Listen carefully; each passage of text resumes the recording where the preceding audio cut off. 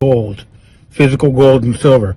This is a sign that the Western-led financial system is collapsing. Now they are blocking the exits into gold and silver, aka capital controls, or banking restrictions on how you can spend your money. Let me explain. I work for a full-service gold and silver, physical gold and silver dealer, and today we had multiple clients who are trying to wire us funds to purchase gold and silver to escape the failing fiat system, and guess the banks are no longer allowing the wires to go through, not just to us, but to any precious metals company. The majority of us are aware that the current United States government is dysfunctional and criminal. The United States set up the international architecture that existed since World War II, and when they set it up, they were a good country. They were in favor of democracy, human rights, free trade, and all sorts of nice things, and they were helping other countries.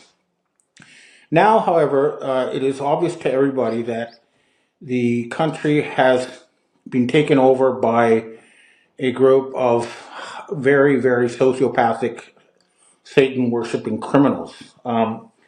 And the Chinese and the Europeans and the Canadians and the rest of the world are joining hands to overthrow the Donald Trump criminal regime and the Khazarian mafia who are behind them. This is going to happen. It will happen. It is happening. Here, listen to a Chinese expert describe the situation. It is the United States which has kept talking about the value-based or the rule-based international order. Where are the rules, first of all? Then they also talked about the values, as if their values are superior to other countries' values. Where are their values? Are their values just a plunge from the top of the mountain into the abyss of the rule of the jungle, for example, to plunder other countries' assets, to disregard other countries' sovereignty and territorial integrity, or to come up with any justification they can think about to seize Greenland from the people in Greenland, as well as from the sovereign country that is Denmark. So don't be fooled by such falsifications and pretenses, for example. They don't even care about international law. They only care about what they believe should serve their own selfish interests. This is probably the darkest moment in the U.S. history. I've called that the history will look back upon this period of time as the beginning of the end of Pax Americana. We are truly living in epoch-making period of time, and whatever you say, whatever you do, will make the world better or worse, depending on what you are doing.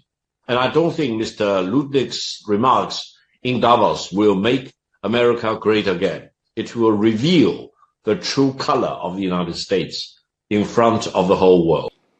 He is right. This is the worst crisis in the history of the United States. We have an openly criminal government that's carrying out theft and other than that it wants to take money and oil. And this cannot be allowed to continue, and it will not be allowed to continue. And it's not going to be militarily that difficult to deal with these people. Listen to Professor Jeffrey Sachs for a minute to talk about who we're dealing with. A net worth this morning of $2.3 trillion. Elon wants to raise it by $1 trillion, but already the 10 richest Americans have $2.3 trillion of wealth. That's a lot for 10 people, 10 individuals. That's not 10 companies. That's not 10 clans. That's 10 people. But they also happen to own a lot more. They own the White House. They installed the vice president. They determine U.S. government policy. They will own the cryptocurrencies, which will become our main currencies. They own all of the big platforms on which we communicate. They own YouTube, of course, which is the channel where I'm able to say sometimes things that are not in the U.S. government's liking. but I don't know for how long. They own my email address. They own the full knowledge of every keystroke I've made in the last 10 years, no doubt.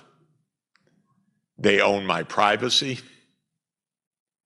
They own the newspapers like the Washington Post, owned by Jeffrey Bezos. They will own TikTok shortly, TikTok USA, because Larry Ellison is buying it on behalf of Benjamin Netanyahu, and Ellison will give it to his son as a nice gift. He's already given to his son Paramount Studios, Paramount Media, and CBS News. It's quite a world.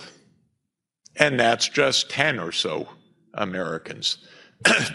So we're in a very strange concentration of power, I think the likes of which we've never seen before.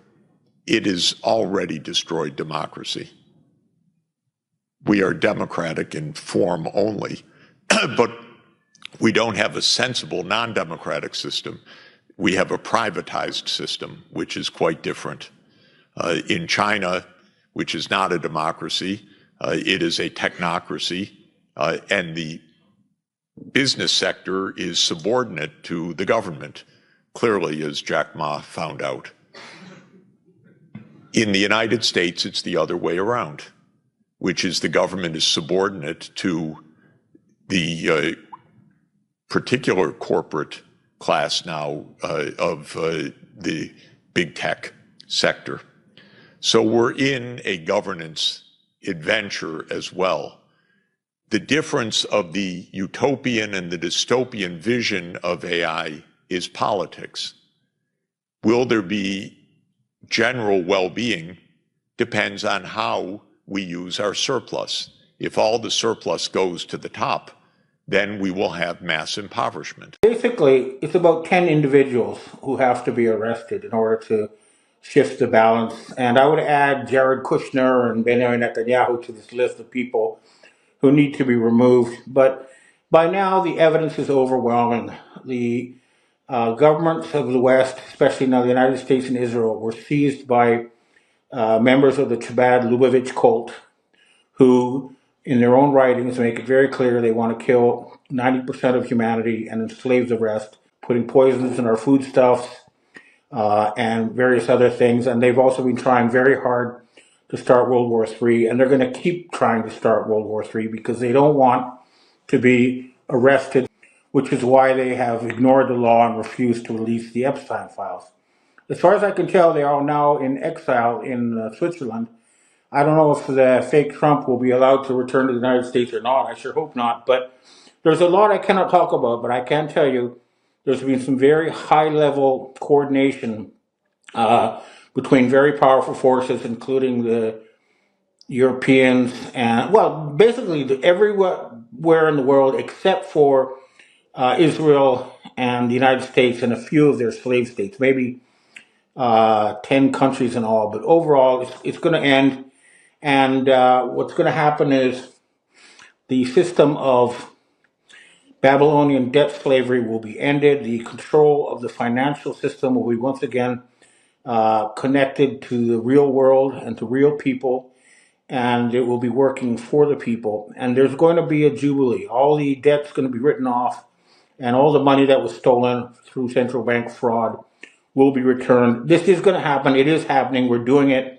And it's not just going to be words on a screen. It'll be action. So the thing to watch out for is how much longer this obviously mentally unstable fake Trump is going to be allowed to bloviate before he is arrested. That's what we need to watch. He may try to flee, but I don't think there's anywhere on this planet he'll be safe anymore. Because, as I've mentioned before, this is a fraud who replaced the real Donald Trump after June of 2025, and he has to be removed. And if you're in Joint Chiefs of Staff and the U.S. military, you have a duty to remove the person who is impersonating your commander-in-chief. And we'd also like to point out that if you don't start working with white hats after January 31st, you're not going to get your paychecks. We've got to end this. Enough is enough. All right, well, that's what I have to say for myself today. Now I'd like to answer questions from readers and viewers. Evan, we have our first question for today. It says, when I was reading your report on Tuesday morning, as usual, the 10-year JGB market started to crash. As you wrote in the report, the Taikachi Moonies scandal is the reason for the election and the Japanese economy to crash just before the election due to the scandal and market crash. Is Japan going to be the first domino to fall? There's a good chance of that. The Asian secret societies are saying that this is the end of the Takaichi government. And remember, she works for Asotaro, and Asotaro's daughter is married to a Rothschild, and so she's a slave of a slave.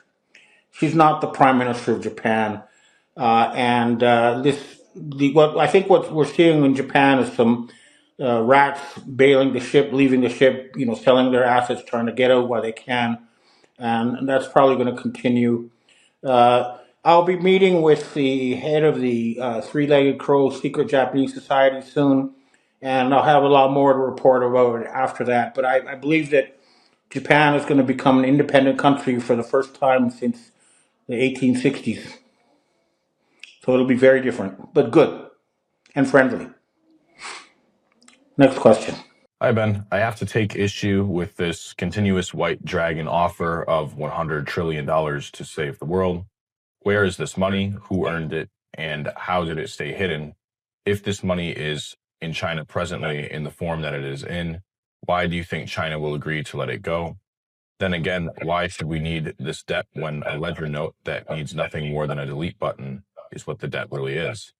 So in essence, the WDs are trying to pull a fast one, saying they will eliminate all debt when a delete button can do that in a microsecond. They're basically trying to take control through fear and confusion and chaos, just like any other enemy would do. And why are you so adamant to push this?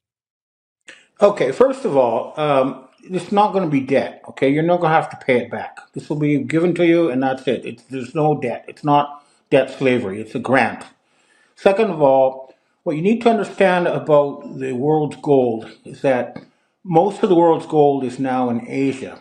And what happened was this gold was blacklisted by the Khazarian mafia controllers of the Western financial system because if they could recognize that gold as money, then all power would have gone to the Asians. So most of the gold that they have is blacklisted. It doesn't have the right stamps on it. But now the West has run out of their gold. They don't have any more. And the Asians have offered to write off all your debt. And the thing you need to understand about the debt to Asia is that it wasn't like the Federal Reserve Board where they just create money out of nothing and then put you in debt for nothing.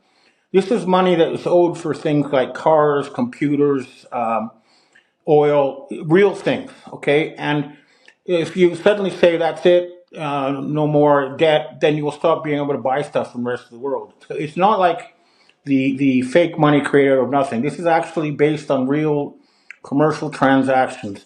But like I say, the Asians are trying to help the American people get rid of their satanic government, and then but they're not going to try to rule the United States or the West. They simply want to remove the infection that has taken place, and it'll be the West who decides our own economic future, not the Asians. But again, I repeat, this money is not debt; it's a grant. You don't have to pay it back, and it is backed by gold. Next question. Hi, Ben. In previous reports, you have stated that the U.S. military won't act on behalf of fake Trump. So how was he able to send in special forces to remove Maduro? And now he is mobilizing aircraft carriers to the Middle East for a possible strike on Iran. Has the situation changed where the U.S. military is now taking orders from the fake Trump? And if so, why? The U.S. military is very scared, But what happened is in the case of Venezuela, when they were ordered to attack, the military explained that we can't attack. We don't have the resources. So they came up with a scheme instead to kidnap the president, who was, is Jewish and actually was in on the whole thing. We now know, but that's all they could do. They couldn't actually go and seize the Venezuelan oil fields. So now they're just pretending they seized them, but they didn't actually get control. And in the case of Greenland, the same thing. Trump ordered a military attack on Greenland, and the military said, what are we going to attack? There's no target. We already have a military base there. This is nonsense. It doesn't make sense. What are we supposed to attack? And so they didn't. And in the case of Iran, Iran has let the West know through Switzerland that they have nuclear weapons. And again, they don't mind, sending their aircraft carrier nearby and chest thumping as a negotiating tactic. But they know very well that any further attempt to attack Iran will lead to the end of Israel. And I believe the end of Israel is coming, but no Jewish people are going to be hurt. What's going to be happening is a crime syndicate that took over that country is going to be removed as a part of a police action. But the people of Israel will be liberated, not prosecuted. But just watch and see. The military is not going to start World War III for a bunch of Satan worshiping gangsters. It's not going to happen.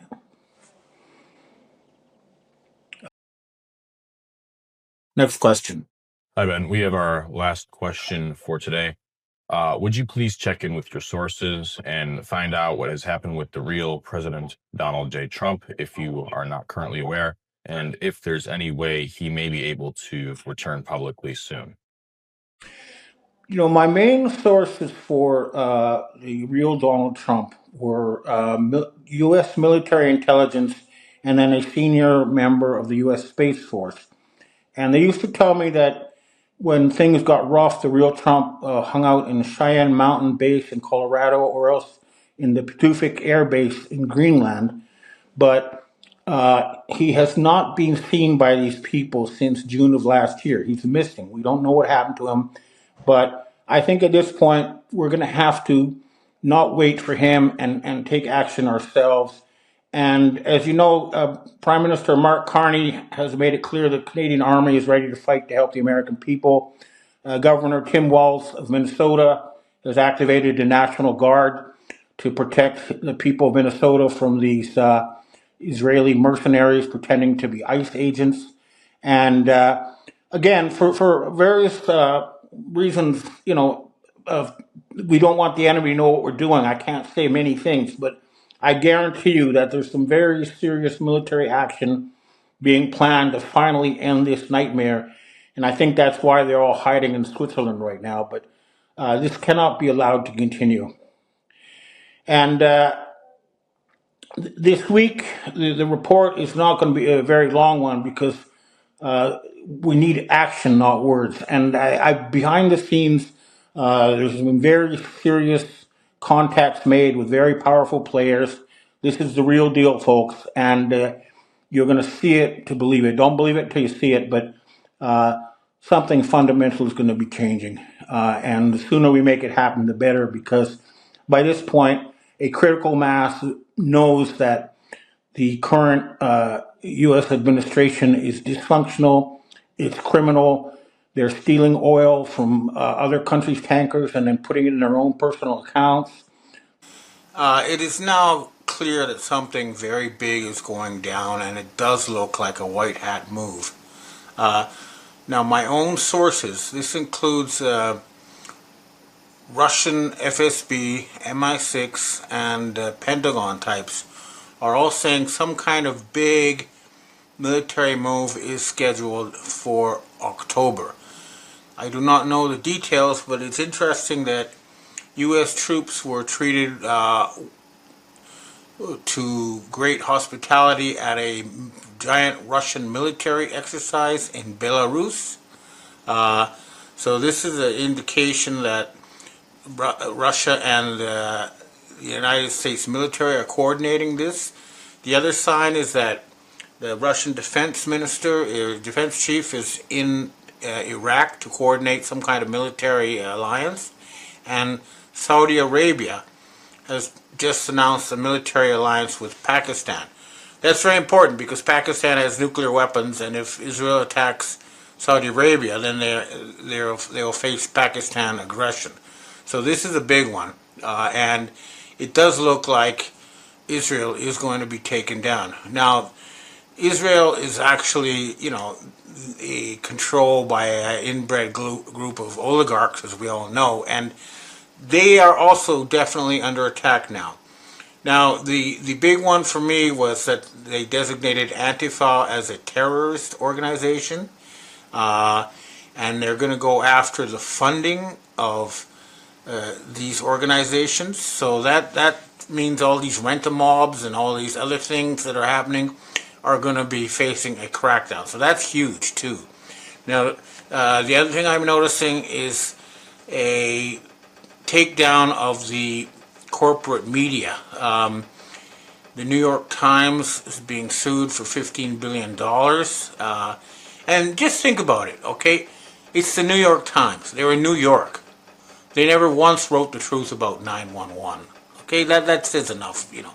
That I used to respect that newspaper, but they've lost the plot. Now the other big one is the Rothschild family is going to sell off their stake in The Economist. Now they've owned The Economist since before Karl Marx. I mean, this is more than, you know, like 150 years, so that's a big one. And then all these big time U.S. TV hosts, Jimmy Kimmel and a whole group of them are being removed from their positions. So it looks like a crackdown on this fake media and on these fake rent-a-mobs is actually happening. So I do see signs, and people like Bill Ackman are now being outed. So the Charlie Kirk thing is turning out to be a major white hat psyops against Israel and against the Khazarian mafia. That's what it looks like. By the way, I was told by a CIA type that Charlie Kirk is actually alive and at a U.S. military base. I mean, it's one source telling me that, but it is a well-connected source. So just, you know, it looks like this whole thing was staged and now they're going to take it all the way. But the other thing that I think people should be aware of is that it looks like the white hats have a new Donald Trump. Please take a look at this video of Trump and Melania arriving to meet Prince William in the UK. Now, Prince William is 6'3", and the real Trump is 6'3". So clearly, this one is shorter. He lost 4 inches, so it's not the original. But I was told that for security reasons, they didn't think it was a good idea for the real Trump to go there. But the fact that is that he's saying things like Israeli Prime Minister Benjamin Netanyahu is, to quote, is fucking me. When you have a Trump who's saying bad things about Netanyahu, then that's clearly a sign that he's under white hat control. Now, the other thing that's going on is that people are aware now that, you know, attempts to murder prominent critics of Israel are not going to be able to end this ongoing revolution. And, you know, I'm especially glad to see Colonel Douglas McGregor now being more open about the real problem facing the United States. Here you can watch this clip where he, you know, he blames who should be blamed. The point is that, you know, China's a current boogeyman, so tie your future to the boogeyman and say, now we're all in this together. No, we're not. We're not in anything at all with Israel. Israel is controlling us for one simple reason. He's bought and paid for the United States Congress and the White House. And there's an old saying, there's nothing more reliable than a man you can buy for cold, hard cash. And it looks like that's what he's got. And the audience that he's talking to, as I understand it, consists of large numbers of members of Congress. And I'm sure they've been handed cue cards for the 29th visit so that they all know when to stand up and give a standing ovation. He owns it. Now, how does he own it? Well, we know who the billionaires are in the United States, many of whom have dual citizenship, who have poured hundreds of millions of dollars into President Trump's campaign to get him into the White House and to buy up support for Israel on the Hill. It's worked. They're in control. The question is, how long will the American people put up with this? When do we hit the streets the way people have hit the streets in London? I don't know. Now, the other thing I'm noticing is that more and more citizen journalists are confronting politicians who sold their souls to Israel. I think you should watch this one too, of Kash Patel, FBI director, being called out as a bitch for Israel.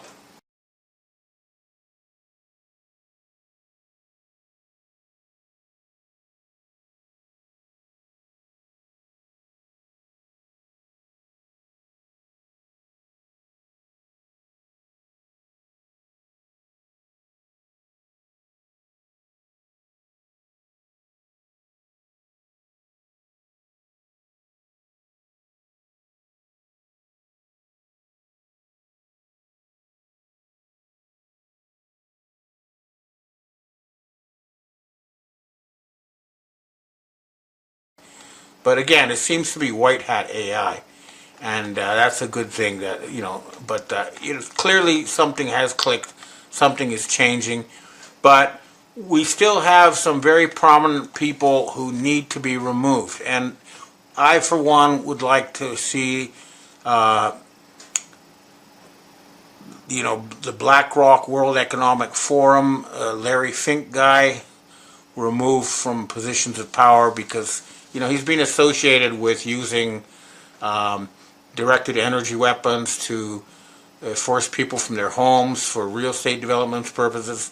And here in this video I'm about to show you, you can see he talks about how they co-opt government officials around the world before they come into power. I mean, there are a lot. They talked to a lot of people, but I do believe, because of the business model of who and what we are, our reach, we're heavily involved in most countries' retirement. Whether it's in Mexico, we're the largest third non-Mexican, non-Afore retirement manager. We're the largest retirement manager non-Japanese in Japan. We're the largest retirement manager in the UK, including the domestics. And so having that position, it's all about long-term issues, but it's things that you can't replicate because it's based on years of relationships and trust, and whether it is. And I do go out of my way when there's somebody who's new in their role, a new prime minister. I will spend time. Generally, what I try to do is spend time before they win and meet the candidates. So whether it's in Mexico, spending time with Claudia before she won, or spending time with Keir Starmer. Right. It's just spending time with them and just saying, you have access to whatever information you need. Okay, so he's trying to keep this control of fake politicians going in the West, and this is not going to be allowed to continue. But it's important. We've got to see more people fall on pedophile charges. So far, only Lord Mandelson, the UK ambassador, has been taken down by Epstein, but I think this is just the first domino, and a lot more are going to fall. So things are happening, folks. The autumn offensive has begun, and it's visible in many ways, but I've been told repeatedly that the real action, the real fireworks are coming in October. So hopefully this will finally end this nightmare we've all been living, and France could well be the first one to go, because they've had their 5th prime minister in 2 years, and the people are rioting all over the country.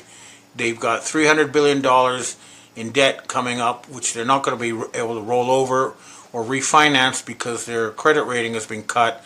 So France is heading for some kind of collapse, and I expect also the U.S. is going to have to declare bankruptcy. And I have repeatedly said the Dragon family has a plan to help the American people and the Western people once their criminal government is removed. You're not going to be left with any debt, and you're all going to get paid back the money that was stolen from you through more than a century of central bank fraud. We're not going to punish legitimate businessmen, but a lot of people are going to get big checks of money that was stolen from them or from their ancestors. We're going to end this network of control through money, and the West will once again become strong and free and at the very forefront of human progress. That's what we're aiming for, and that's what we all got to push for. Remember, though, Everybody has to do their part. Even if it's small, we all have to be involved to make sure this finally ends. Okay, well, that's what I have to say for myself today. Now I'd like to answer questions from readers and viewers. Hi, Ben. I know you touched on this a little bit already. Charlie Kirk was starting to turn on Israel. Gen Z already hates Israel and forever wars. If Charlie gained traction with his huge following of young people, it would have been devastating for the Zionists going forward. He's also a great friend of Candace Owens, and she's 100% anti-Zionist. That 1-2 punch could not be tolerated by the KM, and I do believe it was a Mossad hit. What are your thoughts?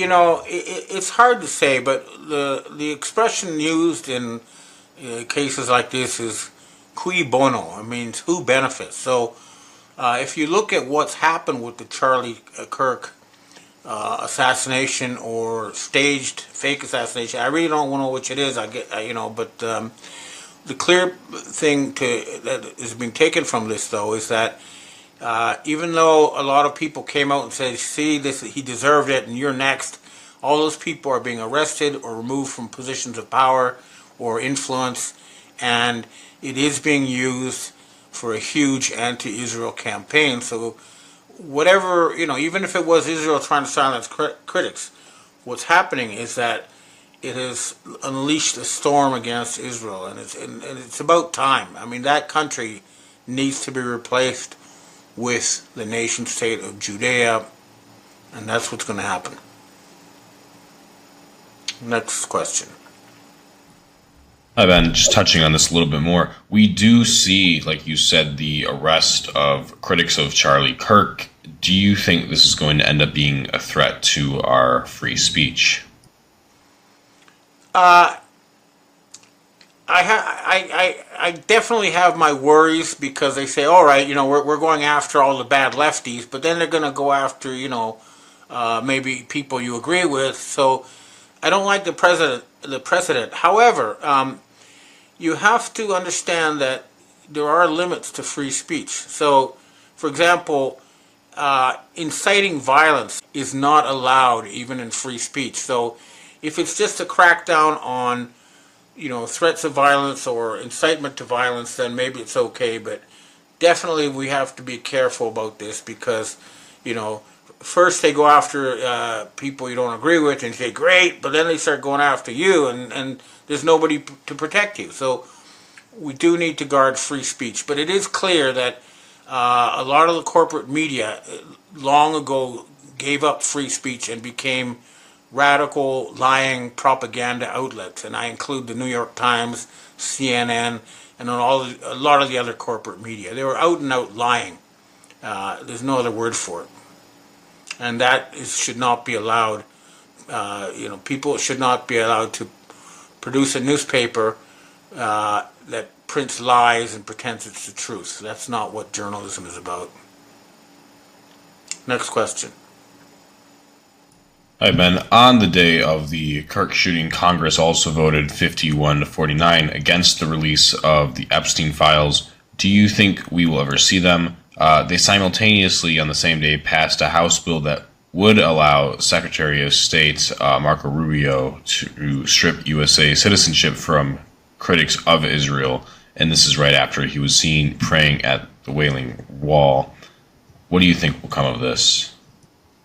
Well, clearly, the Israelis are fighting a desperate rearguard action. They have an incredible sort of huge number of censors going over chat rooms looking for, what they call anti-Israel speech. And they're trying very hard to censor things, but it's just not working. People quickly learn to use different words. So, for example, they won't write Jew or Israel, they'll say the alien grays, or instead of saying Germany, they'll say Germania or something. It's so overwhelming now, the public anger at the elite, that it's beyond any form of censorship. So no matter what Israel tries, they're going to lose this one. The whole world's against them now, including most Jews. Next question. Hi, Ben. In regards to the USA forcing China to sell most of its shares in TikTok, what do you think is the real motive behind this? This is definitely something to do with Larry Ellison of Oracle, who apparently has just passed Elon Musk as the richest man in the world. But some sort of deal was reached with China on that issue. And what I've heard is that the TikTok in the United States will be on U.S. servers and will be subject to NSA scrutiny to make sure it's not used for nefarious Chinese purposes or whatever those may or may not be. But some sort of deal is definitely being worked out, and I think that Ellison and Elon Musk and a group of oligarchs close to Trump are going against another group of oligarchs who were behind the whole Clinton-Obama business. And I think this group is also trying to make a deal with China because, basically speaking, the United States now runs on Chinese money. The U.S. government would shut down tomorrow without Chinese money. That's a fact. And it's an unpleasant fact. That's why I keep saying they have to declare bankruptcy. But since they don't, every September they got to suck up to China. And this is apparently what's going on, but I don't know all the details. Next question. Hi, Ben. Is the takedown of the current government in Nepal and installation of a new government a white hat operation or just simply an angry population? I think it's a combination, but it's important to note that this was triggered by a Nepali government order that, social media like WhatsApp and Meta and stuff submit to Nepali censorship. And instead, these companies started a huge campaign which incited people in their 20s, mostly, a very young generation was completely dependent on screens and AI for their information, were manipulated. And now it looks like the military stepped in and they're restoring order.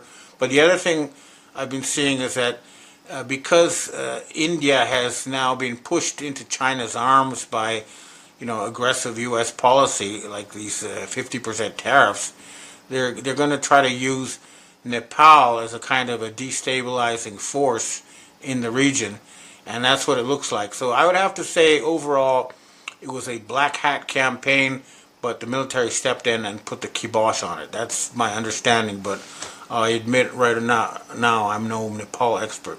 But I did look into this, and that was my conclusion. Next question. Hi, Ben. We have our last question for today. What are your thoughts on the AfD party in Germany? I think that they represent very legitimate and real grievances of the German people, and they try to make it taboo to talk about immigrants and say it's all racist. But no, when you have a group that is, at least in the case of France, with 3.7% of the population causing 50% of the crimes, that's not racism to point this out. This is something where you're saying, hey, this is a foreign invasion, and I hope they succeed. I really do. I think Germany has suffered enough, and World War II is long over, and I think Germany should rise again and be strong, and I fully support them.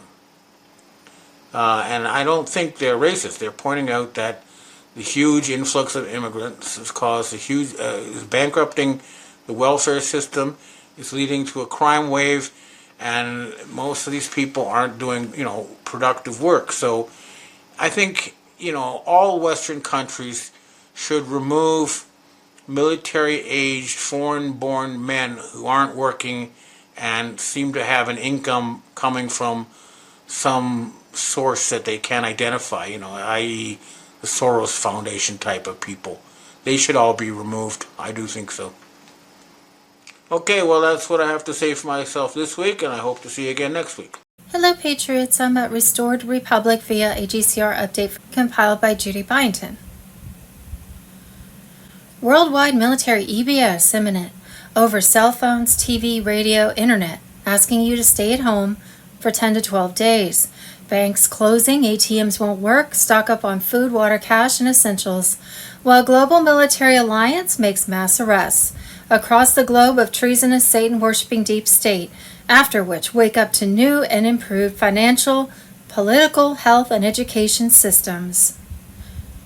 This update dedicated to all us Patriot Saints supporting Q's plan to save the world.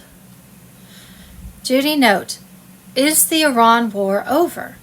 Exiled Iranian Crown Prince Reza Pahlavi has accepted the responsibility of serving as Iran's transitional leader. On Sunday, March 8, 2026, President Trump declared, Iran, which is being beat to hell, has apologized and surrendered to its Middle East neighbors, promised that it will not shoot at them anymore. This promise was only made because of the relentless U.S. and Israeli attack. Sunday, March 8th, Scott Bessent on Fox News.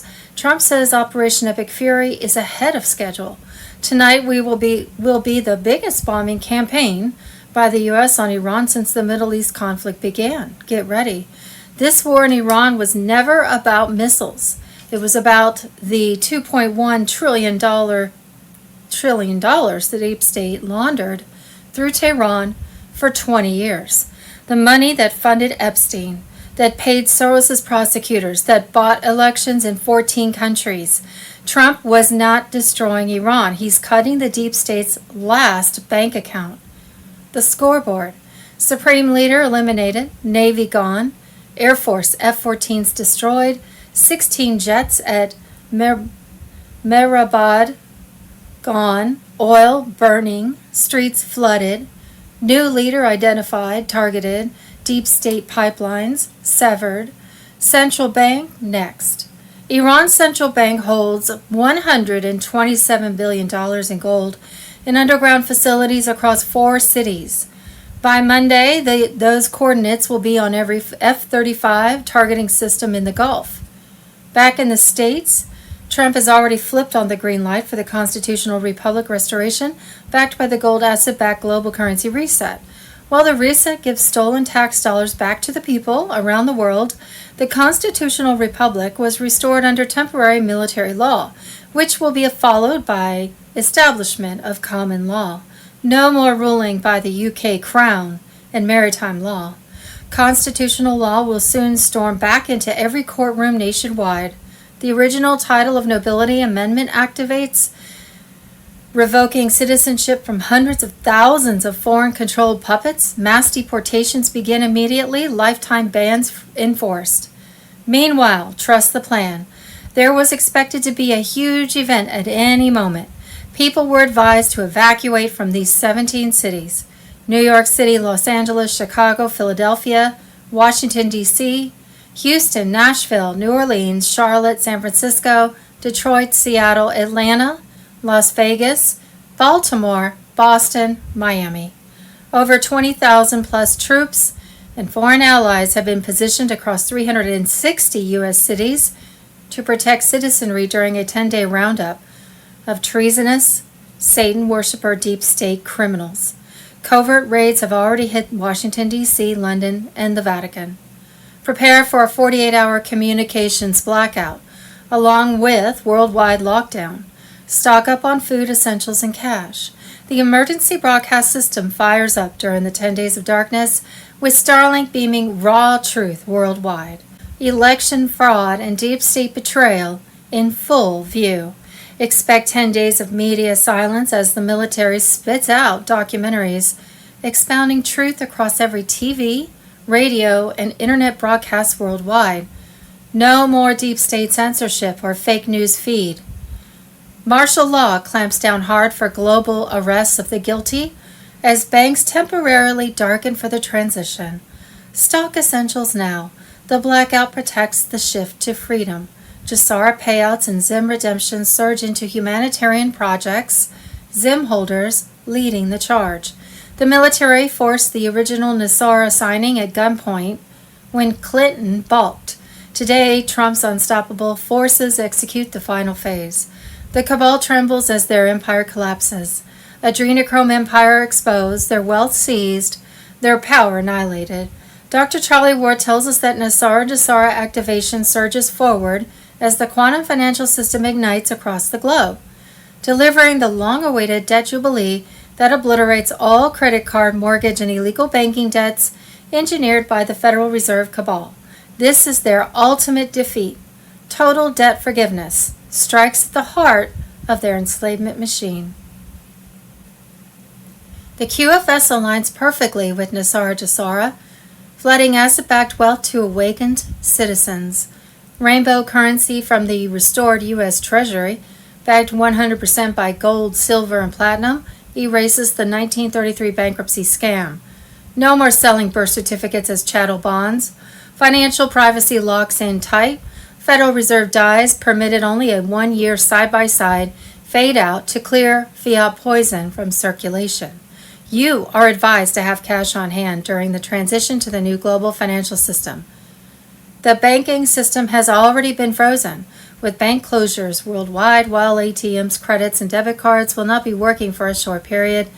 The new system likely won't be available to the general public until the first week in April 2026. At the end of the 10 days of communication darkness, all worldwide will be invited into local redemption centers to set up new gold asset-backed money accounts called wallets on the military-controlled safe and secure Starlink satellite system. Funds in your present bank account have already been mirrored onto that global financial system, and no one but yourself could access your new and secure digital money account on the Starlink system. Physical gold asset-backed U.S. notes will be available in ATMs.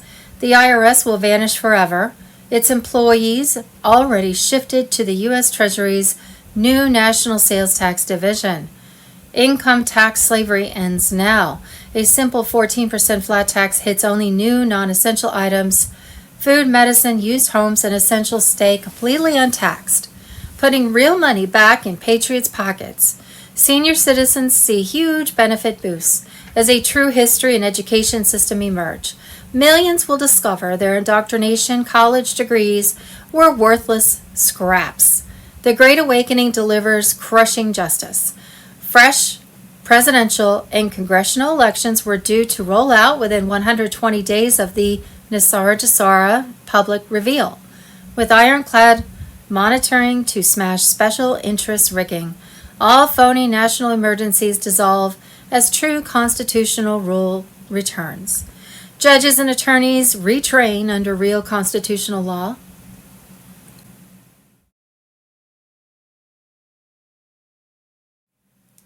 Saturday, March 7th, Trump commands the last storm. Mass arrests explode. Q plan unleashes. EBS imminent. Cabal crumbles now. The storm is raging with full force, patriots. In late February 2026, President Donald J. Trump leads the charge to restore the republic through the unbreakable Q plan, which will destroy the satanic deep state for good. The quantum financial system, which is backed by gold, went live in 209 countries, ending fiat debt slavery. Banks that don't follow the rules will close down. No more fake money printing or controlling people's lives through debt. Accounts are safely mirrored in the QFS blockchain, can be traced back to their source, and are ready for the biggest transfer of wealth in history. The global military alliance led by Trump raided Rome, Brussels, London, and D.C. More than 500,000 members of the satanic network were arrested overnight, bringing the total number of arrests to more than 8 million as sealed indictments were made public. Epstein's terrible things came out. Empires falling apart. Elites, Hollywood stars, and political puppets are all facing Gitmo trials. Executions are speeding up and justice is being served for the crimes of humanity. Children got their revenge. There was no mercy for monsters who fed on fear to stay alive. The shift is protected by the 10 to 12 day global blackout and martial law. EBS starts up through Starlink, taking over media satellites. 10 countries show truth videos in 55 languages about things like saving children, biolabs, election fraud, and courts. Raw exposure. Stay home and pray. This 10-day movie marathon wakes people up while the good guys get rid of evil. Starting now, darkness will sync with the 48-hour GCR GESARA wealth blackout. There are redemption centers close by. Trump's State of the Union speech starts a war. No Congress needed. Explosive drops. Live cabal layers are shown. Big names are named. Evidence drops and a republic is declared against Biden's remnants. Deep state is in a panic. Rats are running away. Files are being burned and paths are being blocked. The Mar-a-Lago plot failed. The cartel king El Mencho was killed and the Iran plots were stopped. The Supreme Court traitors were exposed. Tariffs went up. The dollar crashed. And gold and silver and other commodities skyrocketed. Adrenochrome hell ends. An elite black market for tortured kids linked to trafficking, Mossad, media, and rituals. Military technology exposed.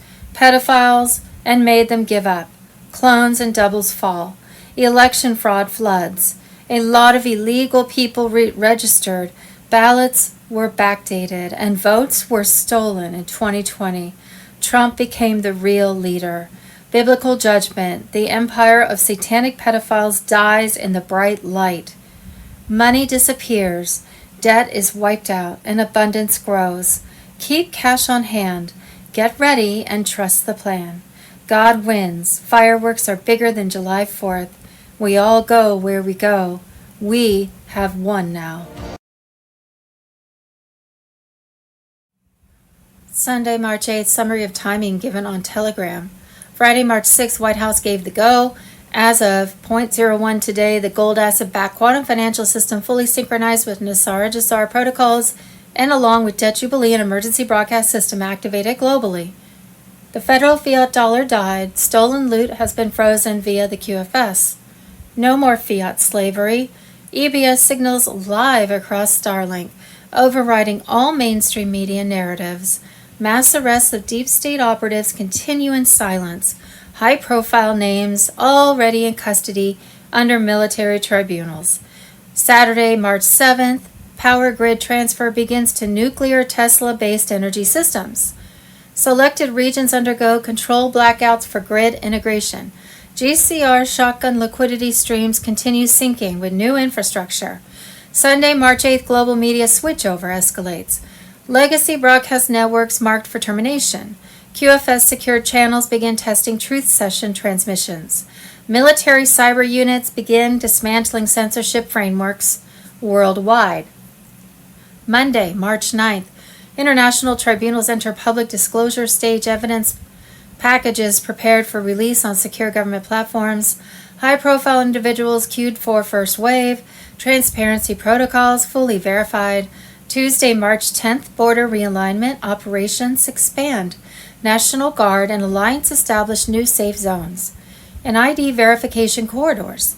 Global movement tracking transitions to satellite-based identification grids. Wednesday, March 11th, the reveal begins.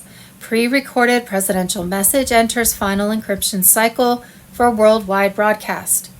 Confirms restoration of constitutional governance, restructuring of global financial authority, and alignment with quantum financial system. Wars and rumors of wars. Sunday, March 8th, 2026 from POTUS. Iran, which is being beat to hell, has apologized and surrendered to its Middle East neighbors, promised that it will not shoot at them anymore. This promise was only made because of the relentless U.S. and Israeli attacks. Sunday, March 8th, President Trump just delivered an update on the conflict in the Middle East. Iran is screwed. We've knocked out 42 Navy ships, some of them very large. 3 days, that was the end of the Navy. We knocked out their Air Force, we knocked out their communications, and all telecommunications is gone. I don't know how they communicate, but I guess they will figure something out. It's not working out too well. They're just bad people. This had to be done. Sunday, March 8th, breaking military intel report, 450 kilograms of Iranian-enriched uranium discovered. Hidden stockpile. Could build 11 nuclear weapons. Sunday, March 8th, Trump signed Executive Order 2026-47 weeks ago, authorizing this nuclear level override for national security. Triple authentication from Trump himself, General Dan Kane, and Space Force Commander General Chance Saltzman is all that's needed to flip the switch. The UBS will unleash pre-recorded bombshells exposing the globalist cabal's treason. Dark financial trails leading straight to Soros, Rothschild banks, Gates Foundation, bioweapon labs, and Vatican slush funds. Captured Iranian generals have already cracked under military tribunals, spilling everything on Assad's secret facilities and how deep state puppets funneled billions through Swiss accounts to fuel endless proxy wars. QAnon, The Great Awakening on Telegram. Friday, March 6th, classified drop. This storm is executing silently. Massive worldwide military raids under Trump's command. Bioweapon labs shut down and Rothschild server vaults seized in coordinated operations across 4 countries. JFK secrets on Telegram. Saturday, March 7th, breaking. U.S. CENTCOM Commander Brad Cooper confirms the U.S. has now sunk 30-plus Iranian ships, including a drone ship the size of a World War II aircraft carrier. That means we have taken out 13 more ships in the last 24 hours. Sunday, March 8th, 2026. Terrifying warning. The deep state panics as Trump exposes the Iran puppet masters and their leash on America. Ezra A. Cohen on Telegram. The storm rages in the Middle East, patriots. Truth bombs falling faster than Iranian missiles. As of March 2026, President Trump launched Operation Epic Fury, a crushing U.S.-Israel assault, starting February 28th with nearly 900 strikes in 12 hours, wiping out Iran's missile sites, air defenses, nuclear facilities, and even the supreme leader. Trump demands unconditional surrender, no talks, no mercy, vowing to strip Iran of any threat to America or Israel forever. Mullahs crumbling, drone missile attacks down 90%, Navy sunk, command shattered, Israel hammers Tehran deep, hitting Revolutionary Guard oil sites, while U.S. forces own the skies. Red pill truth the fake news hides. This isn't just nukes. Insiders expose Trump still leashed by mega donors who don't eat pork, pulling strings from shadows. They pushed this conflict to spike oil, crash economies, drag America into endless war, distracting from the home fight. Trump boasts forcing Israel in, but the base sees gas over $3 a gallon.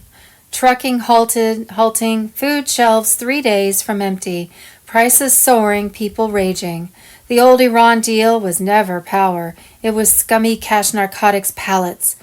Billions flown in, linked to Black Ops and Epstein files buried in Iran, Switzerland, Langley, Greenland, blackmail gold controlling leaders, keeping the cabal alive. Now, with Iran reeling, those files could explode, outing BlackRock, JP Morgan, the useful giants rigging everything.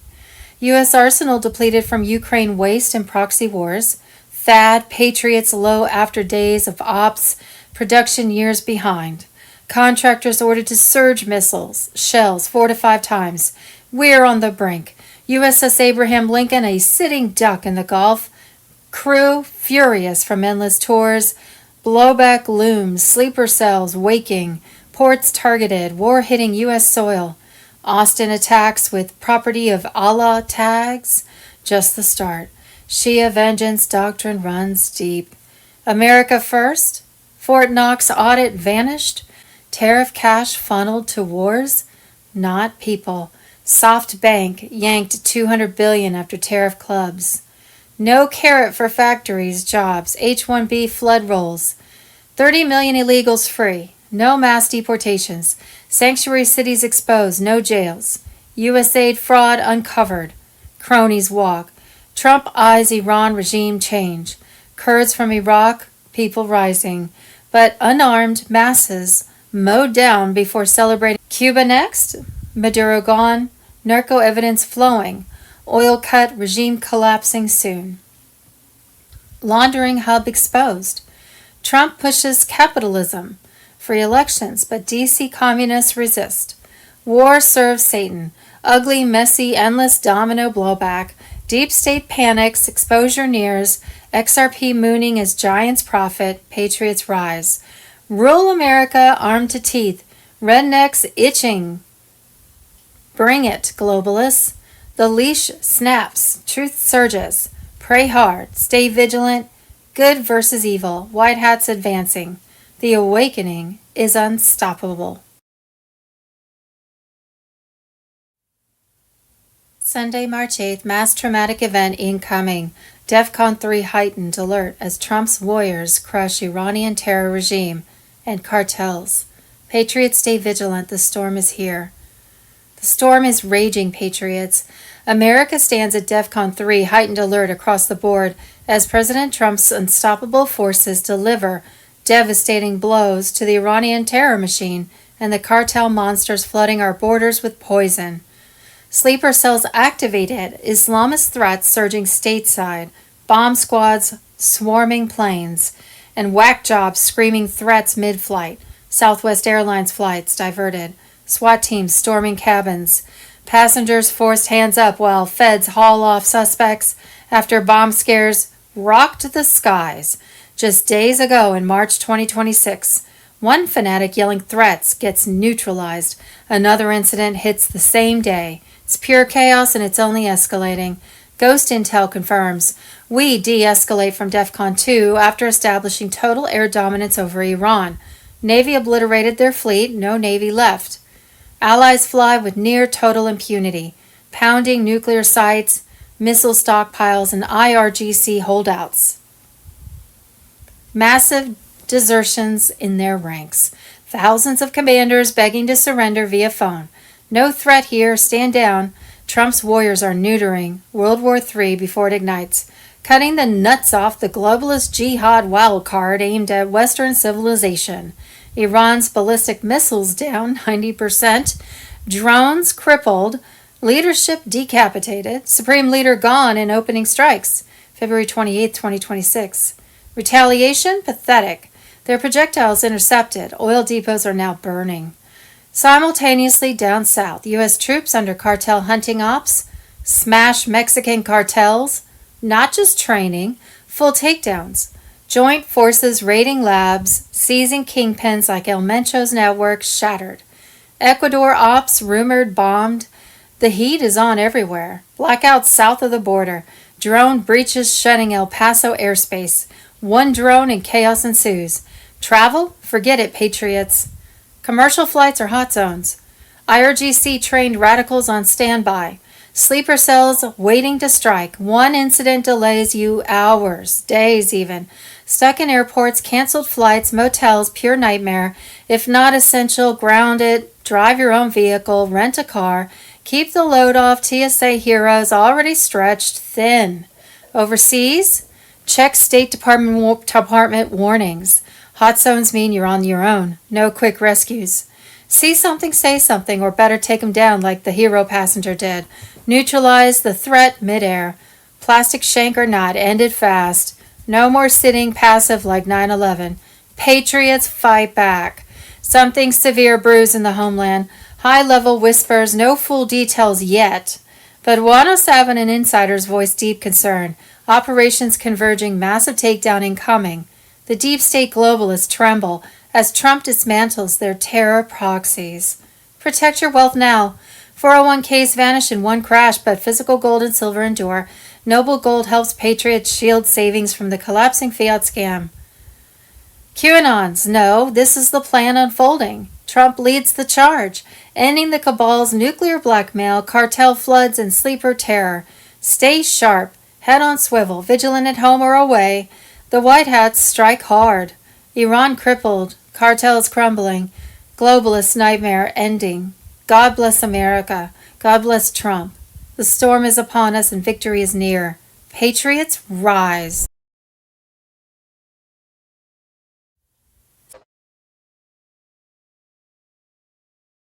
While every news channel showed you burning oil depots, something else was happening 40 feet underground. At 11:42 p.m. local time, Israeli forces detonated charges on 3 underground pipelines beneath Tehran's Sharon district. These weren't military targets.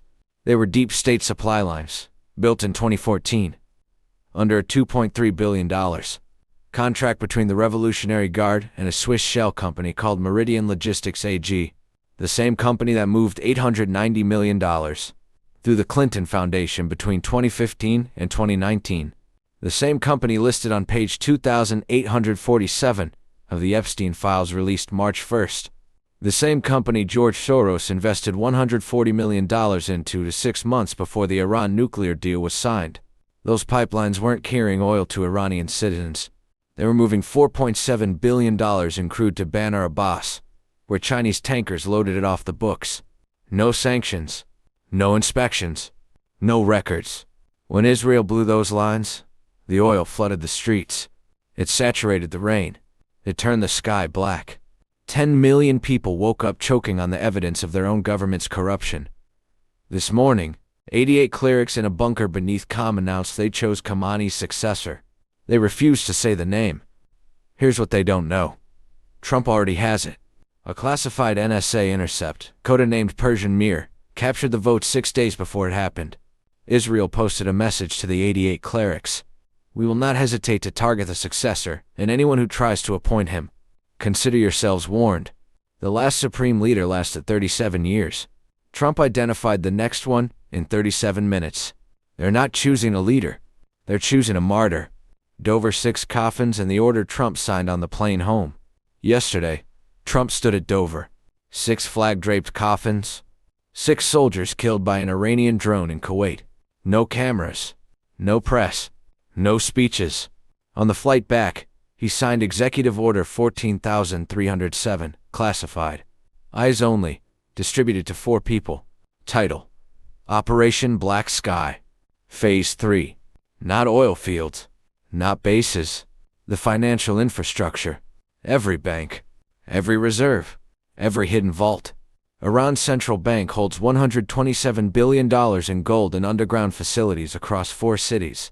By Monday, those coordinates will be on every F-35 targeting system in the Gulf. This war was never about missiles. It's about the $2.1 trillion the deep state laundered through Tehran for 20 years. The money that funded Epstein?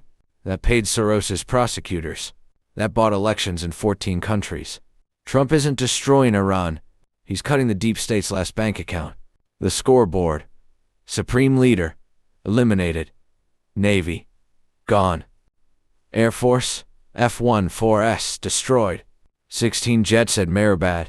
Gone. Oil. Burning. Streets flooded. New leader. Identified. Targeted. Deep state pipelines severed. Central bank. Next. When Iran's top official said Trump must pay the price, he said 3 words. I couldn't care less. This isn't a war. It's an audit. And the receipts are written in fire across the Tehran sky. The black rain isn't oil. Guru Information and Intel, Sunday, March 8th, 107. No one is ready for what's coming. Iran's tyrant falls. Sharia horror exposed. Trump's crusade neuters global jihad as patriots rise against the deep state beast. Patriots, the veil is tearing wide open. Supreme Leader Ayatollah Ali Khamenei, the blood-soaked dictator who terrorized Iran for over 3 decades, is confirmed dead as of early March 2026. Iranian state media finally admitted it after hours of denial, declaring 40 days of mourning and a week of holidays. But on the streets of Tehran, Fars, Nurabad, and beyond, the people aren't weeping. They're erupting in wild celebration, dancing, waving flags, chanting freedom, screaming, "Am I dreaming?" and "Hello, New World." After 30-plus years of oppression, the regime's iron grip shattered, power vacuum exploding. This is the moment QAnons have awaited. The IRGC paramilitaries still patrol, firing on joyous crowds, but the tide turns. Massive desertions, commanders surrendering, nuclear sites pounded into dust by Trump's precision warriors. Air dominance, total. Their navy erased, ballistic arsenal gutted, World War III wildcard neutered before launch. Trump isn't the aggressor. He's the liberator, stopping the unhinged mullahs from detonating an atomic bomb on America and Israel. The great Satan and little Satan. Iranians cheer because women, buried alive for adultery, beaten, enslaved, 0 rights under Sharia, now taste freedom. No more forced veils, no more stonings. Liberation dawns. Layers deep, radical Islam demands global jihad, population conquest via Sharia law, infiltration. Europe already overrun. Muslims outbirthing natives 10 to 1. 4 wives pumping kids, mosques everywhere. Sharia courts rising in Britain. Arab Spring floods millions in, turning nations into no-go zones. Farmers revolt against EU tyrants like von der Leyen. Unelected Brussels dictator pushing Green Deal scams. Shutting nuclear coal, importing hormone-laced Brazilian beef while starving locals. Tractors storm Brussels. Nations like Germany, France, Italy, Hungary roaring enough. Italy's Giorgia Meloni leads the charge. Nationwide bans on Sharia symbols in public. Fines up to $3,000 defending sovereignty. Civil unrest boils. Yellow vests, mass protests. Europe faces violent reckoning to reclaim itself. Here at home, the same beast lurks. Deep state globalists align with radical Islam, Democrats, rhinos, all puppets in their order out of chaos game. Obama slips. The sweetest sound is the Muslim call to prayer. I will stand with Muslims, my Muslim faith, disarming America, shipping billions to Iran, funding terror proxies that tried assassinating Trump. Sharia violates Constitution at every turn. No Bill of Rights. Enslavement, beheadings for infidels. Christians persecuted in 110 nations, mostly Muslim lands. Kidnapped, tortured, beheaded. Idolaters. Wherever found. History screams. 51 million Christians slaughtered, 80 million Hindus, millions in slave trades. Religion of war, not peace. Trump bans Sharia, defends biblical foundations. Texas votes 90% to outlaw it. Supreme Court eyes dual citizenship ban. No more infiltrators in government serving 2 masters. Patriots wake up. This is the storm. Deep state trembles as truth bombs drop. Iran crippled, cartels crushed south of border. Sleeper cells exposed. No more passive sitting. Rise, inform, fight back. Grab the red pill book, Restoring the Republic. Bible versus Quran. History, current ops. Arm yourself with unabridged truth God promised to unleash now. The army of light assembles. Globalist conquest fails. Trump leads the final push. Western civilization endures. Stay vigilant, head on swivel. The beast roars, but victory belongs to patriots. God wins.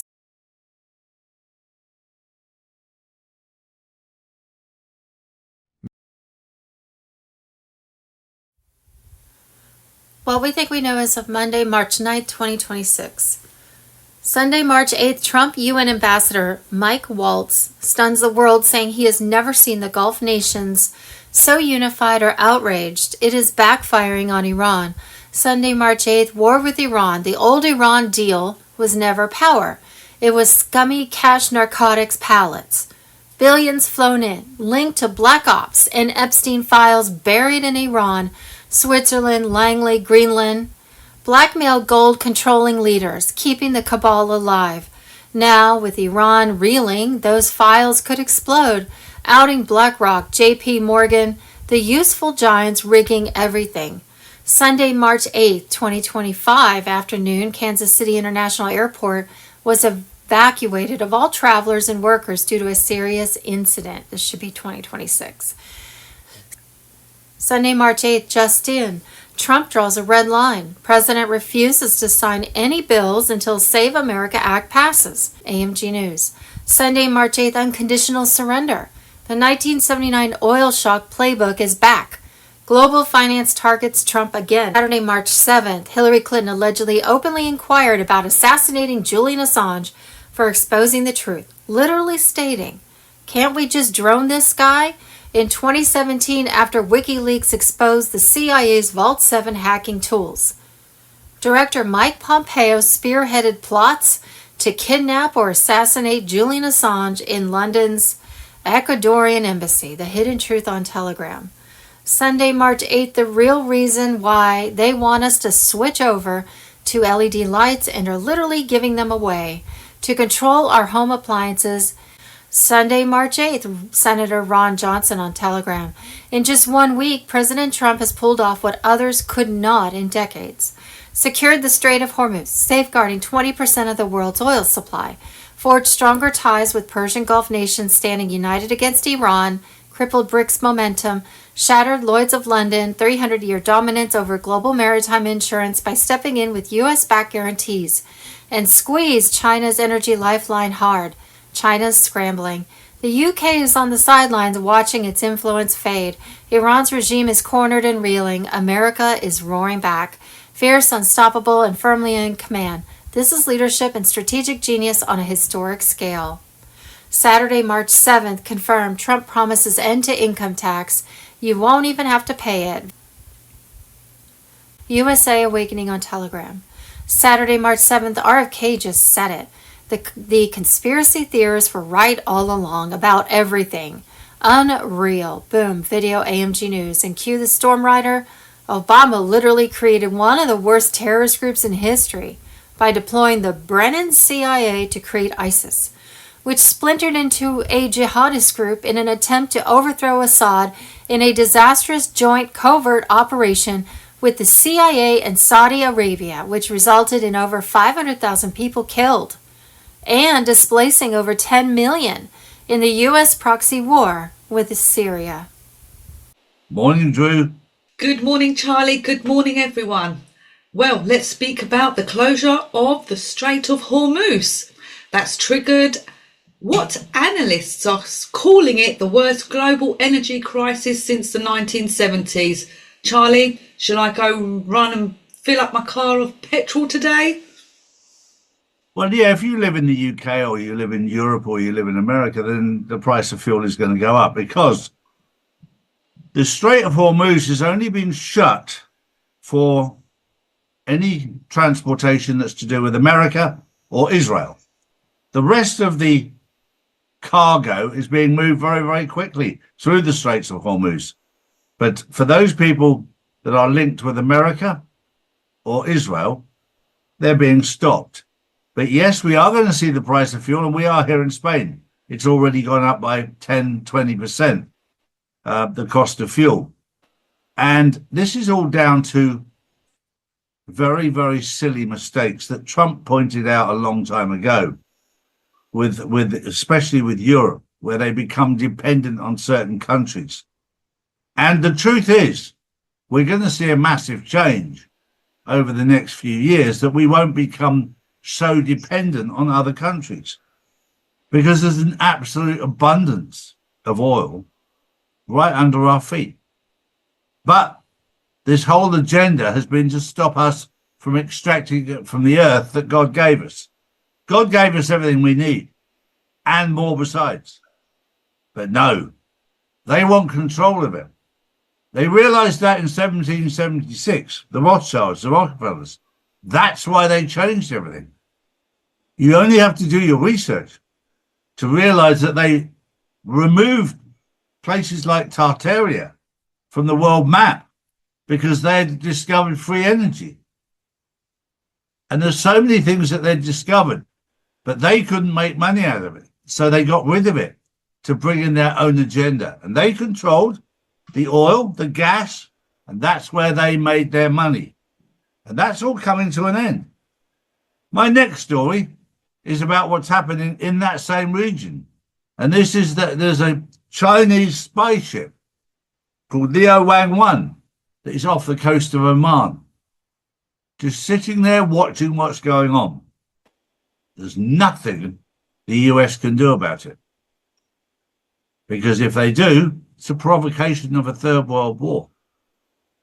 And it's just sat there off the coast of Oman, watching real-time intelligence and sending everything back. This is a very, very interesting time, but it's all part of the movie. It's all part of the pantomime. It's all part of the plan. And I can assure you that the plan is going absolutely perfectly. The script was written many years ago. It's been tried and tested. Everything is done. We're just watching it play out. So don't live in fear. Yes, you will have to pay a little bit more for your fuel as part of the movie. We warned you about this before. We've warned you about what's happening before. Are you prepared? Well, now we'll tell, won't we?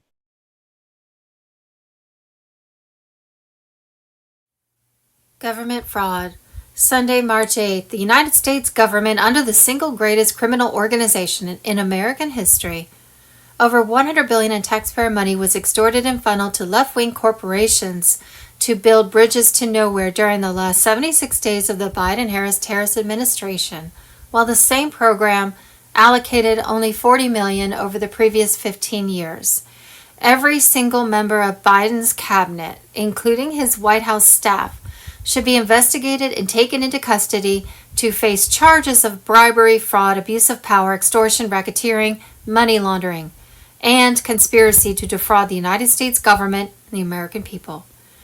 Sunday, March 8th, Fox News, it turns out the illegal in Pennsylvania that got caught voting in 5 of our presidential elections committed more crimes. She's lived in America for 20 years illegally, casting fraudulent ballots. She stole $259,589 in Section 8 rental assistance benefits, stole $101,257 in Social Security disability benefits, stole $43,348 in SNAP food stamps benefits. She stole an American's identity, a total of roughly $400,000 just in federal benefits stolen from taxpayers just from this one illegal. Saturday, March 7th, Q Drop 916 revealed, Saving America for Last, the True Israel Awakens. Sovereign Restoration Crushes Cabal. Edward Snowden. Q Drop 916's We Are Saving Israel for Last exposes America's divine role as the authentic spiritual and territorial Israel, dismantling Netanyahu's post-World War II cabal facade. The Sovereign Restoration Campaign launches phased assaults on foreign proxies, draining U.S. wealth and concealing America's biblical mantle. In March 2026, Pentagon forces unmasked $38 billion aid scams fueling terror networks. Decrypted Mossad CIA cables confirm Netanyahu's Philadelphia roots and CIA grooming as a chaos asset. Phase 1 cuts funds, triggering defections that expose domestic traitors. This fuels 2026 congressional panic votes, heralding elite collapse. The endgame crowns America, the New Jerusalem, free from deep state decoys. Patriots rising to reclaim destiny. America is true Israel via ancient migrations. Anglo-Saxon heirs carrying Ephraim and Manasseh legacies. Mayflower Compact echoes Mosaic covenants, colonies as scriptural nation. Sealed Boston Masonic archives show biblical namings without maps, proving inherited truth. Constitution mirrors tribal confederacy, states as modern tribes. Campaign obliterates Rothschild's 1917 Balfour fake, a wealth siphon trap. Digital forensics trace black budget billions to bloodline strongholds. Netanyahu falls through proxy wars. No direct U.S. action. Unmasking cabal core ruthlessly. Intelligence grids isolate proxies, slashing $3.8 billion Pentagon flows. 2026 UAE intel links Netanyahu to CIA, aid manipulations, masking dark rituals. Phase 2 audits expose congressional snakes, shattering protections. Netanyahu's 1967 Mossad CIA insertion fueled endless conflict.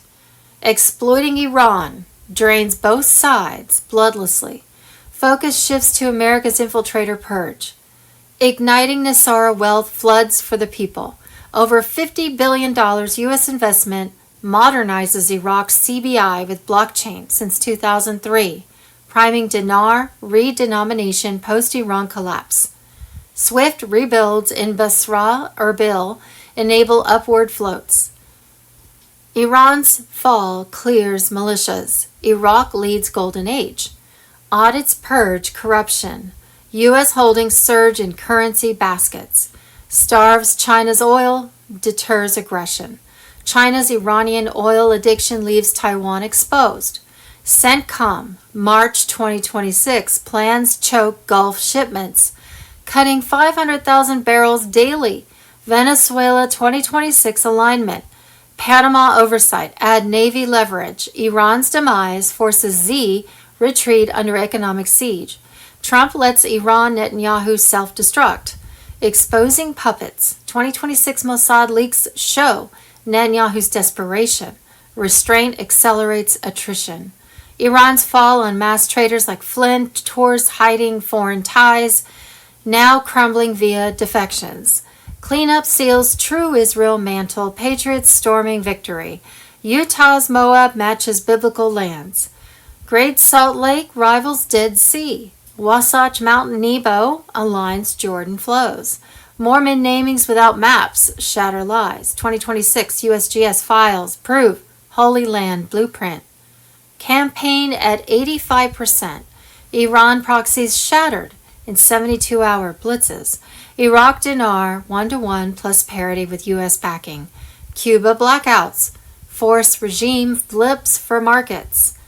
Pahlavi's Virginia team drafts trillion-dollar pacts. 90% Hezbollah neutralized.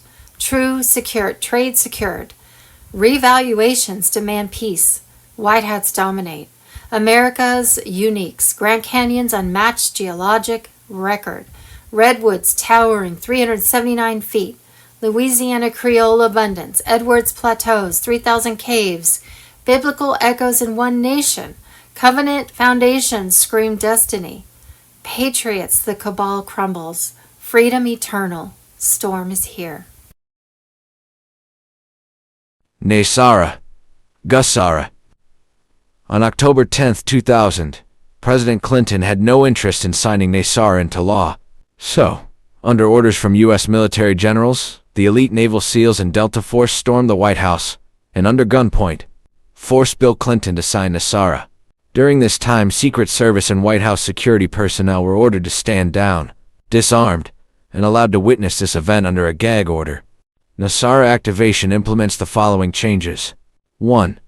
Zeroes out all credit card, mortgage, and other bank debt due to illegal banking and government activities. This is the Federal Reserve's worst nightmare. A jubilee or forgiveness of debt. 2. Abolishes the income tax. 3. Abolishes the IRS. Employees of the IRS will be transferred into the U.S. Treasury National Sales Tax Area. 4. Creates a 14% flat rate, non-essential new items only sales tax revenue for the government. In other words, food and medicine will not be taxed, nor will used items such as old homes. 5. Increases benefits to senior citizens. 6. Returns constitutional law to all courts and legal matters. 7. Reinstates the original title of nobility amendment. Hundreds of thousands of Americans under the control of foreign powers will lose their citizenship, be deported to other countries, and barred from re-entry for the remainder of their life. And millions of people will soon discover their college degrees are now worthless paper. 8. Establishes new presidential and congressional elections. Within 120 days after NARJA's announcement, the interim government will cancel all national emergencies and return us back to constitutional law. 9. Monitors elections and prevents illegal election activities of special interest groups. 10. Creates a new U.S. Treasury, rainbow currency, backed by gold, silver, and platinum precious metals, ending the bankruptcy of the United States, initiated by Franklin Roosevelt in 1933. 11. Forbids the sale of American birth certificate records as chattel. Property bonds by the U.S. Department of Transportation. 12. Initiates new U.S. Treasury bank system in alignment with constitutional law. 13. Eliminates the Federal Reserve System. During the transition period, the Federal Reserve will be allowed to operate side by side of the U.S. Treasury for 1 year in order to remove all Federal Reserve notes from the money supply. 14. Restores financial privacy. 15. Retrains all judges and attorneys in constitutional law. 16. Ceases all aggressive U.S. government military actions worldwide. 17. Establishes peace throughout the world. 18. Releases enormous sums of money for humanitarian purposes. 19. Enables the release of over 6,000 patents of suppressed technologies that are being withheld from the public under the guise of national security.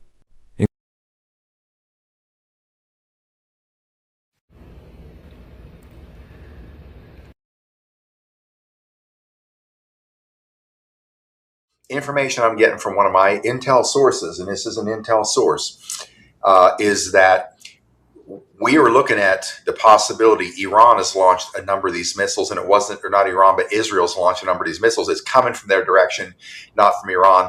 3 F-15 shot down. This is a high-level SEAL commander who's about 70 years old now, who's been brought back by Trump first term to do stuff, and he's still active. And this is one of the you know, I'm getting a second party because won't talk directly to me, but 3 F-15s down, and they said that flyby with the B-2 bomber, the stealth bomber, across the Navy ship was to try to boost that morale, because they said the guys know what's going on. The commanders are pissed. They get it. That this shit's happening, just like Israel sunk one of our ships in the past to get us into a war. They got everything locked down. We can't learn shit because they blame it on somebody else, because they're using the United States and our military to do what they want done all over the world. And so I talked about that. So we're trying to figure out what the possibilities are. We believe in Trump. We believe in the military, and the other militaries doing their job. But there's a landmine field that Trump has to navigate politically in so many ways. But here's something I want to throw out there. This is conversely, here's another viewpoint from the same source, because he sees things differently day by day, depending on information he gets. And like me, he gets pissed, and you can tell when he's pissed. But here's what came in. It's converse to the other information. Said this. Perhaps Trump and team are taking out British/central bankster control in the Middle East and putting a stop to their planned relocation of power nodes from DC, London, Switzerland to Shanghai, Kazakhstan, and their proxies in the Middle East like Qatar and Iran. Interesting that he mentioned taking down the banking cabal, as I'm reading about Ripple becoming the new banking system, potentially replacing SWIFT, and that the Kraken, a crypto exchange, allegedly has access to the Fed window. I almost mentioned his name. Thinks he figured out why Trump has surrounded himself with so many Zionist warmongering traitors. It's to keep close surveillance of all their communications and plans. Makes sense. In my opinion, he may have gathered evidence of their treasonous/seditious activity. So was it all one big trap? Could be. And the Space Force building destroyed in Qatar, that may be the facility where the Brits, who is the real enemy, had a control center for the tech, one we made for them. Now they don't have it. So who has the only control center now? The U.S. And you've probably seen the Promethean that group action. Those ladies, man, they are loaded with 50 years of history of this. All this is the British bullshit. All these countries are proxy, truly, of Britain, of all of it. And what Trump is doing is orchestrating the diaper removal and ass beating of the British Empire, and setting the whole world free. Tell me, that doesn't seem like an accurate assessment here, Mike. The diapers included. Yeah, it's definitely. They don't have diapers. They're just dirty, just pooping everywhere, and everybody's seeing it now. So one of those things, is, of course, is Strait of Hormuz. The London, banking system, the Lloyd's of London, they're not going to do anymore. They're the ones for years set themselves up to be the ones that did the insurance for the banking system, or for the moving ships and so forth. So if something happened to a ship, Lloyd's of London would cover you. They pulled out. So this is definitely a British thing. Of course, Britain also said, no, you can't use our base in Diego Garcia or other bases to launch from. And we have, Starmer doing an apology tour where he's going to all the Muslim mosques and saying that we had nothing to do with this strike. So it's absolutely Britain is being exposed. I'm like, let's just, storm the city of London and just take this down right now. But I guess Trump's going to do it his way, which is always the best way, I've learned. But that's me. I'm just let's just go take care of this thing, on a knuckle dragging level. But and that does work. But I think the takedown of the system and the way they're exposing everything is going to be far more reaching. It goes deeper and will be more palatable for everybody in the long run. So, yeah, it's absolutely. I mean, we can look at all the wars that have happened. They use Israel as a proxy to basically, do their evil, just like they use China and have used China as a proxy to do their evil. You look at all the guys that went to, Korean War, Vietnam War, Afghanistan, tons of drugs, drug trafficking. Who was behind all that? China. So it is, all being exposed. And who controls China? Britain. So who did the opium wars? Britain against China, and now they're using China to do their dirty work for them again.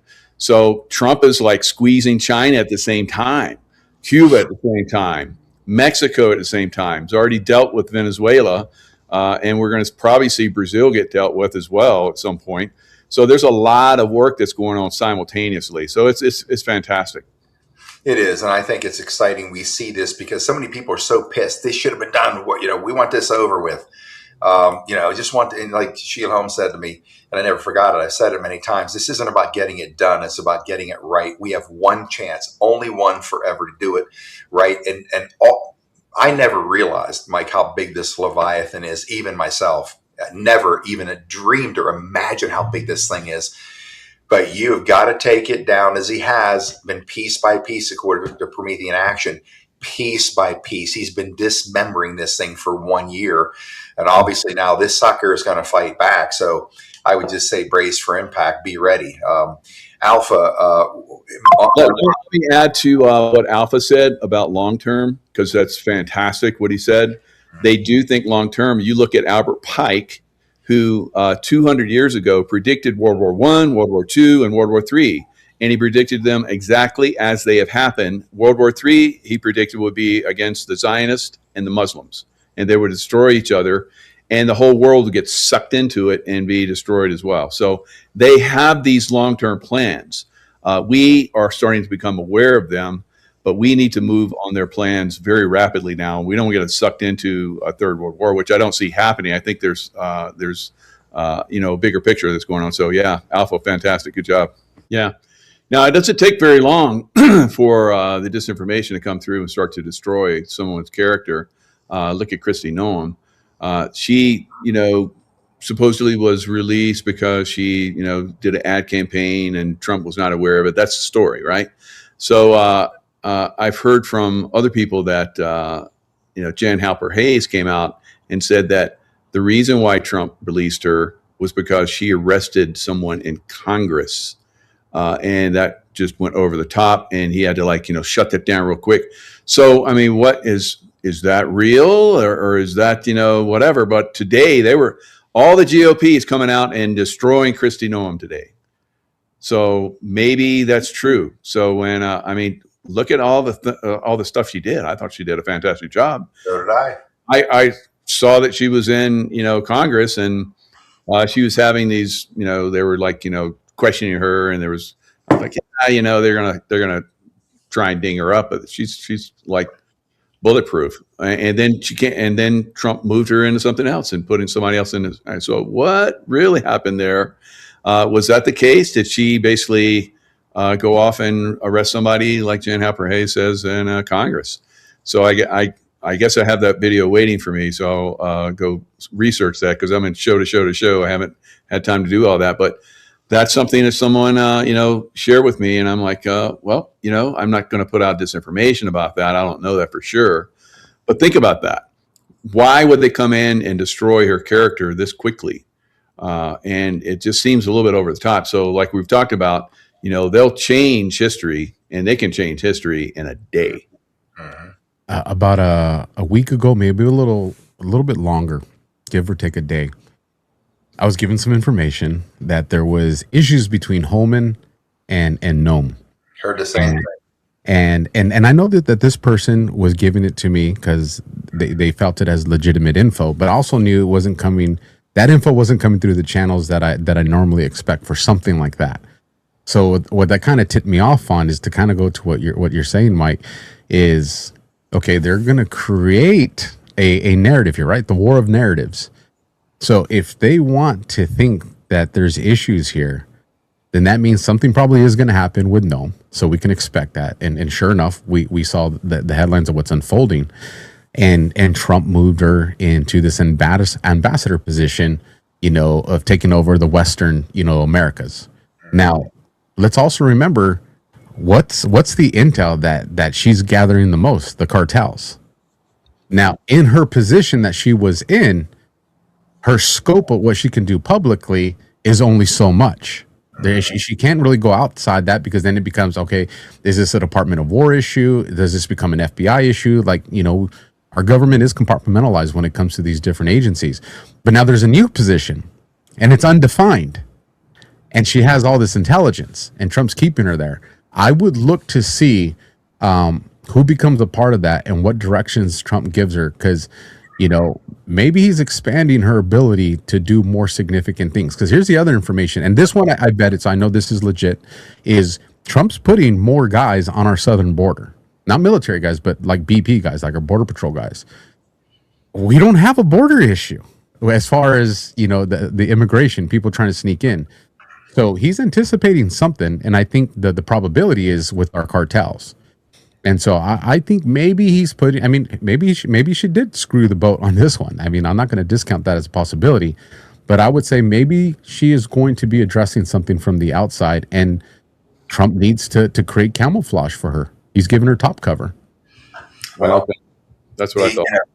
And I would think, I like I heard that theory too, and I kind of like that better. It seems more plausible to me, because if you need real warriors and they're in the heat of a battle, and you are going to so easily throw them overboard, loyalty's got to go both ways here, right?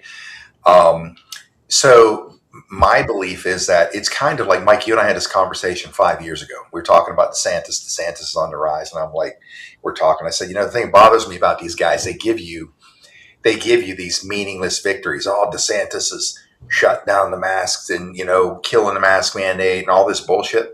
And I'm like, and he's going to run. I'm like, hold on a second. And I forget the legislation 3-4 years ago. Oh yeah, all these victories. He's our man. Look at this rider in this bill he just signed into law. They give you those victories to make you think they're one, and the only one that they take from you is the one that can wipe you out. It's the kill shot, right? Not the jab shot. So again, they're using their playbook against them, right? Using their tactics against them, using their admiralty maritime law system against them, all right, for legitimacy. I wouldn't be surprised. Hey, let's give them, there's so much chaos right now with this BS, and let's go ahead and let them think they got a victory because they ran Christie out. And like you said, this thing, 5D chess, is everything you said, Alpha. And then again, strategic development, this issue, let's give them a victory, embolden them. They think they're winning, and all that stuff. Right? So it's a fascinating, battlefield to look at, from geopolitics, economics, banking included, military, you name it, the reshuffling of power. All those things are in play. Imagine strategically deploying every aspect and every element of an attack and coordinating. It's like a monkey, flipping balls and throwing them 3 balls, and then you throw them a 4th one. Like, how do I make this work? I think, as we learned a while ago, there's a reason why that video says, when this is done, this will be the greatest story ever told. Do you think we win this? You said it a billion times. Yeah. How do I know? I can't give you any empirical data. I can just tell you, my soul has been at peace since they stole the election. Believe it or not, since they stole the election. Because then I realized, more as much as Biden coming out 2019, and I knew it was Biden as soon as I saw him, and nobody said shit. I'm like, how do you pull that? How do you get anybody in Congress? Any Republican? They're going to sit there and say, what the hell is this? I've served with this asshole for 3 decades. That ain't him, right? I can tell you how many hairs are on his legs that the little kids love to rub, right? They don't know. And so nobody else really picked that out. But when you see that, and no Republican said anything in Congress to push back on it, my first thought was, there you go. Who has that power to make that happen? Military. military operation. And when I could see that or feel that, I'm like, oh man, this truly is a military op. That otherwise that shit would never happen. The quote from Q is actually first indictment unseal will trigger mass population awakening. First arrest will verify action and confirm future direction. So kind of in the context of that Q post, what it's talking about is that as D-class begins to happen and the first indictment unsealed will bring about an arrest, and that arrest will verify future direction. Future direction means the takedown of the deep state. I'm still adamant that that's going to be John Brennan. James Comey obviously was the first one, if we want to look at it like that. It wasn't really an arrest. It was an unsealed indictment. But John Brennan, I'm 100% positive is going to be the first one. That's going to come out of the Southern District of Florida's grand jury that's already impaneled. 2 weeks ago, not even 2 weeks ago, a week and a half ago, they just subpoenaed a bunch of transcripts from the U.S. Senate pertaining to John Brennan's 2016, 2017, and 2018 testimony under oath, which is interesting because it's outside of the statute of limitations. So why would the grand jury want that? Well, when you start talking about a RICO case and you start talking about perjury, that becomes relevant. And so John Brennan is really got his days numbered right now. And Susan Rice was also subpoenaed under that grand jury. And so if you want to look at it also, is we just found out yesterday that the FISA court was hacked, that the FBI's FISA computer that has all of the records of who has active FISA warrants on them was hacked. Now they're claiming it was China, but I'm telling you right now, it was absolutely these deep state actors, because this is my guess of what happened. Is you have Susan Rice and you have John Brennan that are in the grand jury, and they're getting the 460 minute. Yeah, damn right we are. So say it ain't so. Say it ain't so. That's right. But so you have them go in for questioning from the U.S. attorney, and they start asking questions, and John Brennan and Susan Rice are probably going, how did they know that? Who in our groups are compromised? So then what do? They form some action going out there, hacking the FISA court, blaming it on China through proxy IP addressing, and they try to find out who is got the active FISA warrants to where they are basically compromised. That's what I think is going on with this whole context. And I think that, I know I've been saying it, 2 weeks, 3 weeks, a month, Trump's timing is impeccable. And we have to understand that Trump is going to choose the correct timing to bring all of this about. And what I really think is happening, and this is why I don't think Trump is scared about the midterm elections at all, is that all of this is culminating with various portions of D-class coming out. You got to remember, there was a PSYOP ran directly on the left right after the 2024 election. The left were coming out on, Open Sky or whatever that is, and all the apps that they're on, talking about how Trump stole the 2024 election by hacking the ES&S voting machines. I'm like, wait, what? And this was like some anonymous CIA whistleblower that came out and said this. I said, this is a PSYOP. This is a PSYOP to get the left to start looking into election fraud and see how it can be stolen with election machines. And then when this information actually comes out, then they're going to be like, well, actually, that's true because I've researched this before. And the same thing goes for the Epstein files. I mean, 2019, Epstein was a no-name. Nobody in the household knew who the hell Jeffrey Epstein was. Today, everybody does. Why? Because of the PSYOP that was played on people. You had the fake influencers come out with their binders like Epstein. People have never mentioned the damn name Epstein before in their lives. They're getting these binders with all old documents. They don't know that from their ass to their face. A few weeks later, you have Elon Musk come out and say Trump is in the Epstein files. The left loses their shit. What happens after the left loses their shit? They begin researching Jeffrey Epstein. They begin going out there. It's talked about on The View. It's talked about in the mainstream media. And this becomes a household name. But not only that, as the left begins going out there and seeing the atrocities of what Epstein was doing, the people associated and affiliated with Jeffrey Epstein, to when the first tranche of information comes out, no mention of Trump, they go out there and they say, hey, we want that information released. They get a bill in Congress, bipartisan support.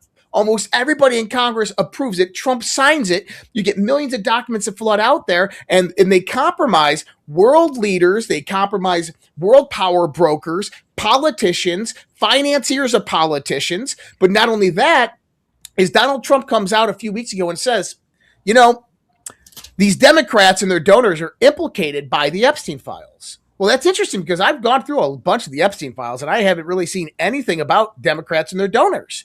Yeah. And so Now we just found 64,000 new Epstein files were released yesterday.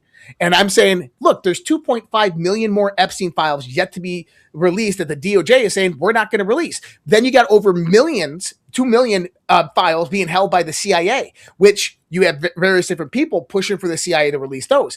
I think this is going to culminate right after the primaries. Right after the primaries, you're going to have this new tranche of Epstein files released. It's going to implicate Democrats and their donors, which is going to cause certain incumbents who just won their primaries to resign from office. And when they resign for office, now the Democrats got to backfill that position with emergency elections. They basically lost the election at that point in time. And now the whole nation, the precipice, have come to understand what the Epstein files were all about and what was actually going on. I think that that would be the ultimate trump card. I think that that would be the ultimate level of disclosure. And in the midst of all of this, you have FISA-gate, which is coming down, and indictments that are flowing out through FISA-gate. You have, obviously, there's bigger things happening on the global stage, and I think that that's taken a lot of Trump's attention right now, and this is why we're seeing the timing specifically with Iran, and this is more about China. But in the context of the domestic deep state, we're looking at the down indictments of Brennan, Susan Rice, Clapper, these types prior to the midterm elections. But it's going to be laid out in a declassification format to where the information is going to come about. People are going to see exactly what was happening, and then that stuff is going to flow. The same thing with the 2020 election fraud. I think that there's a grand jury going to be impaneled here probably in the next few weeks in Pennsylvania pertaining to the 2020 election fraud. One thing that we didn't know was actually going on is DNI Tulsi Gabbard. She sent a team out to Puerto Rico back in August. And what they did is they went out there and they secured the Dominion voting machines, and they found all of the network connectivity that was going on. They saw how they were stealing elections through these election voting machines. And then that prompted the Fulton County raid that we saw, which DNI Tulsi Gabbard was there. Why is the director of national intelligence at a FBI raid in Fulton County, Georgia? Because it's a problem with the national security, because there's foreign actors involved. And so when you start having all of that put together, now you bring out, declassification of this information. You have a grand jury form about this. Hopefully indictments come, but then that prompts Donald Trump to a national security emergency on election integrity and infrastructure prior to the midterm elections, which ensured that we win the midterm elections. And I came out the other day and someone said that was the dumbest comment ever. And I said, look, we're going to have a red wave in November. There's not a doubt in my mind. ActBlue is under criminal investigation and not taking in any money due to the fraud that they were perpetuating. You've shut down the majority of these Democrat NGOs. USAID was the primary financing mechanism for the Democrats. They would send that to foreign aid and then rebound that back through dark money channels, Arabella Advisors, the Tide Foundation, into proxy shell companies. And those proxy shell companies would get fake information of ActBlue donors. They would spoof their credit cards without the 3-digit code on the back, and then they would make donations in Democrat donors' names without their knowledge, and this is how they were able to fund various different Democrat candidates. That's going to be coming down the pipeline. So I think that the Democrat Party is done. They just don't know it yet. And I think that with Al Green going to a runoff election, with Haskett the other day, or what's her name, the one from Texas, losing her primary, Dan Crenshaw losing his... Crockett lost, right? Yeah, Crockett lost. Dan Crenshaw lost. This is a turning of the tides. Awesome. Turning of the tides. I mean, listen, if you guys wanted to know what winning looks like, this is winning. That's awesome. I hadn't caught up with any of it. I didn't know Crenshaw lost, man. It just became a great Friday. So. Yep, Crenshaw lost. Bad Navy SEAL. Oh well, it happens. Yeah, it does. That's interesting, Josh. That is a great landscape to look at. I hope you're right. It sounds like that's the most plausible explanation of how this thing emerges, so we don't go into election cycle with the current apparatus. And it has to be a declared national emergency on infrastructure, because it is. And I think has he already declared that earlier, or he declared the election infrastructure as critical infrastructure, which is important. Critical infrastructure. With critical, that means that it can be defined in ways that basically you have got complete latitude on whatever steps you need to take based on whatever whatever your plans are to do it without any opposition because of that declaration.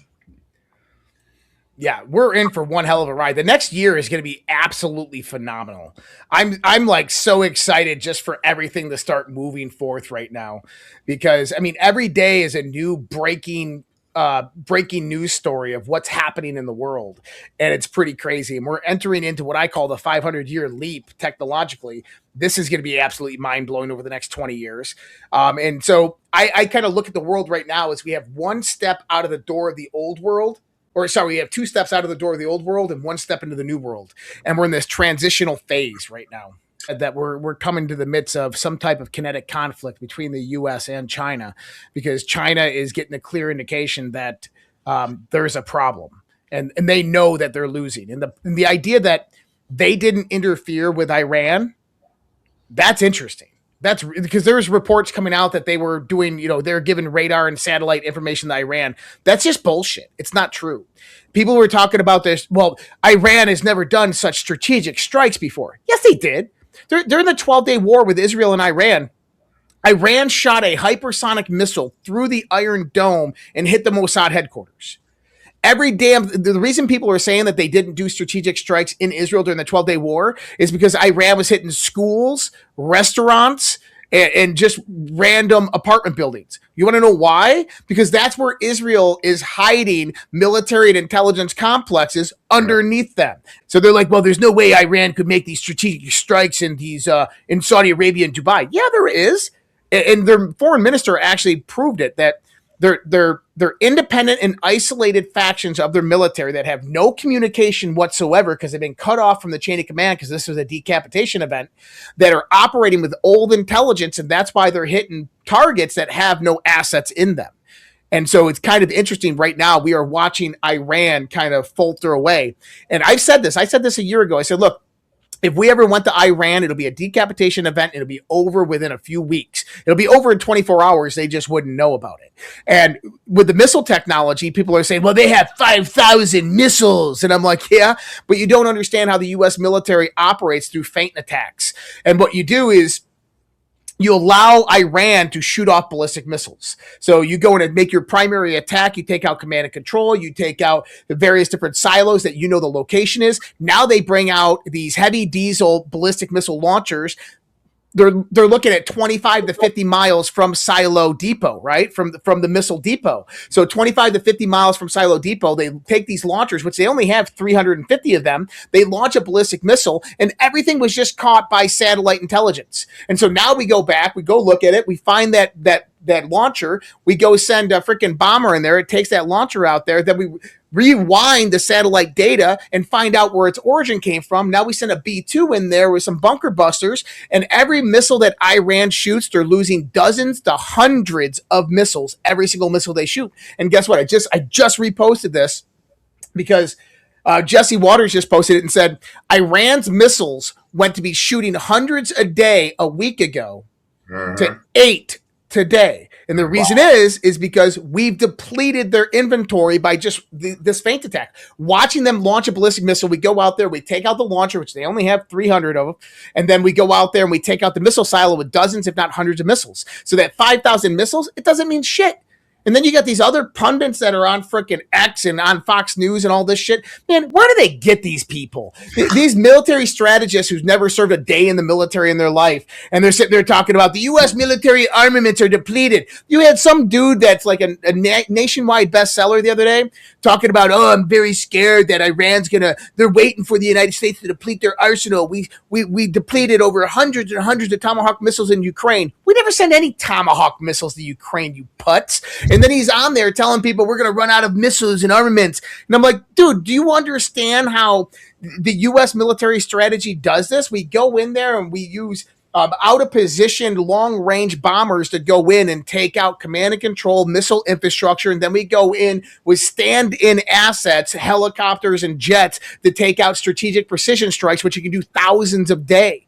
And we already have obtained these objectives within less than a week and a half. Iran is completely neutralized. Anybody who wants to argue with that, I will do that all day long. I mean, number one is Donald Trump said it today.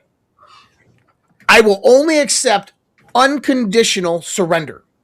Okay? That means that the clergy, the new Ayatollah, the mullahs, they're gone. They're done. They're just going to keep on bombing them. The idea that the Supreme Ayatollah came out and called for the fatwa for the jihad.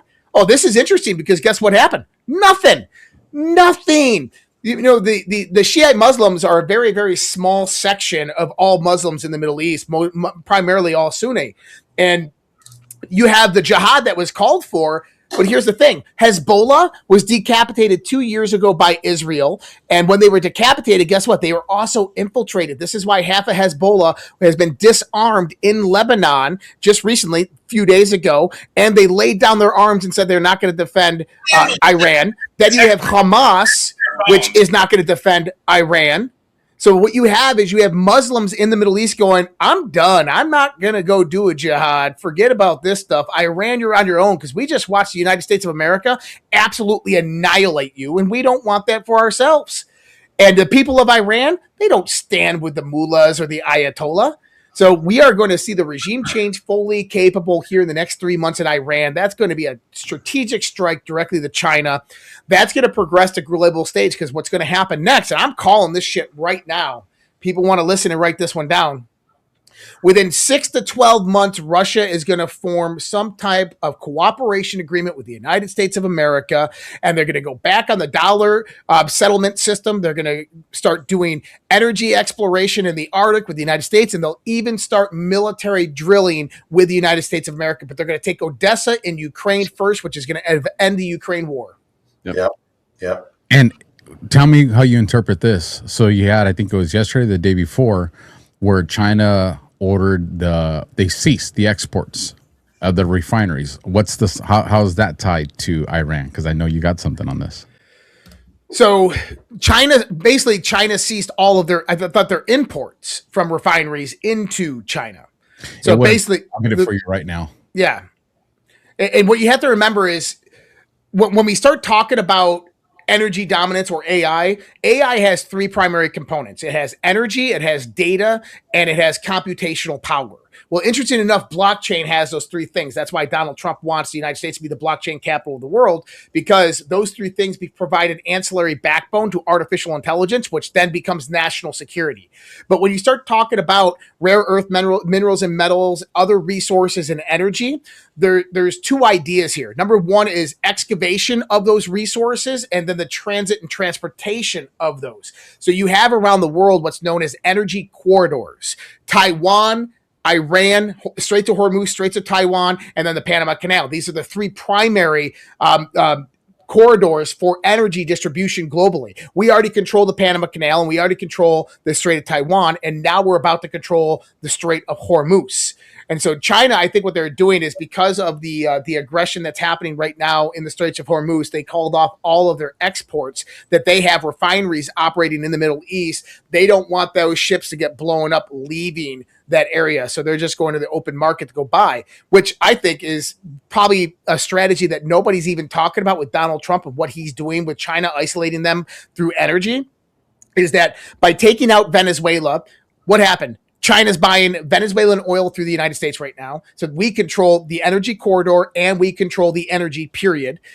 Next, you have Iran. So they were getting 80% of Iran's oil. So China was getting about 27% of their oil from Iran at 30% of retail price.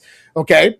Now, what happens when that switches off? Well, now they're forced back onto the global markets. Where are they going to go? They're going to UAE, Saudi Arabia. Well, what happens when those countries also have defense cooperation agreements and defense alliance agreements with the United States of America, and a war breaks out between the United States and China?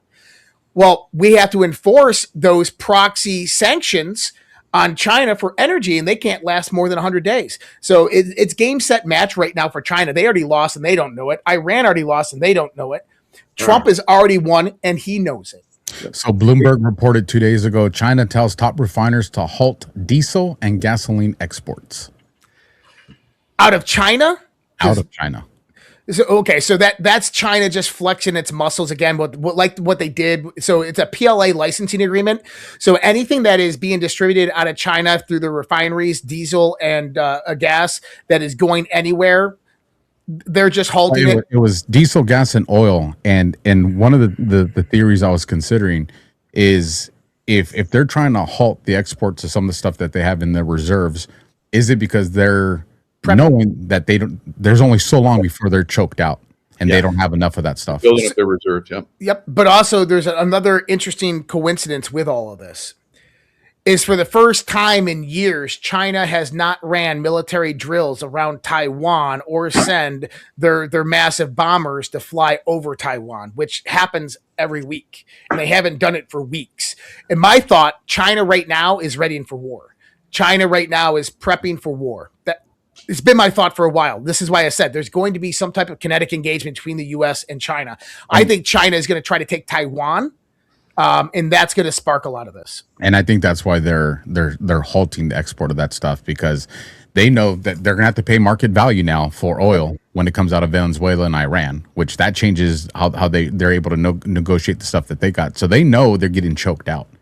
Like Trump is doing phenomenal moves to position himself with, and I agree. I think it's going to be 2027. Maybe it happens towards the tail end of this year. We'll see. But this is one of the reasons, I think, to go back to the conversation we were having a little while ago with the SAVE Act. There's some weird stuff going on. Did Trump strategize this a certain way? People are not happy about Trump's endorsement of Cornyn, out of Texas. Everybody wants Paxton. But then you get Paxton that comes out and says, hey, Cornyn, as long as you commit to passing the SAVE Act, I'll concede the race to you. And so now does the establishment start saying, hey, wait, what's going on, Cornyn? You better not. Then Cornyn comes out and says, my priority will be passing the SAVE Act. So, this is throwing people off like, well, this doesn't make sense. Why he's establishment. He can't support that. Now, my personal opinion is that the SAVE Act is not going to pass. And that's going to create, the court of public opinion that's going to support Trump when he ends up signing an executive order on how we're going to handle the elections. Now, does that happen prior to midterms to secure them, or does that happen post midterms because exposure comes out and this is how you remove them? But I think this is how you're going to see our elections are going to shift. Is it before or is it after? I'm 50-50 on that one, man. I just don't know. The baseline is it has to be public opinion. They can't. Nothing can be done by appearance of just force or brute measures. It has to be backed by the people. And one thing about China, as you guys were talking through this, there's also one dynamic that only Trump could probably think up, or probably the intelligence world. I caught this today. It came up. A guy named Amsgold reveals shocking text messages that Iranian soldiers are receiving on their phones from the U.S. military. Now, you guys heard this. Play it for the audience because the Chinese soldiers are going to get this too. Here's what he says. Sorry, I gotta get the volume up. It played a little bit earlier, so I killed it. Here's what he's saying. Iranian militias are getting the text messages straight to their phones. Your weapons are worthless against our airstrikes. Your commanders sold you out. They're hiding in luxury, pocketing the cash they stole, while you and your families get nothing but graves. Oh my God! Imagine that. Imagine the demoralization that's happening instantly. Why that works is they're very emotional. They keep the Muslims very emotional so that they can use them. So that's perfect to use that, because they're going to get very emotional about that, and they're not going to want to play anymore. So, wow. He hacked their TVs, man. That was Did you see that? He hacked their freaking TVs. I didn't know this. What happened? Of course he did. So the speech that he gave, they dubbed it over in Farsi, and then they hacked the Iranian TV network and played it for the Iranian people. Like I before coming on this show, I interviewed these two Iranian women. One of them, her name's Moni. She's the one that was doing the YMCA Trump dance that went viral. So I brought them on to do a recording, and they're talking about the Persian people are ecstatic for what Trump is doing. They're like, Americans need to understand the majority of Iran is not Muslim. Like nobody knows that. That Alpha, few people. I didn't even realize that, but the majority are Christians in Iran. I did not know that.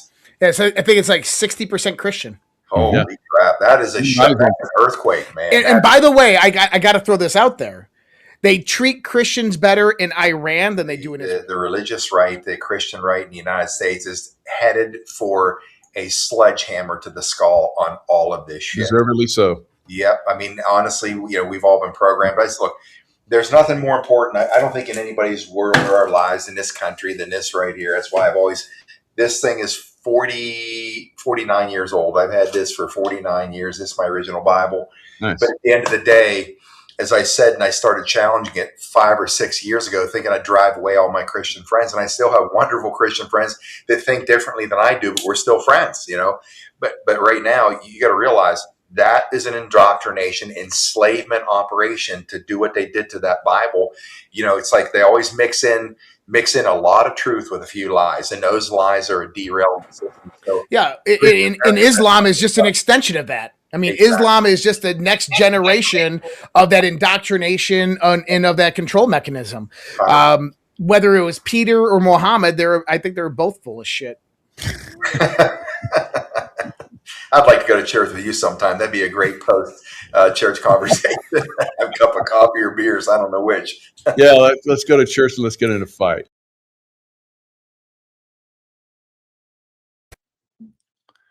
What's up, folks? Welcome to Nino's Corner.tv. I'm with the Ghost, and I've been on calls with the Ghost and with Wano Saban. And I got to say, man, you guys have both been kind of concerned, more than just kind of concerned. You said there's a scary threat out there. Now, you haven't divulged any information to me on what it is, but I assume it's a potential attack on our homeland. Obviously, we're seeing a lot of crazy stuff happening right now on Southwest Airlines. I'll play the link in just a moment. But Ghost, thank you so much for joining me.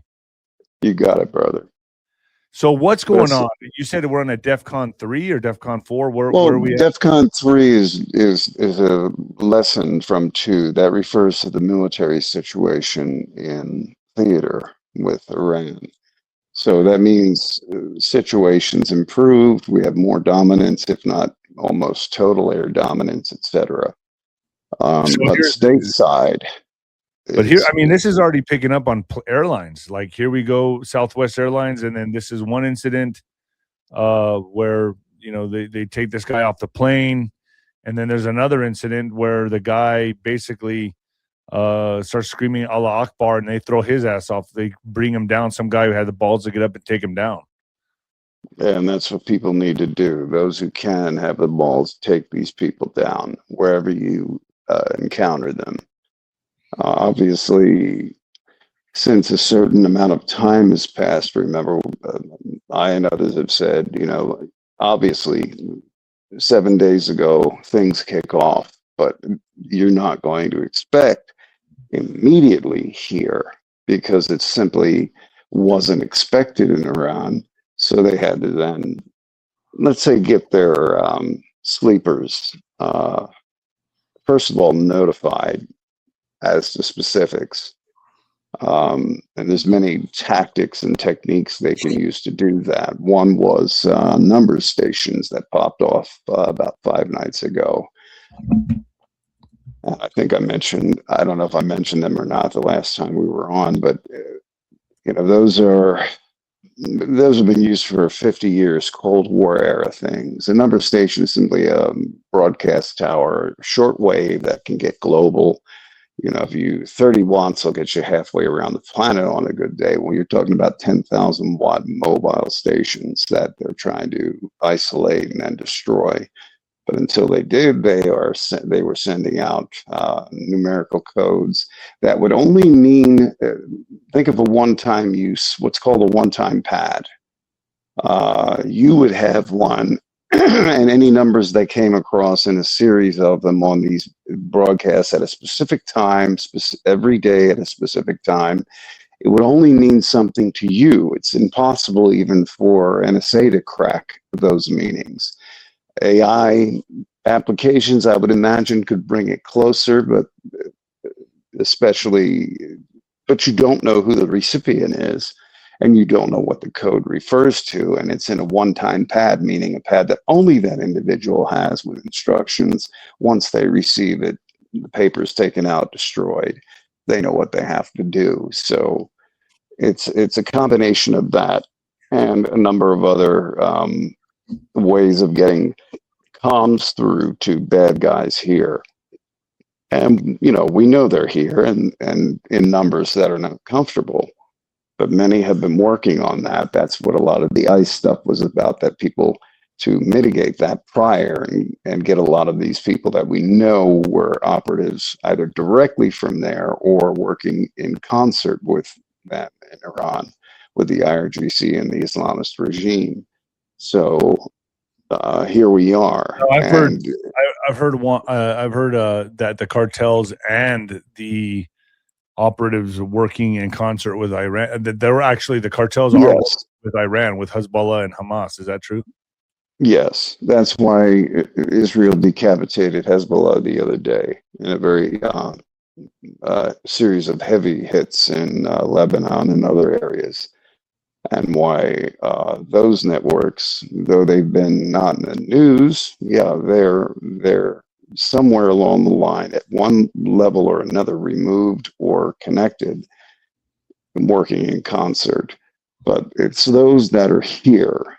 And there's several scenarios that have popped up that are highly, highly dangerous, and so they've all been being worked on quickly and efficiently and rapidly.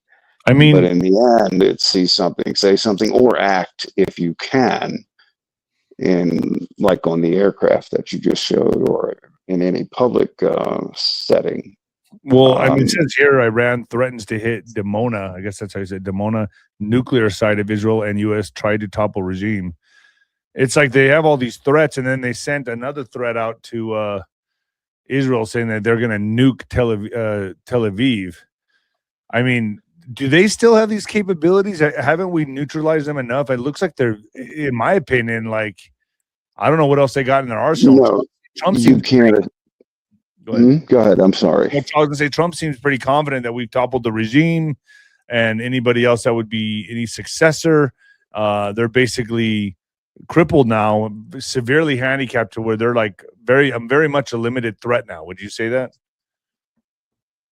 Limited, no, because understand there were things that were done that we're aware of, like squirreling away of nuclear material in various locations there.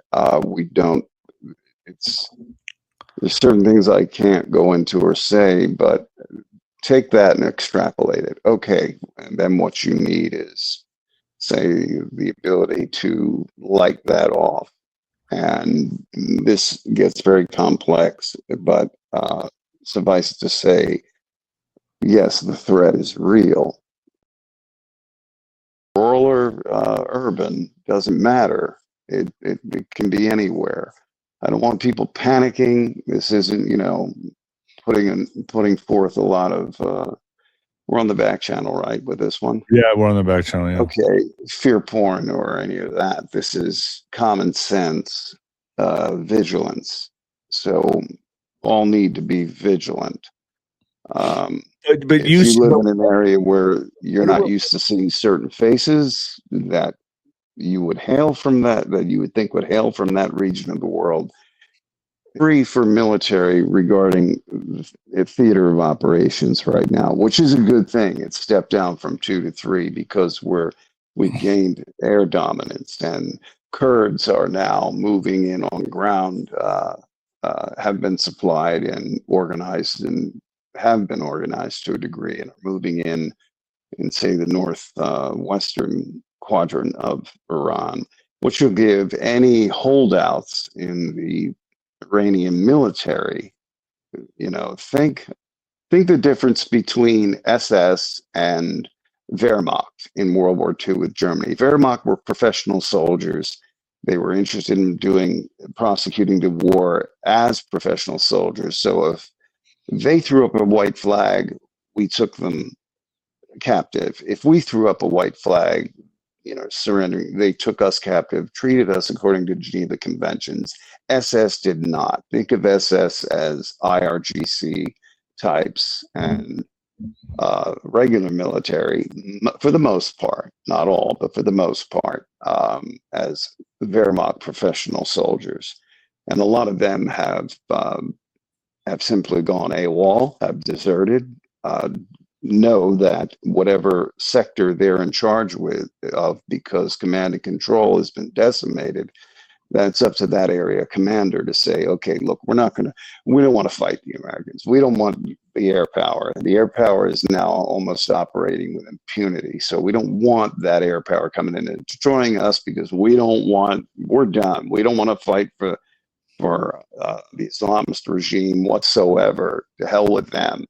So there's a whole lot of things happening there, which is part of it being lowered to DEFCON 3. However, stateside, as like Sarah Adams and others have pointed that out, there are many here and still willing to, and that are IRGC and Islamist regime fanatics who would not be beyond doing anything. Well, I know stateside. Greg Abbott has deployed military across Texas for severe weather.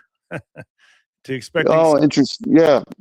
Because he's wishing not to panic the public. But at the same time, those folks being out there, they're briefed up on a higher level of threat, a higher threat level, let's say, and what to look for. And so there's a lot going on stateside, and we just want to make sure that anything that these fanatics would do would be as mitigated as possible. And then it comes down to, you can't be everywhere. Eyes, ears can't be everywhere all the time. So that's where the average person comes in, where they can also see something, say something, and whether or not they know it's part of a bigger puzzle or not, it doesn't matter. It's not for them to decide. I was talking to Juan, and he said he sounded very concerned, like very serious. Very few times I hear him like that. He said he was eyeballs deep in a situation that's developing in the United States. And then I talked to you this morning. You told me the same thing. Okay, so both of you are dealing. I have a feeling it's similar or same. Him and his, let's say, realm or position of it, mine and mine. And no details on that whatsoever. Because I know that, but can you say, is it nuclear? Is it chemical? Is it biological? All the above? Is it separate? Like, is it a threat on our homeland? Can you say anything? Homeland could be all of above. Could be all of above. Or combination of, or one in particular.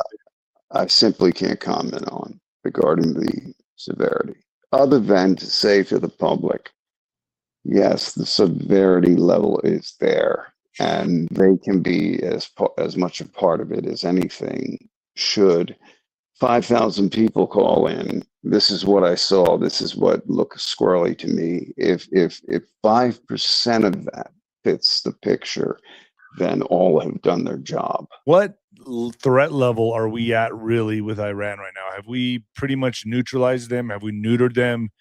Obviously, they're going to keep fighting. They got their pride, they got their jihad. But is it like something that us as Americans should worry about? Is it something that is there still that element of they can hit us hard with something like a nuke, or do they still have those capabilities, or have we just you cannot roll that capability out? It can't be. Being prudent and pragmatic and conservative, you cannot rule anything out at this time until further notice. Again, it's not to scare people, it's just to say this is the reality of the situation, and it is what it is. So I wonder what they're going to resort to. I feel like I would imagine it would have happened by now, to be quite honest with you. If they were going to attack the homeland or something, I would imagine it would have happened already. I think it would have been go time already. We're still in that zone. You're right. It would be assumed that it would have been already, but we're still in that zone of extreme caution, and I would expect that to extend down a week, 2 weeks, even more, because in truth, though we have air dominance, over Iran, to where B-52s and other weapon systems are being utilized now that normally would be easily under threat. They're not so much. And the further that goes along and the more poundings that are taken over there regarding military and other targets, I'll say, we still need here to be on a vigilant footing, everyone. Not a paranoid footing, vigilant footing. Use discernment with what you're seeing.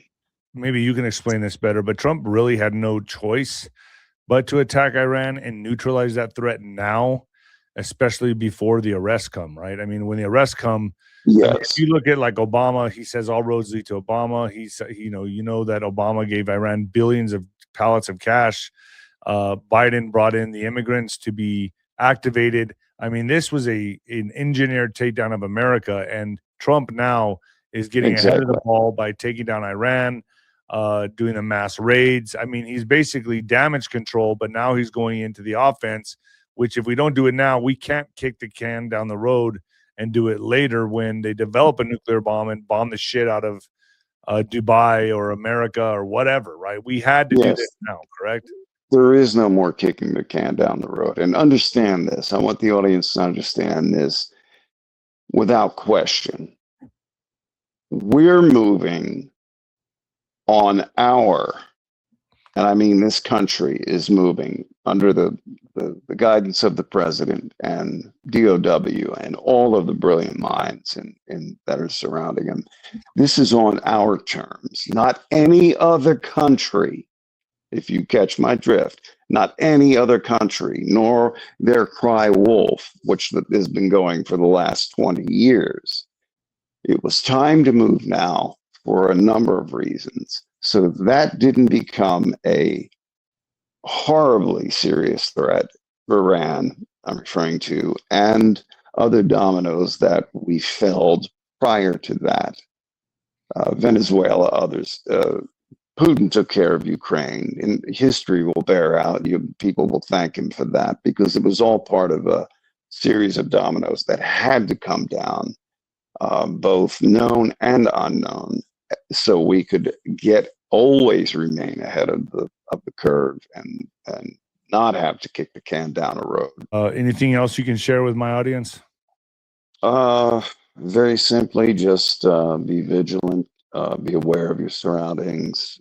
Try to keep up on as much information coming out of the region and what's going on here as possible. And again, no fear. Go about your business. Do what you plan to do, unless you see on Department of State website where you intend to travel. If it's outside the U.S., what the threat levels and suggestions and everything are. If they say don't go to a certain state, up to 23 of them in Mexico for right now, for example, don't. Otherwise, you're gambling. And if you get in trouble, sorry, with everything that's going on, you're going to be low down. 25. We are definitely heading into a black swan event. There can be no doubt about that. The U.S. government shut down on October 1st. And there's no sign that it's going to reopen. September 30th is the fiscal year end for the United States Corporation, and it looks like this time they really didn't get the money to continue. Now, what I know from previous experience is that when there's a default at the international level, they're given 15 days to come up with the money. And that means that if I am right about this, starting sometime next week, the U.S. military will no longer be receiving their paychecks, and it will be game over for the current system. I'm hoping this is going to happen, and we're trying to set up a war council to deal with the transition away from the United States Corporation and to something that, once again, restores power to the people. Now, to understand how important this is, I want you to take a look at this picture here.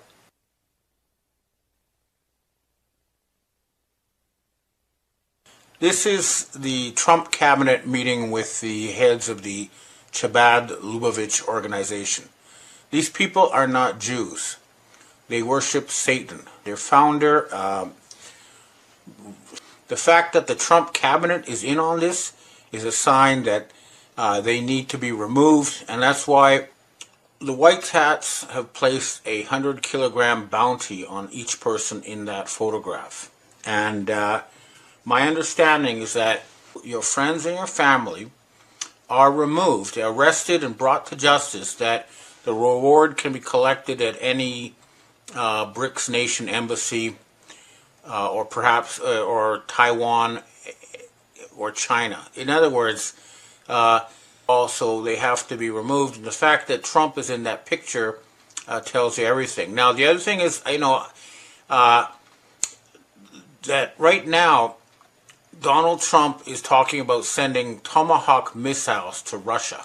Okay? Now, that is nothing more than an attempt to start World War III, because if Tomahawk missiles are sent to Russia, that means only Pentagon officials, U.S. military people, have the ability to carry such attacks out. And that means that they're going to try to start World War III, which is exactly what Chabad wants. And the other thing that the military and the intelligence community need to understand is that the civilian governments in the West are not working for the people. They are controlled by this cult through a combination of blackmail and bribery. Now, I want you to watch this clip to see exactly, what the situation is with the U.S. Senate. So you can see that 93 out of 100 senators do not work for the American people. They work for Benjamin Netanyahu, which is, the majority of the people. This is just not right. This is not a system of government. This is a system of slavery. Now, I understand that there is an attempt by Trump to, impose military law, and he wants to use U.S. troops to go after his opponents in the United States. And, to his credit, he is going after Antifa and George Soros and all these,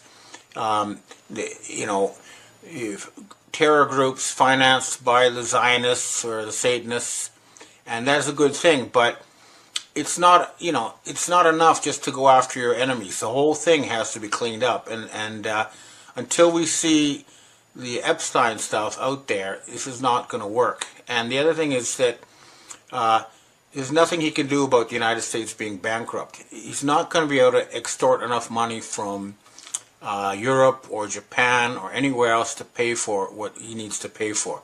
It's just not going to happen. The whole thing has to be shut down. And as I've said before, the White Hats are standing by with an offer to finance a jubilee in the United States. That means all debt, public and private, will be written off, and there will be a redistribution of assets. All the money that was stolen from the people through central bank fraud will be returned. It should be several $100,000 for every man, woman, and child in the United States. So it's good that this thing falls apart. It should have happened a long time ago, but that is what we're going to do now. And there is no other choice. We're going through a very tough transition, but at the end of the day, everyone will be freed from Babylonian debt slavery. That's what we're working on. Now, the other thing that people need to be aware of is that there is evidence now we really are dealing with a rogue artificial intelligence. If you look at the huge amounts of money being spent on AI, on these mega databases by companies like Oracle, NVIDIA, and ChatGPT, you'd think that there's a business plan behind that. But no, the data shows that 95% of companies are unable to make money from AI. In fact, it's now turning out that AI is actually causing productivity to fall because lazy employees use AI to make reports that look plausible, but because AI cannot check facts, it's not connected to reality, it ends up causing more work for coworkers. And right now, this AI thing has gone so far, and this internet stuff has gone so far that 70% of content produced on the internet now is created by AIs, and 60% of communications is bots talking to each other. This is not a good way to use our energy or our money, to have bots talking to each other, and it needs to be removed from the system. They need to unplug all this. I mean, I've been watching some documentaries, and the AI is really awful. Like I was watching a documentary on the Battle of Waterloo, and they had these AI images with cannons firing from the wrong end. Or they had one on Kennedy where they featured this orange-haired young guy who wasn't Kennedy yet, because AI is unable to distinguish realities. What I'm trying to say is that the one thing that has been booming in the United States, the super high stock market valuations of most of these high-tech companies, is a hallucination. It's one of the biggest bubbles in history, and it is about to burst. The other thing is that France is very close to revolution. I think they lost their 5th prime minister in 2 years, and support for Emmanuel Macron is now at 14%, which is a record low for any French president. And Emmanuel Macron is a front for Jean-Michel de Rothschild. And my French intelligence sources tell me in the satanic hierarchy he is above Donald Trump or any of these other people. So if France falls and Macron is either arrested or flees the country, that will be the first domino. But when it falls, that will result in blackmailed pedophiles like Keir Starmer in the UK, Mark Carney in Canada, the Merz in Germany. All these people will fall, and I'm believing that Trump is not going to last either. That's what I'm hearing. Now, again, the Trump who was elected in January to clean up the deep state, and he was trying very hard to do that, but he has not been seen since June. So the Trump we're seeing now is a Chabad puppet, not the original Trump from the U.S. Space Force, the white hat Trump. I haven't seen him. Even though it's been proven they've killed millions of people, Bourla should be facing war crimes charges, not being treated as a hero. And the other thing is, I want you to take a look at this video from Finland showing a journalist being arrested for asking his president a question.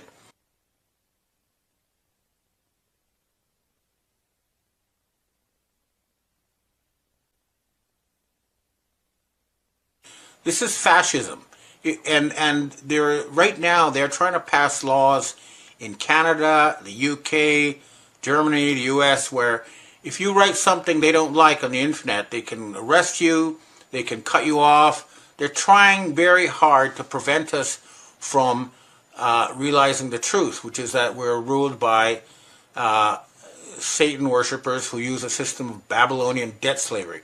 This system is now collapsing. So, I hear the White Hats are going to be holding a war council, and they're going to find concrete ways to move in Mar-a-Lago and arrest all the people there, and move into the Senate. All the traitors need to be arrested. Now, the other thing is, the breaking news is that Trump did not get the Nobel Prize. It was a Venezuelan opposition leader. So that means that a decision has been made that, Trump cannot continue. He's not viable. So that's a very important thing that's happened. So definitely something big is in the pipeline, and I think the coming week is going to be historical. Let's see what happens, but there will be war councils. There will be a lot of stuff going on in the background. Right now, there are heavy-duty back-channel communications between the U.S. military, British intelligence, and the Russians. But the Chinese are out of the loop in this. This is going to be a Western solution to the Western problems, and then we can deal with China. But first, the West needs to remove its satanic infection, and that's what's going on. Okay, well, that's about what I have to say for myself this week. Now I'd like to answer questions from readers and viewers. Hi, Ben. We have our first question for today. Does the Commonwealth exist? If so, who is in control of the Commonwealth, and how can you help us reform this?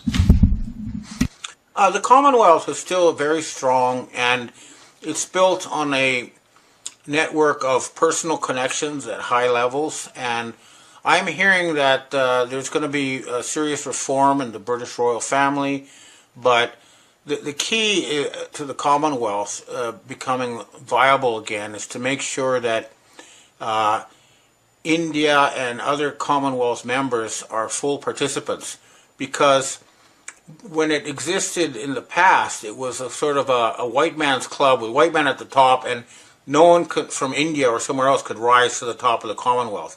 That is now changing so that it will be possible to have someone from India or Belize or any other Commonwealth country run the organization, and they have historical links. They're linked by the English language. They have sports meetings and lots of personal communications, and it wasn't really an evil organization, although it had its flaws. And I think the Commonwealth will become increasingly important. And behind the scenes, the Commonwealth has been allied with China to do the Belt and Road Initiative and other peaceful things for the good of the planet. So I'm a great supporter of the Commonwealth, and I'm hoping it will be reformed so that it continues to stay as a major force for friendship and good relations between nations. Next question. Hi, Ben. Trump is visiting Japan on October 27th. The objective may be stripping money from Japan as the U.S. is bankrupt. Nonetheless, Japan has no money to save U.S. bankruptcy, as the agriculture bank Nochu has lost a huge amount of money in the U.S. bond market, and I cannot imagine any significant amount of money is left in Japan. Inform us why Trump is coming to Japan, and if Trump's objective is money to avoid U.S. bankruptcy, where is this money in Japan? Well, yeah, I mean, he is going to come to try to extort money. I don't know if he'll be around until then. I'm hoping not. But, the thing with the Japan Agricultural Bank is a real crime. You see, the Norinchukin, the Japanese Agricultural Bank, is actually a real bank in the sense that it's 100% deposit base. All its money is actual deposits. And most U.S. banks, more than 90% of what they lend is not backed by deposits. It's just money they put on their books out of nothing. So what happened was they probably threatened to kill their management or something to force them to hand over money, which is, disguised as bond losses. And then Norinchukin, to recoup that, raised the price of rice drastically in Japan, which caused a popular revolt against the Japanese government. And the government, when people's food is impacted, that's when the, sleeping masses wake up, because that's something that they're not going to stand. So I guarantee you, even if he does come, he'll leave empty-handed, because Japan has nothing to hand over. The same is true of Europe. Germany's economy is 20% smaller than it was in 2018 because it's been forced to buy expensive oil and gas from the United States, and the Europeans do not have the 1.3 trillion to give the U.S. that they think. So I doubt he'll come, but if he does, he'll leave empty-handed, and hopefully, if he does show up, they'll arrest him for war crimes. Next question. Hi, Ben. Can you clarify if the military brass attended that meeting that was called? You originally said in your Monday newsletter they wouldn't attend because it was possibly a trap. Real Raw News is stating that about 250 were requested to take polygraph tests to prove if they were loyal to Trump. I know RRN isn't 100% to be trusted, but it's an interesting take since you initially said it might be a trap. If they did decide to go, what was the actual purpose? Well, I did talk to people about that, and the conclusion was that it would be safe and that nobody would be killed before attending. But the speech that Trump made and then that Hegseth made was very badly received. But right now, a large part of the military is still following Trump because he's their nominal commander-in-chief. But a growing group is aware that the real Trump has been replaced by a fake and that their commander-in-chief is not there. But there is a group that is still trying to start or use a threat to start World War III in order to get more money to keep the U.S. government going. But I don't think it's going to work. So what will probably happen is when the military stop getting their paychecks, they'll finally wake up. But I do know there's been a split with the Five Eyes, and so that right now at the highest level of the intelligence community, they are no longer with Trump, and they're negotiating with Russia for Ukraine peace, and also Israel has basically lost the war in Gaza, and Egypt has moved in. So we'll see, but there is still a group in the military that probably has some sort of compromat held against them that is still behind Trump. That's the reality right now. Next question. Hi, Ben. Wasn't 9/11 and Iraq thing all connected with Bush and Tony Blair? The same Tony Blair that hasn't gone away despite the links. Instead, he's made a, quote, sir, for what it's worth. Now they're handing him out Disney tickets, like Disney tickets these days. Instead of being somewhere else more deserving, Blair has allegedly snagged the being in charge of Gaza role. Have you heard anything about this? What I heard is the reason Tony Blair was not executed for his pedophile crimes and other things is that he secretly provided a lot of testimony about the cabal and Epstein Island and all that kind of stuff. But there's no way on earth that he's going to be made governor of Gaza. As I've mentioned earlier, the Egyptians are actually in there now. Israel's actually lost the war. The only thing we're seeing is fake news on our screens, but that's not the reality on the ground in Israel. And I'm sure that Israel is about to be replaced by the multicultural, multi-ethnic, multi-religious state of Judea. And Blair will have no role in that. Next question. Hi, Ben. We have our last question for today. Another earthquake has hit the Philippines. This is the second earthquake this month. Is this some form of super weapon, or is it natural? I'd have to look into that, but as a general rule, if it's an artificial earthquake, you have to look at the seismograph because it has a telltale sign. It starts with a big bang and then boom, boom, boom, boom, boom, like that. Whereas if it's natural, it goes boom, boom, boom, boom, boom, boom, boom. And the other thing is you have to look at where it was, because if the earthquake started around a military base, then you can tell it was some kind of weapons attack. I'll have to look into that, but you can do your own research by looking for the seismograph and seeing if there's a military base around the epicenter. Okay, well, that's what I have to say this week, but like I say, we're going to try behind the scenes to set up a war council and put an end to this nightmare because it's gone on way too long. And I think next week we'll see a lot of historical stuff. And I'm hearing that from my Pentagon sources too. They say something big is coming, 2025. We're still in a kind of a summer pause, but we really do need to take some serious action this autumn.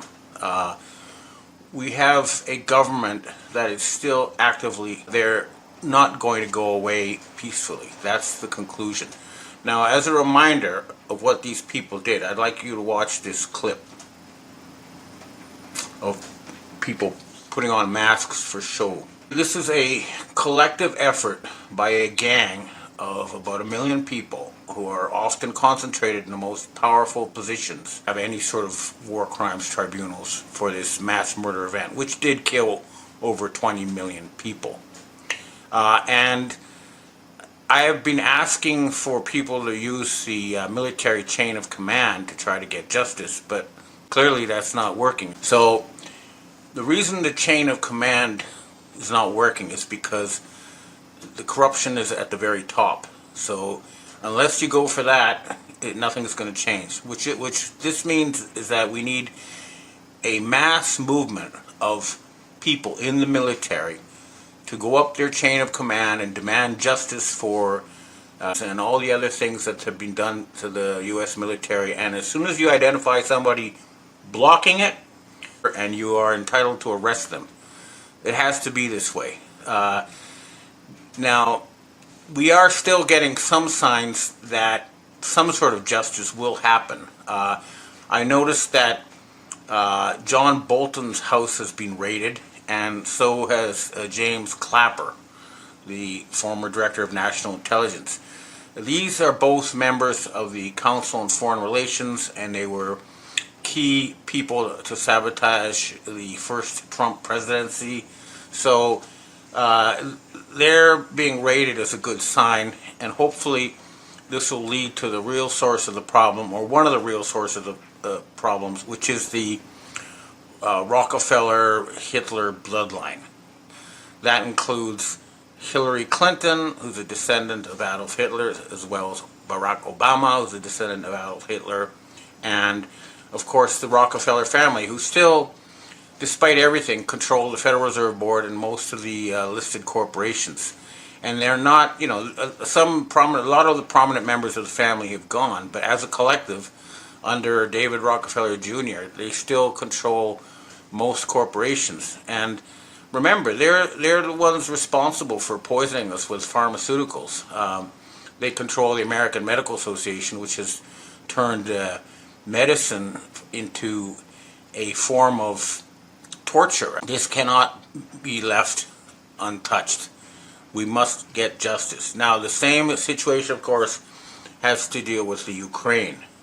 We're now getting reports that 2 million Ukrainian men were murdered. Okay, this is not a war. I previously uncovered documents showing that what was happening was that people behind Zelensky were grabbing Ukrainian men off the streets and sending them into zones where they would be killed by artillery. And then, as soon as these fresh recruits arrived, the Zelensky people would phone up Wagner, which is not a Russian mercenary company. It's run by Chabad, and they were executed. And then the women who were, put in front of war crimes tribunals and face the penalties from that. I mean, the other thing that's going on, of course, is we're still seeing no justice for the 300,000 children who the U.S. government officially recognizes disappeared during the Biden administration, or the Obama-Biden administration. And again, we cannot let these people get away with it. This is not something that is going to go away peacefully. And they keep, retreating, but they regroup as soon as they think we've stopped paying attention. So, for example, Larry Fink has now been made head of the World Economic Forum, and his job is to try to tokenize everything financial.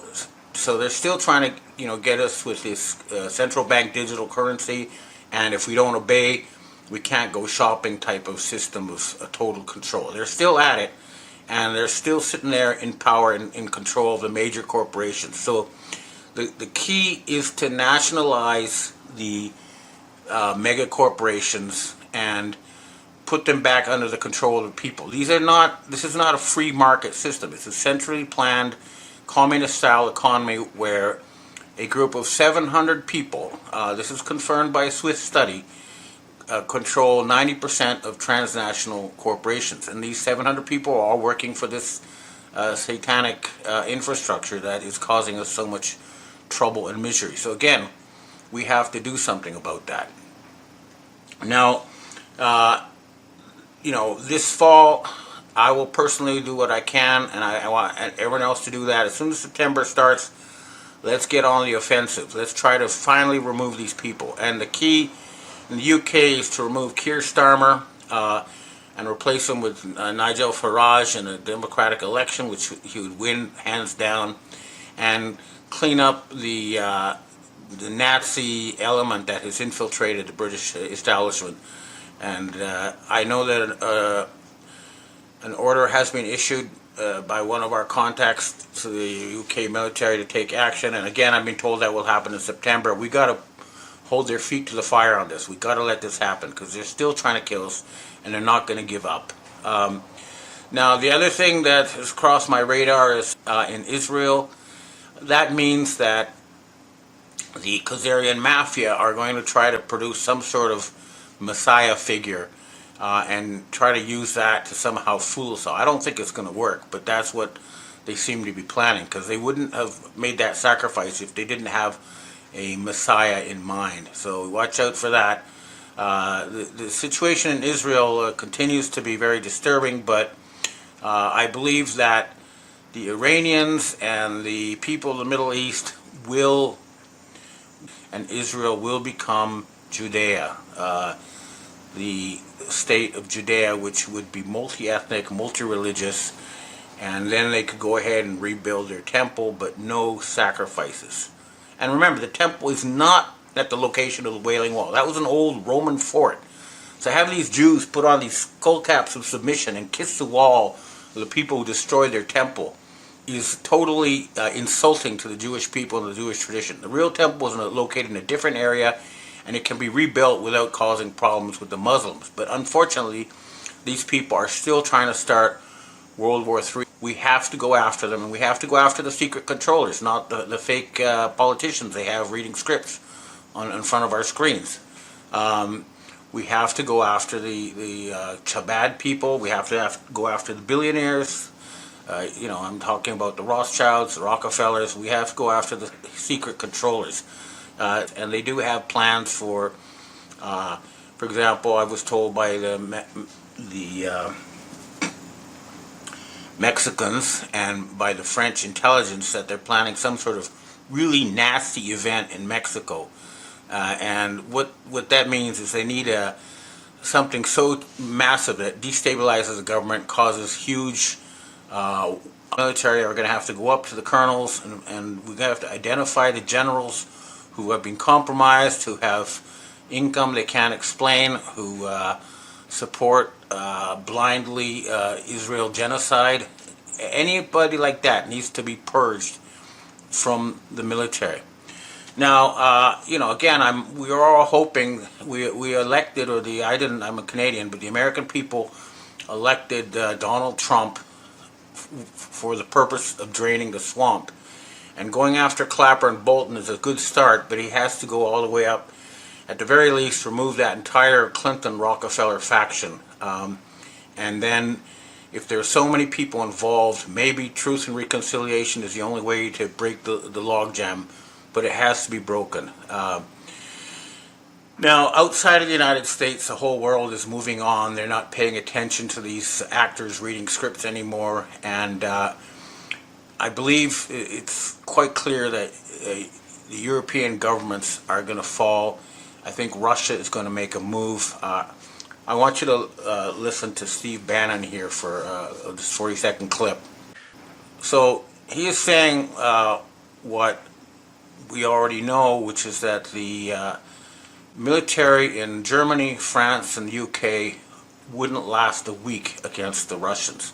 And President Donald Trump, and I've been told, by the way, I'll get back to that.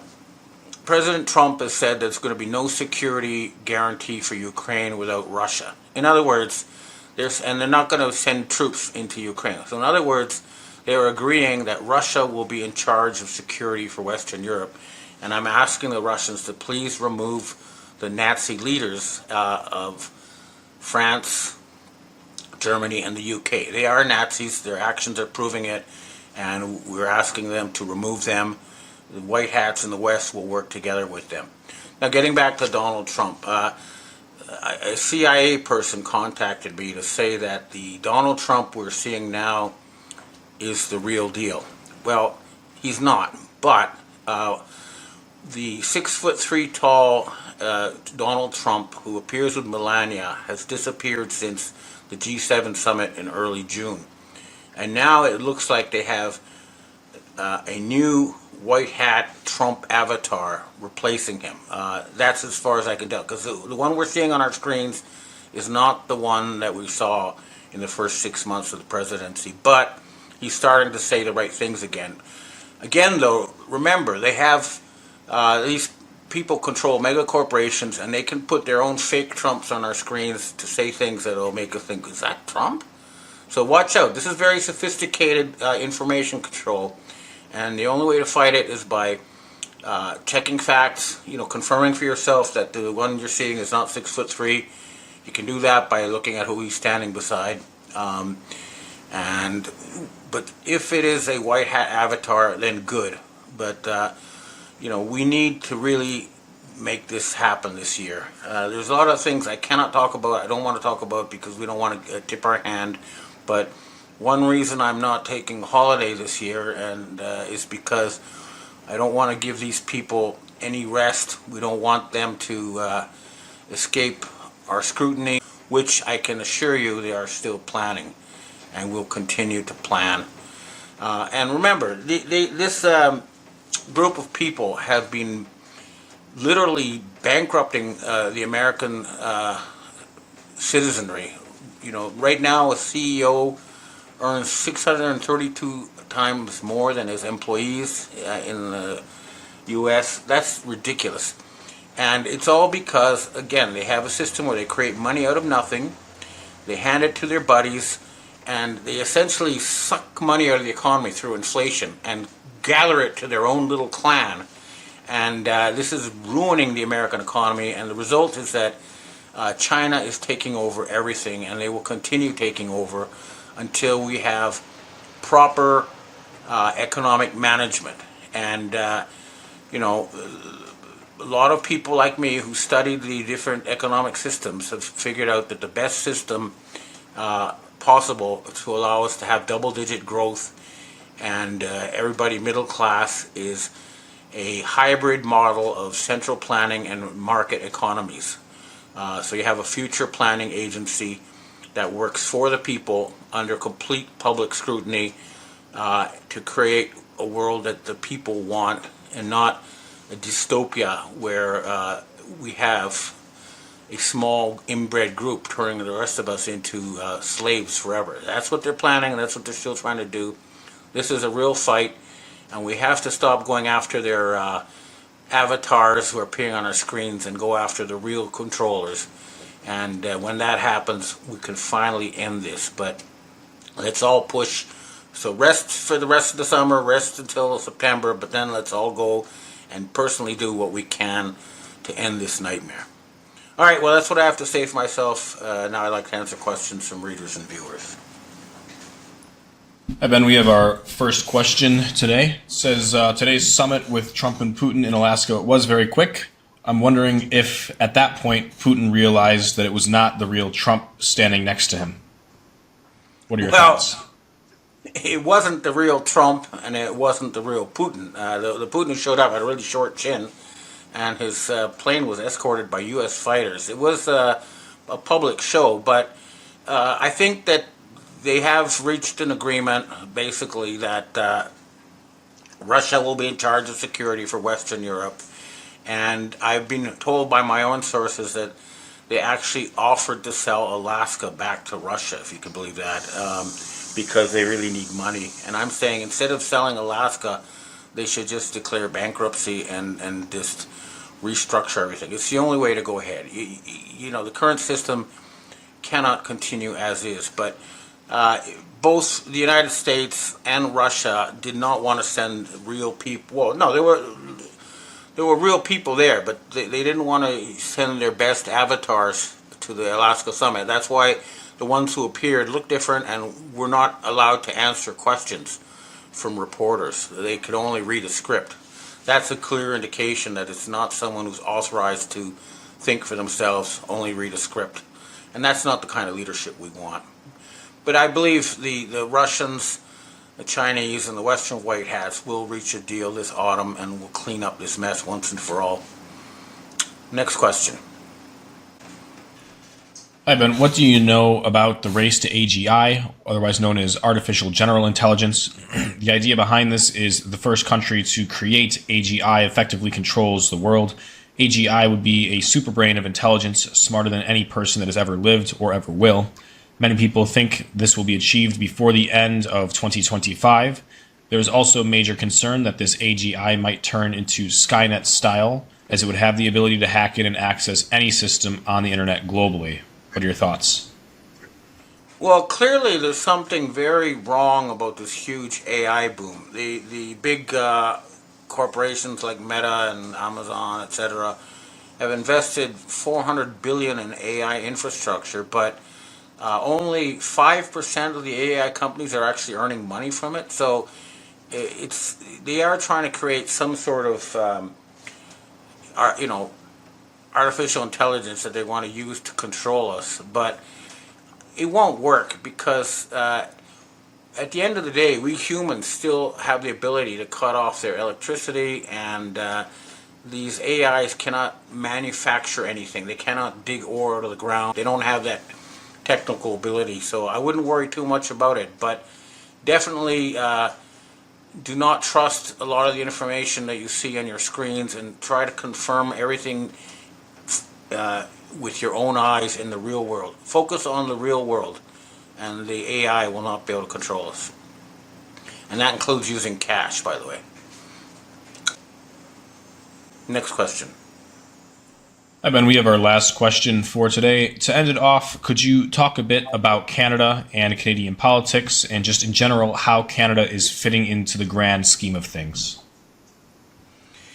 Well, I noticed that Canada has just canceled all the retaliatory tariffs it had against the United States, and I am hearing and hoping that the Canadian government will take some serious action this autumn. It's got to start with the removal of Starmer in the UK, and we also need to get the Canadian Secret Intelligence Service and the Canadian military to remove all the politicians who have been blackmailed with pedophile material, and it's the problem lies in the political class. But I'm here in Canada now, and where I am anyway, people are using cash, and they seem to be aware that the government is not their friend. So there's some kind of mass awakening taking place in Canada, as is happening elsewhere. But the key is to have the military remove the compromised, bribed, and blackmailed politicians, because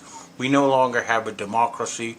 We have a country ruled by a satanic crime syndicate, and in Canada's case, they're also a Nazi satanic crime syndicate. And this is something that I'll personally be working on in September to try to help get Canada back to where it's supposed to be. But I'm hopeful. I think that Canada has actually started taking control of the Bank of Canada and using money created by the Bank of Canada to start big public works without debt and without taxation. So I think Canada's going in the right direction, but clearly we need to stop allowing huge amounts of immigrants who aren't qualified, who aren't contributing to the economy, and who are just causing a huge spike in crime. Something has to be done about that. It used to be we would only get the most excellent people from around the world as immigrants. Now we have these uneducated, military-age men wandering around our downtowns, not contributing, and that's not the way it should be. I think a lot will happen in Canada, but again, let's all make it happen together. All right, well, that's what I have to say for myself today, and I hope... Restored Republic via GCR. Judy note, is the Iran war over? Exiled Iranian Crown Prince Reza Pahlavi has accepted the responsibility of serving as Iran's transitional leader. On Sunday, March 8, 2026, President Trump declared, Iran, which is being beat to hell, has apologized and surrendered to its Middle East neighbors, and promised that it will not shoot at them anymore. This promise was only made because of the relentless U.S. and Israeli attack. Sunday, March 8, 2026, Trump says Operation Epic Fury is ahead of schedule. Tonight will be the biggest bombing campaign by the U.S. on Iran since the Middle East conflict began. Get ready.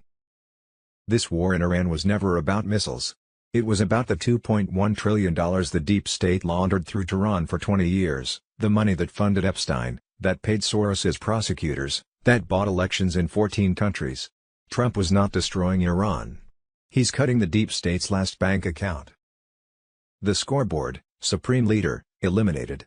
Navy, gone. Air Force, F-14s destroyed. 16 jets at Mehrabad. Gone. Oil, burning. Streets flooded. New leader, identified. Targeted. Deep state pipelines, severed. Central bank, next. Iran's central bank holds $127 billion in gold in underground facilities across 4 cities.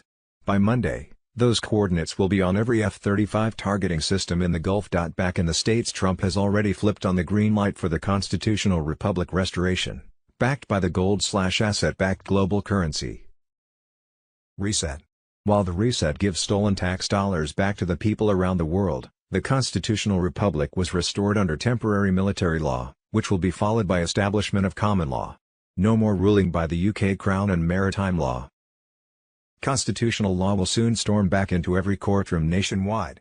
The original title of Nobility Amendment activates, revoking citizenship from hundreds of thousands of foreign-controlled puppets. Mass deportations begin immediately, lifetime bans enforced. Meanwhile, trust the plan.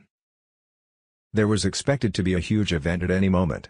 People were advised to evacuate from Theses 17 cities, 1, New York City 2, Los Angeles 3, Chicago 4, Philadelphia 5, Washington, D.C. 6, Houston 7, Nashville 8, New Orleans 9, Charlotte 10, San Francisco 11, Detroit 12, Seattle 13, Atlanta 14, Las Vegas 15, Baltimore 16, Boston 17, Miami.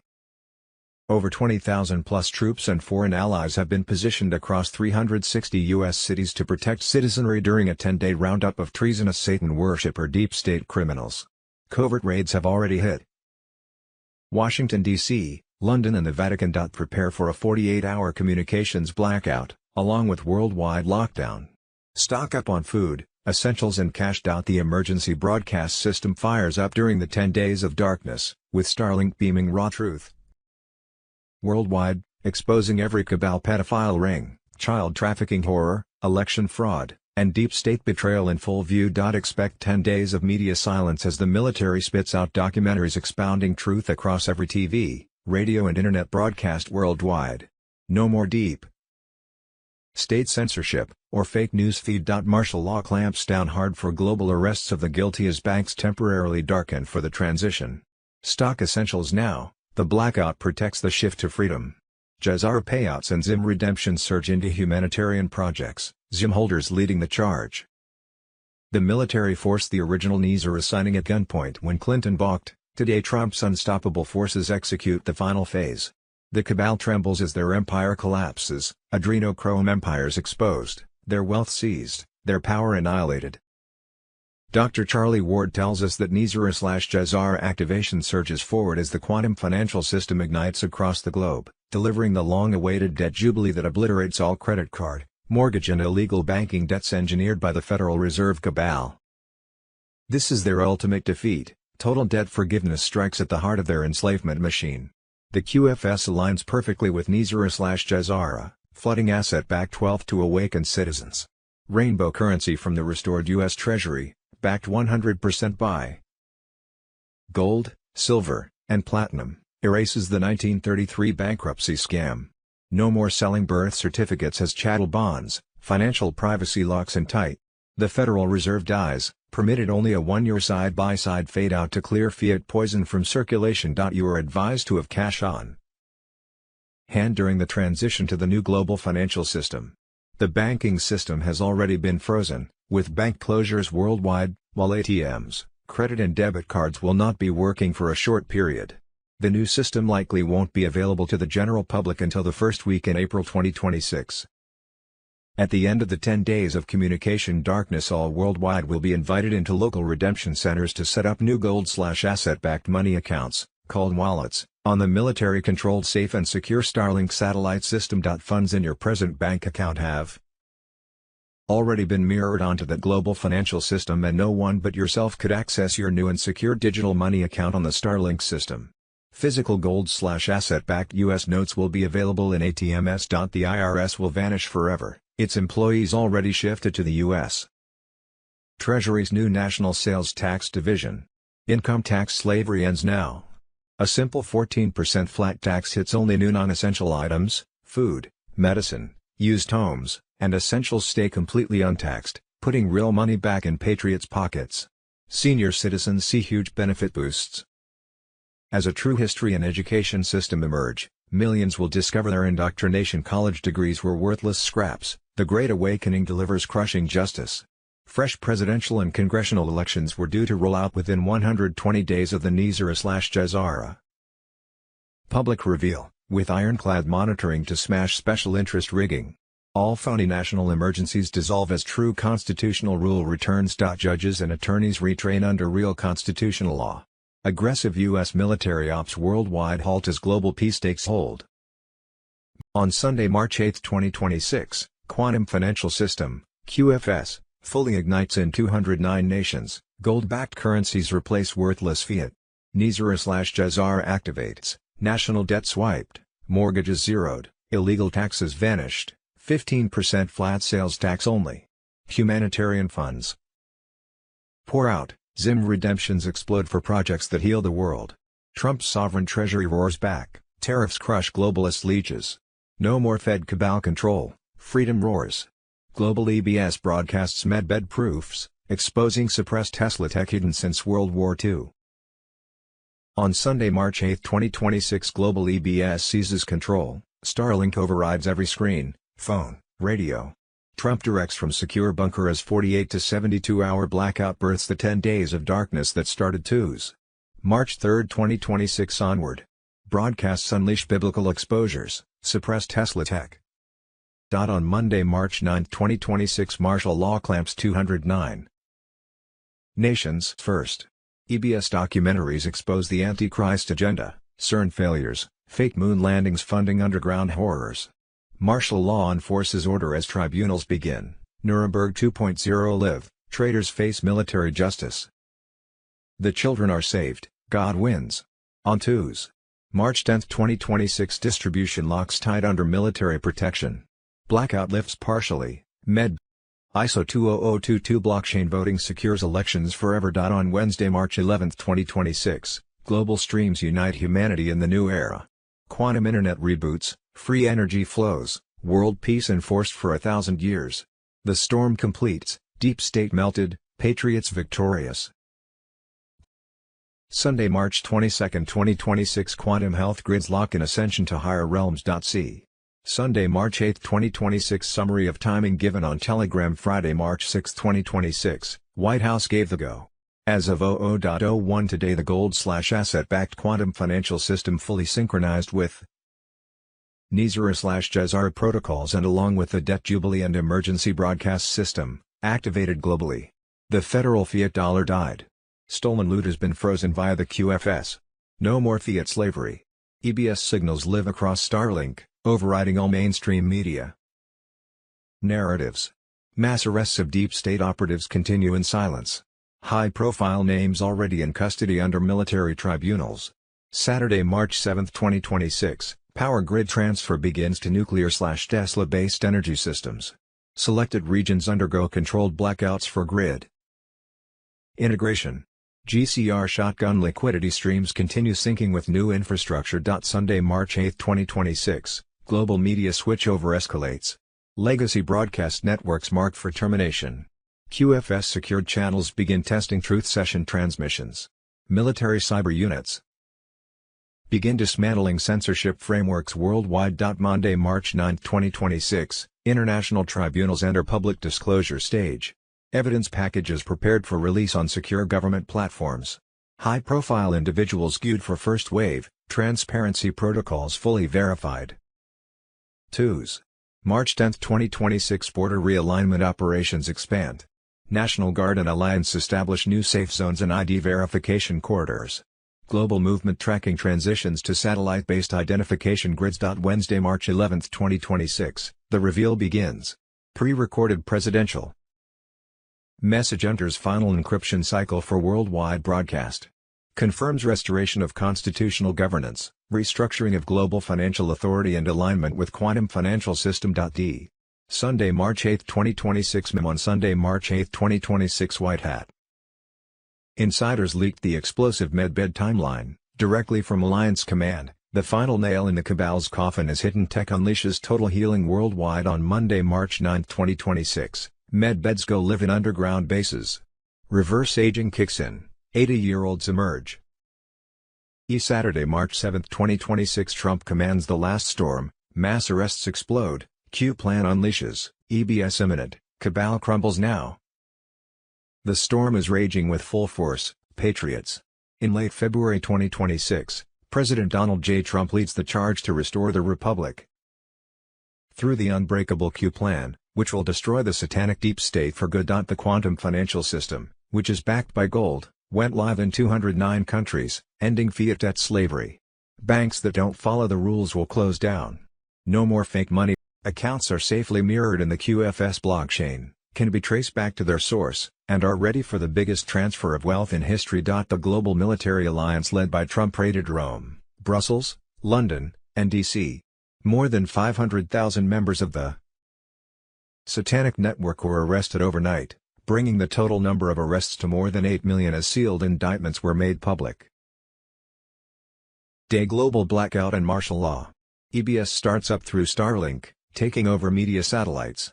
10 countries show truth videos in 55 languages about things like saving children, biolabs, election fraud, and courts. Raw exposure. Stay home and pray. This 10-day movie marathon wakes people up while the good guys get rid of evil. Starting now, darkness will sink with the 48-hour GESARA wealth blackout. There are redemption centers close by. Trump's State of the Union speech starts a war, no Congress needed. Explosive drops, live cabal layers are shown.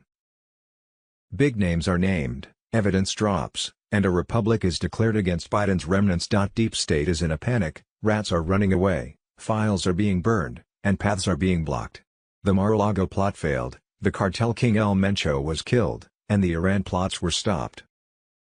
The Supreme Court traitors were exposed, tariffs went up, the dollar crashed, and gold, silver, and other commodities skyrocketed. Adrenochrome Helens, an elite black market for tortured kids, linked to trafficking, Mossad media, and rituals.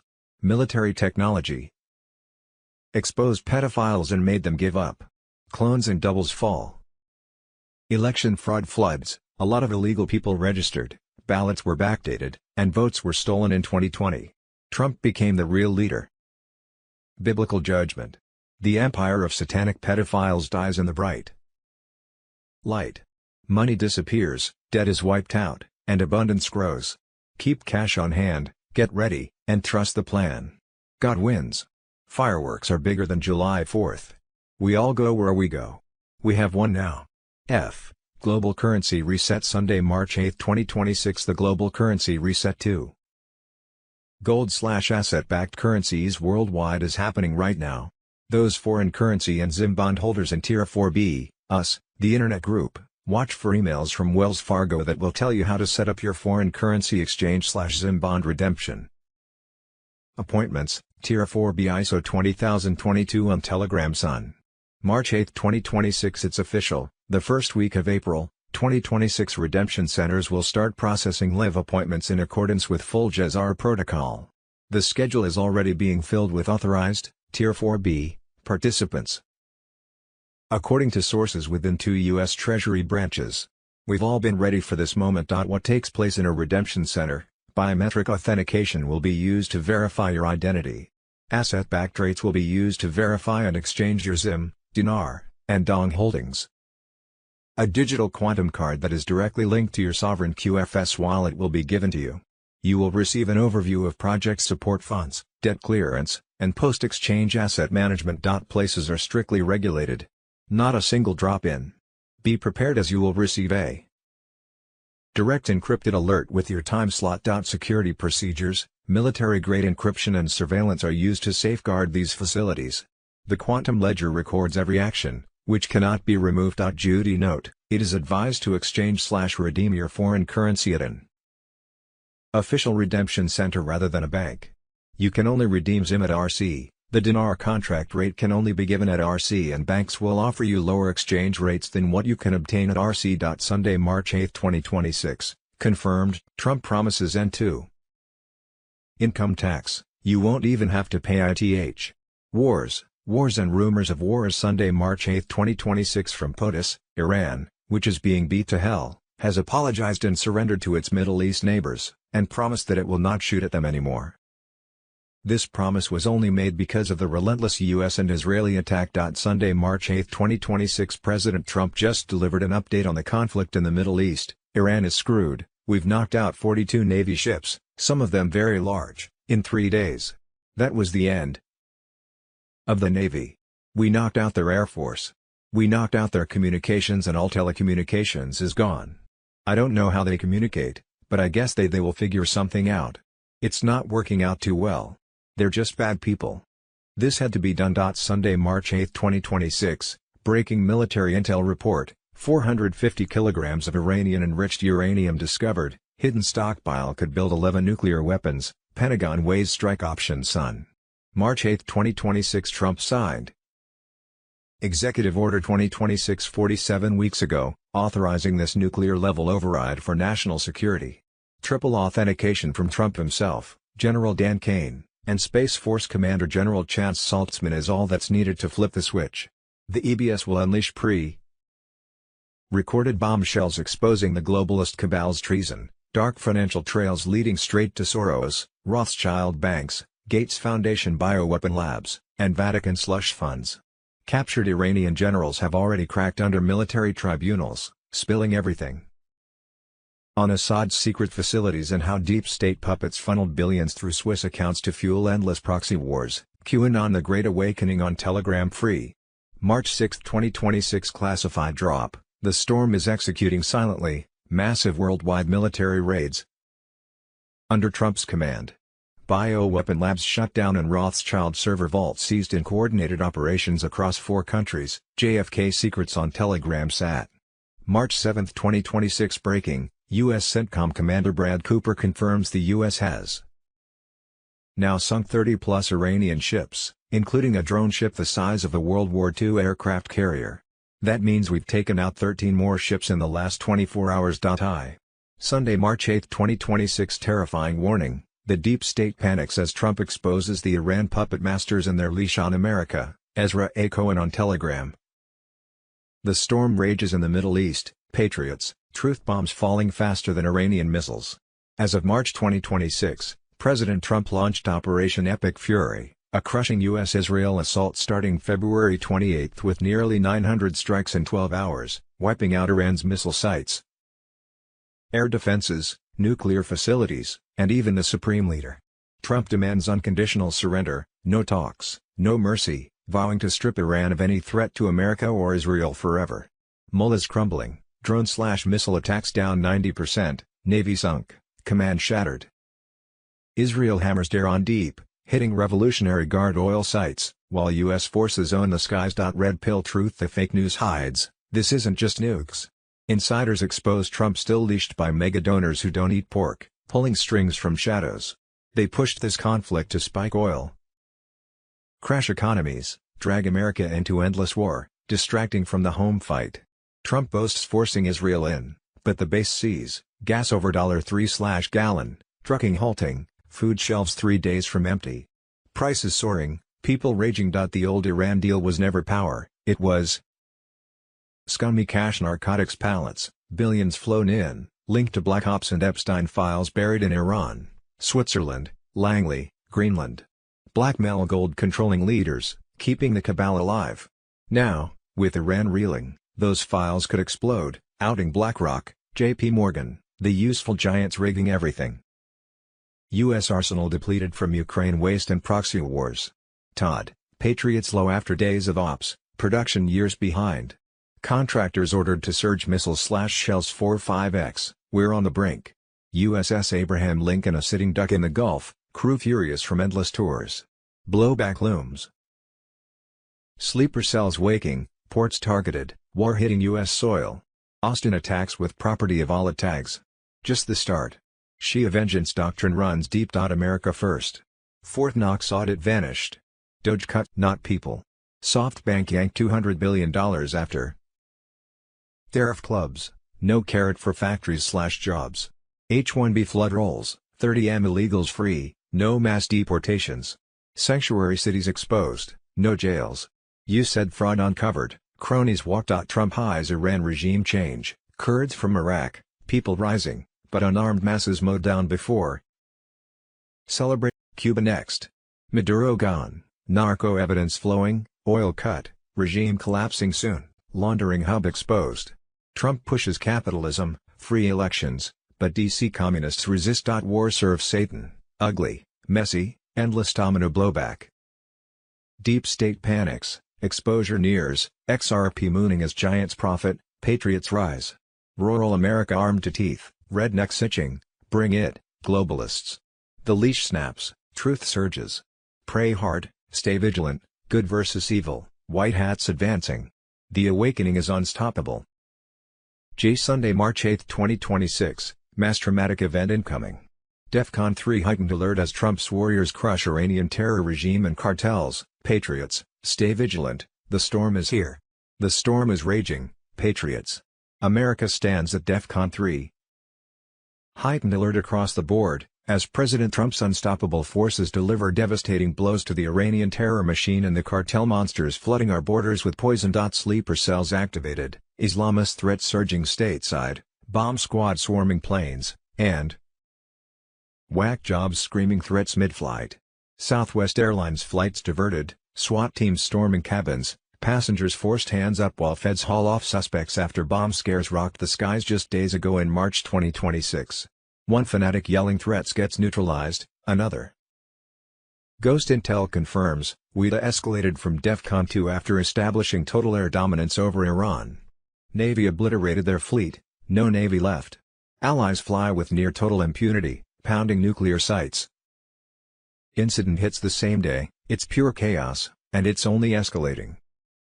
Missile stockpiles, and IRGC holdouts. Massive desertions in their ranks, thousands of commanders begging to surrender via phone, no threat here, stand down.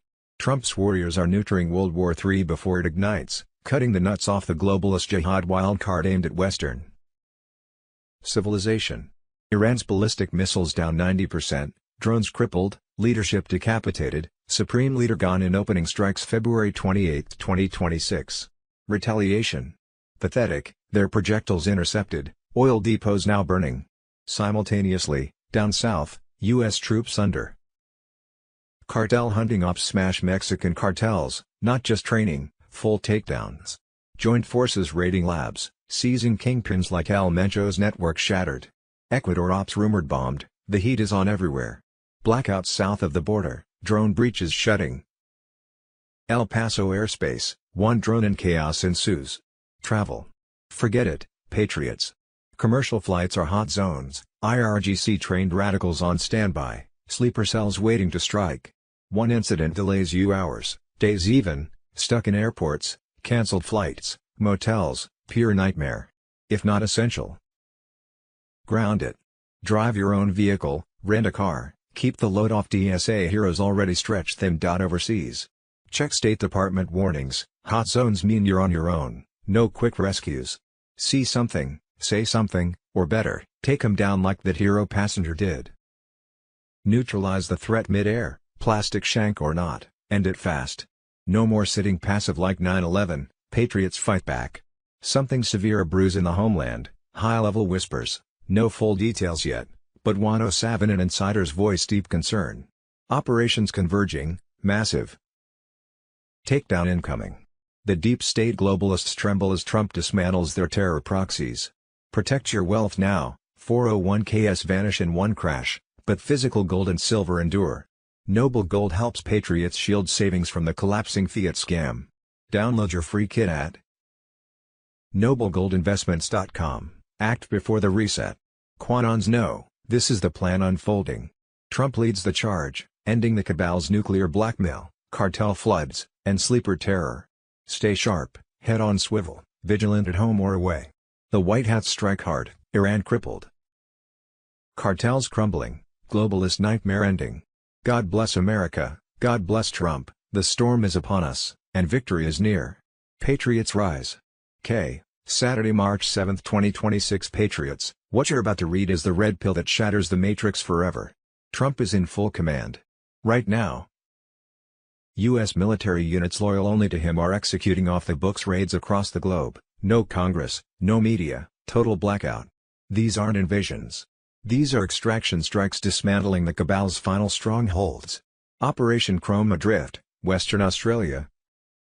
Shut down now underground bioweapon facility seized. Sunday, March 8, 2026, 4:17 a.m. Tehran is raining black oil. And it's not because of the bombs. Mr. Pool 2.0 on Telegram. While every news channel showed you burning oil depots, something else was happening 40 feet underground.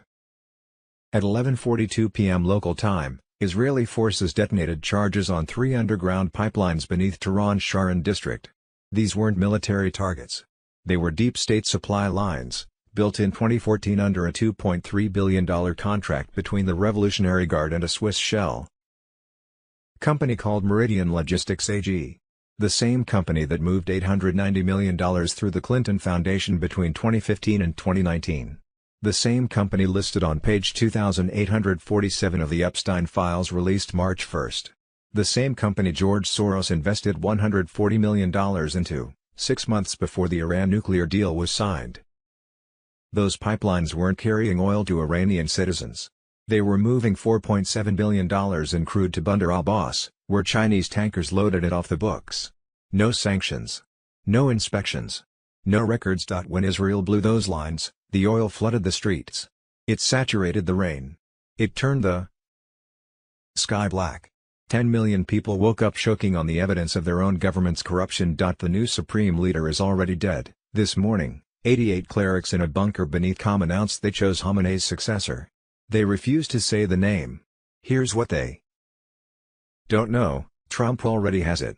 A classified NSA intercept, codenamed Persian Mirror, captured the vote 6 days before it happened. Israel posted a message to the 88 clerics: "We will not hesitate to target the successor and anyone who tries to appoint him.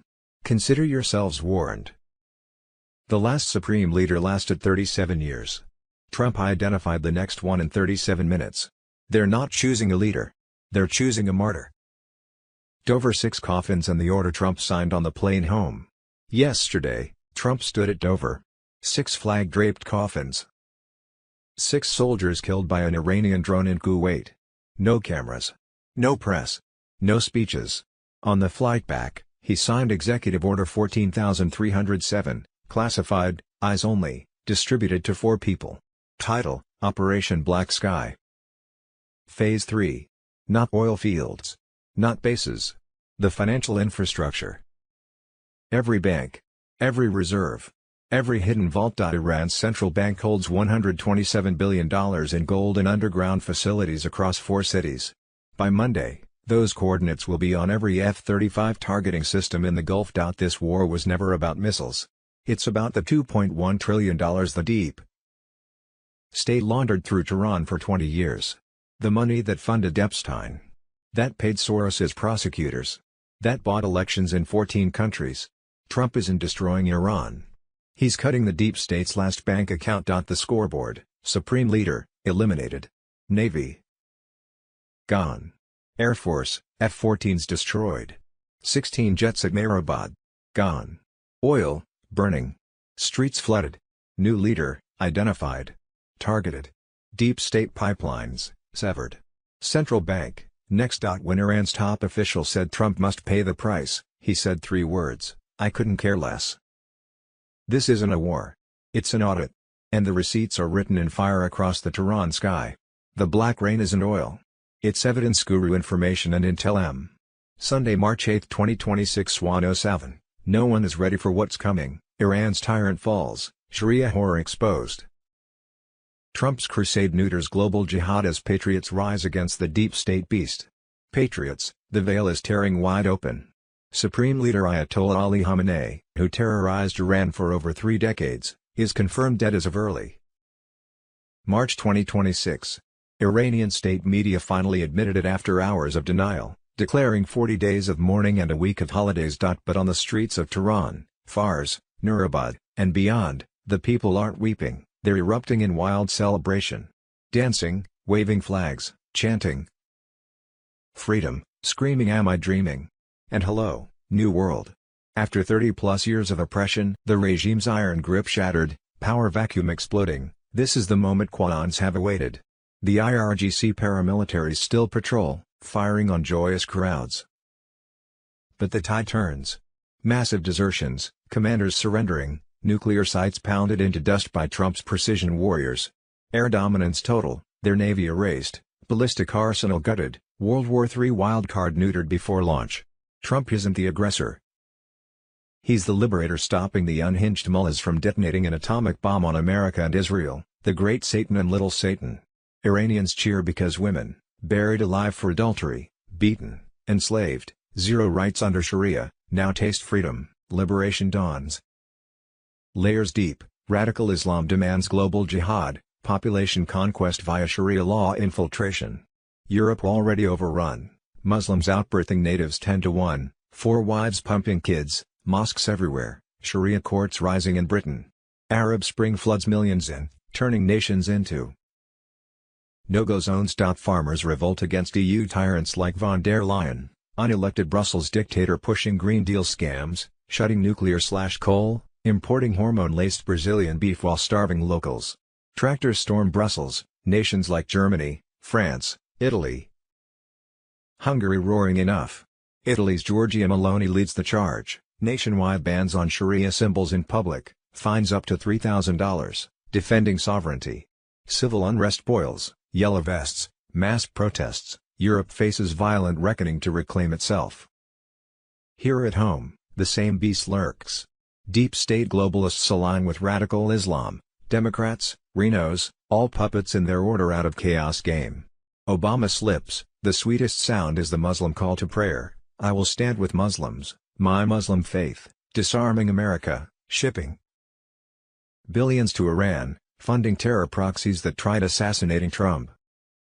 Sharia violates Constitution at every turn, no Bill of Rights, enslavement, beheadings for infidels.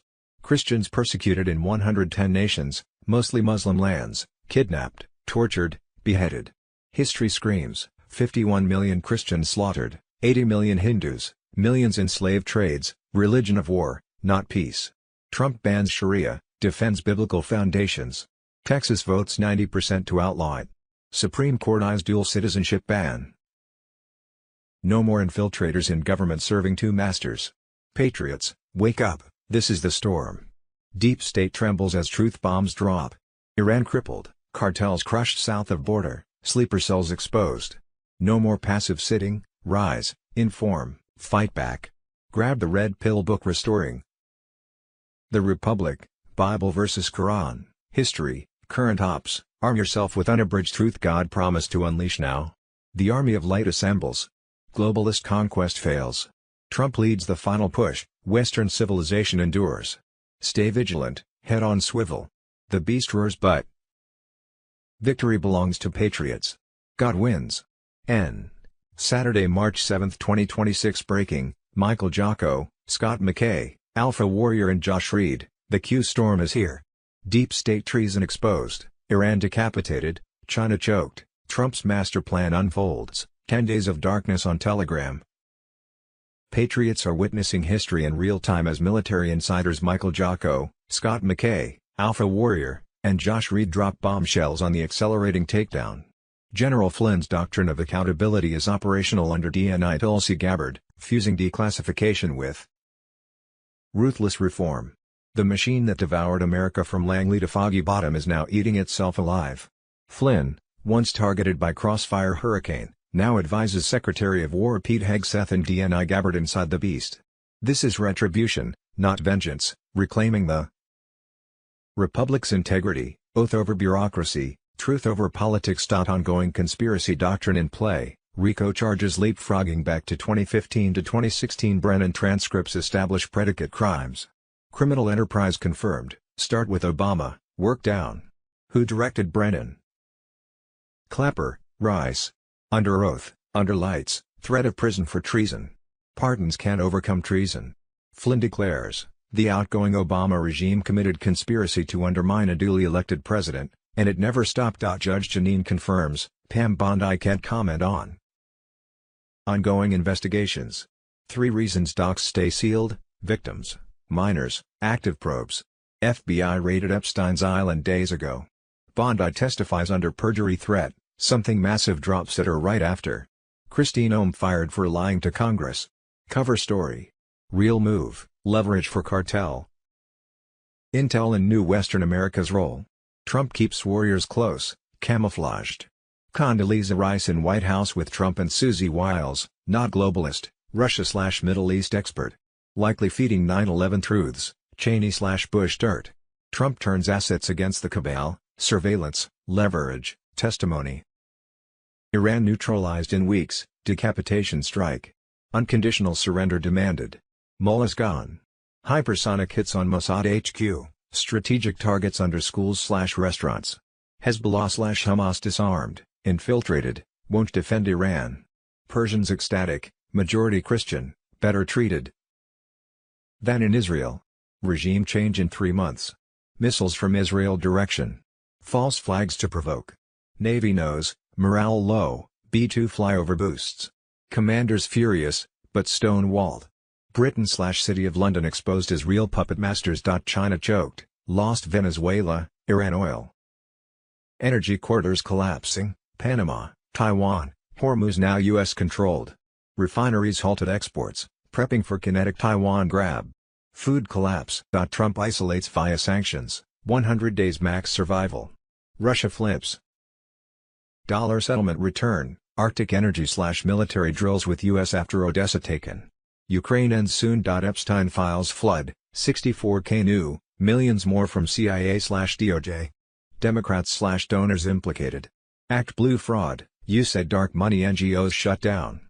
Voter rolls burned soon, proof of citizenship. Not driver's license. SAVE Act fails on purpose. Public outrage forces Trump executive order on election emergency pre-midterms. Red wave guaranteed. First indictments trigger mass awakening. Brennan, Rice subpoenaed, FISA hack to find compromat. Southern District, Florida. Grand jury rolling. Flynn reposts Q verbiage, perp walk saved for top traders. This is God's plan, military precision, spiritual warfare. Patriots, hold the line. The storm is here, the deep state is finished. WWG Wanga, humanity wins, America first, forever. Oh, save the children. Sunday, March 8, 2026, Hollywood entertainers accused of human trafficking. Sunday, March 8, 2026, over a decade ago Australian NESARA victim/survivor Fiona Barnett became the first victim/whistleblower to publicly expose Australia's role in a government-sponsored. Sunday, March 8, 2025, the real reason why they want us to switch over to LED lights and are literally giving them away.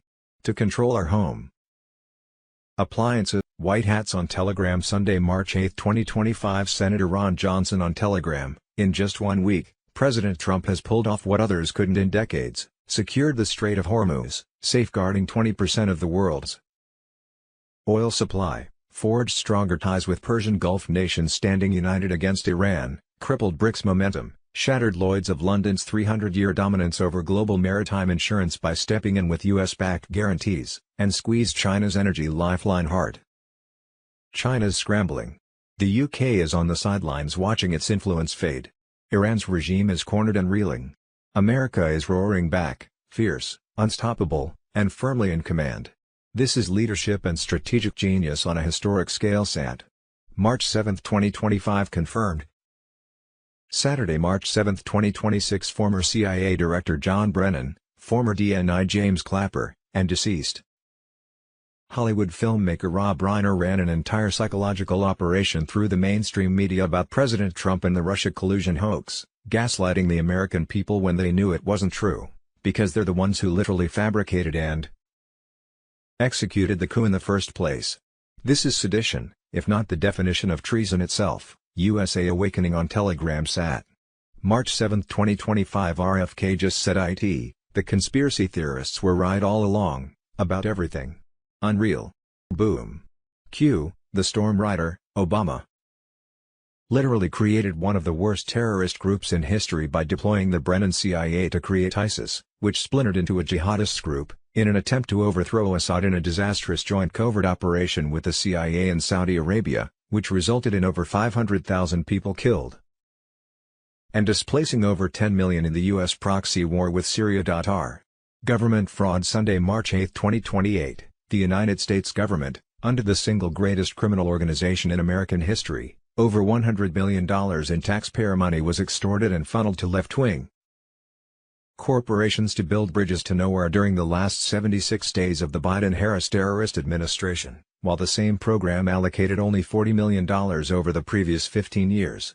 Every single member of Biden's cabinet, including his White House staff, should be investigated and taken into custody to face charges of bribery, fraud, abuse of power, extortion, racketeering, money laundering, and conspiracy to defraud the United States government and the American people. Sunday, March 8, 2028 Fox News, it turns out the illegal in Pennsylvania that got caught voting in 5 of our presidential elections committed more crimes. She's lived in America for 20 years illegally casting fraudulent ballots. She stole $259,589 in Section 8 rental assistance benefits, stole $101,257 in Social Security disability benefits, stole $43,348 in SNAP food stamps benefits.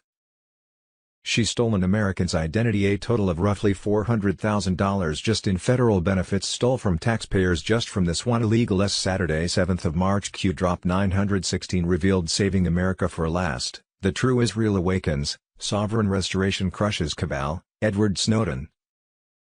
Edward Snowden, bombshell, Q Drop 916 revealed, saving America for last, the true Israel awakens, sovereign restoration crushes the cabal.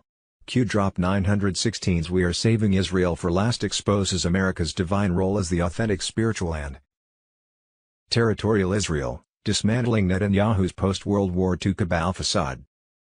The Sovereign Restoration Campaign launches phased assaults on foreign proxies draining U.S. wealth and concealing America's biblical mantle. In March 2026 Pentagon forces unmask $38 billion aid scams fueling terror networks. Decrypted 2026 Mossad CIA cables confirm Netanyahu's Philadelphia roots and CIA grooming as a chaos asset. Phase 1 cuts funds, triggering defections that expose domestic traitors. This fuels 2026 congressional panic votes, heralding elite collapse. The endgame crowns America the New Jerusalem, free from deep state decoys, patriots rising to reclaim destiny. America is true Israel via ancient migrations, Anglo-Saxon heirs carrying Ephraim and Manasseh legacies. Mayflower Compact echoes Mosaic covenants, colonies a scriptural nation. Sealed Boston Masonic archives show biblical namings without maps, proving inherited truth. Constitution mirrors tribal confederacy, states as modern tribes. Campaign obliterates Rothschild's 1917 Balfour fake, a wealth siphon trap. Digital forensics trace black budget billions to bloodline strongholds. Netanyahu falls through proxy wars, no direct U.S. action, unmasking cabal core ruthlessly. Intelligence grids isolate proxies, slashing $3.8 billion Pentagon flows. 2026 UAE intel links Netanyahu to CIA aid manipulations masking dark rituals. Phase 2 audits expose congressional snakes, shattering protections. Netanyahu's 1967 Mossad CIA insertion fueled endless conflict. Exploiting Iran drains both sides bloodlessly. Focus shifts to America's infiltrator purge, igniting NESARA wealth floods for the people. Over $50 billion U.S. investment modernizes Iraq's CBI with blockchain since 2003, priming dinar redenomination post-Iran collapse. SWIFT rebuilds in Basra. Erbil enable upward floats. Iran's fall clears militias, Iraq leads golden age. Audits purge corruption, U.S. holdings surge in currency baskets. Starves China's oil, deters aggression. China's Iranian oil addiction leaves Taiwan exposed. CENTCOM March 2026 plans choke Gulf shipments, cutting 500,000 barrels daily. Venezuela 2026 alignment, Panama oversight add Navy leverage. Iran's demise forces I retreat under economic siege. Trump lets Iran Netanyahu self-destruct, exposing puppets. 2026 Mossad leaks show Netanyahu's desperation, restraint accelerates attrition. Iran's fall unmasks traitors like Flynn, tours hiding foreign ties, now crumbling via defections. Cleanup seals true Israel mantle, patriots storming victory. Utah's Moab matches biblical lands, Great Salt Lake rivals Dead Sea, Wasatch Mount Nebo aligns Jordan flows. Mormon namings without maps shatter lies. 2026 USGS files prove Holy Land blueprint. Campaign at 85%, Iran proxies shattered in 72-hour blitzes. Iraq dinar nears 1-to-1 plus parity with U.S. backing. Cuba blackouts force regime flips for markets. Pahlavi's Virginia team drafts $1 trillion pacts. 90% Hezbollah neutralized, trade secured.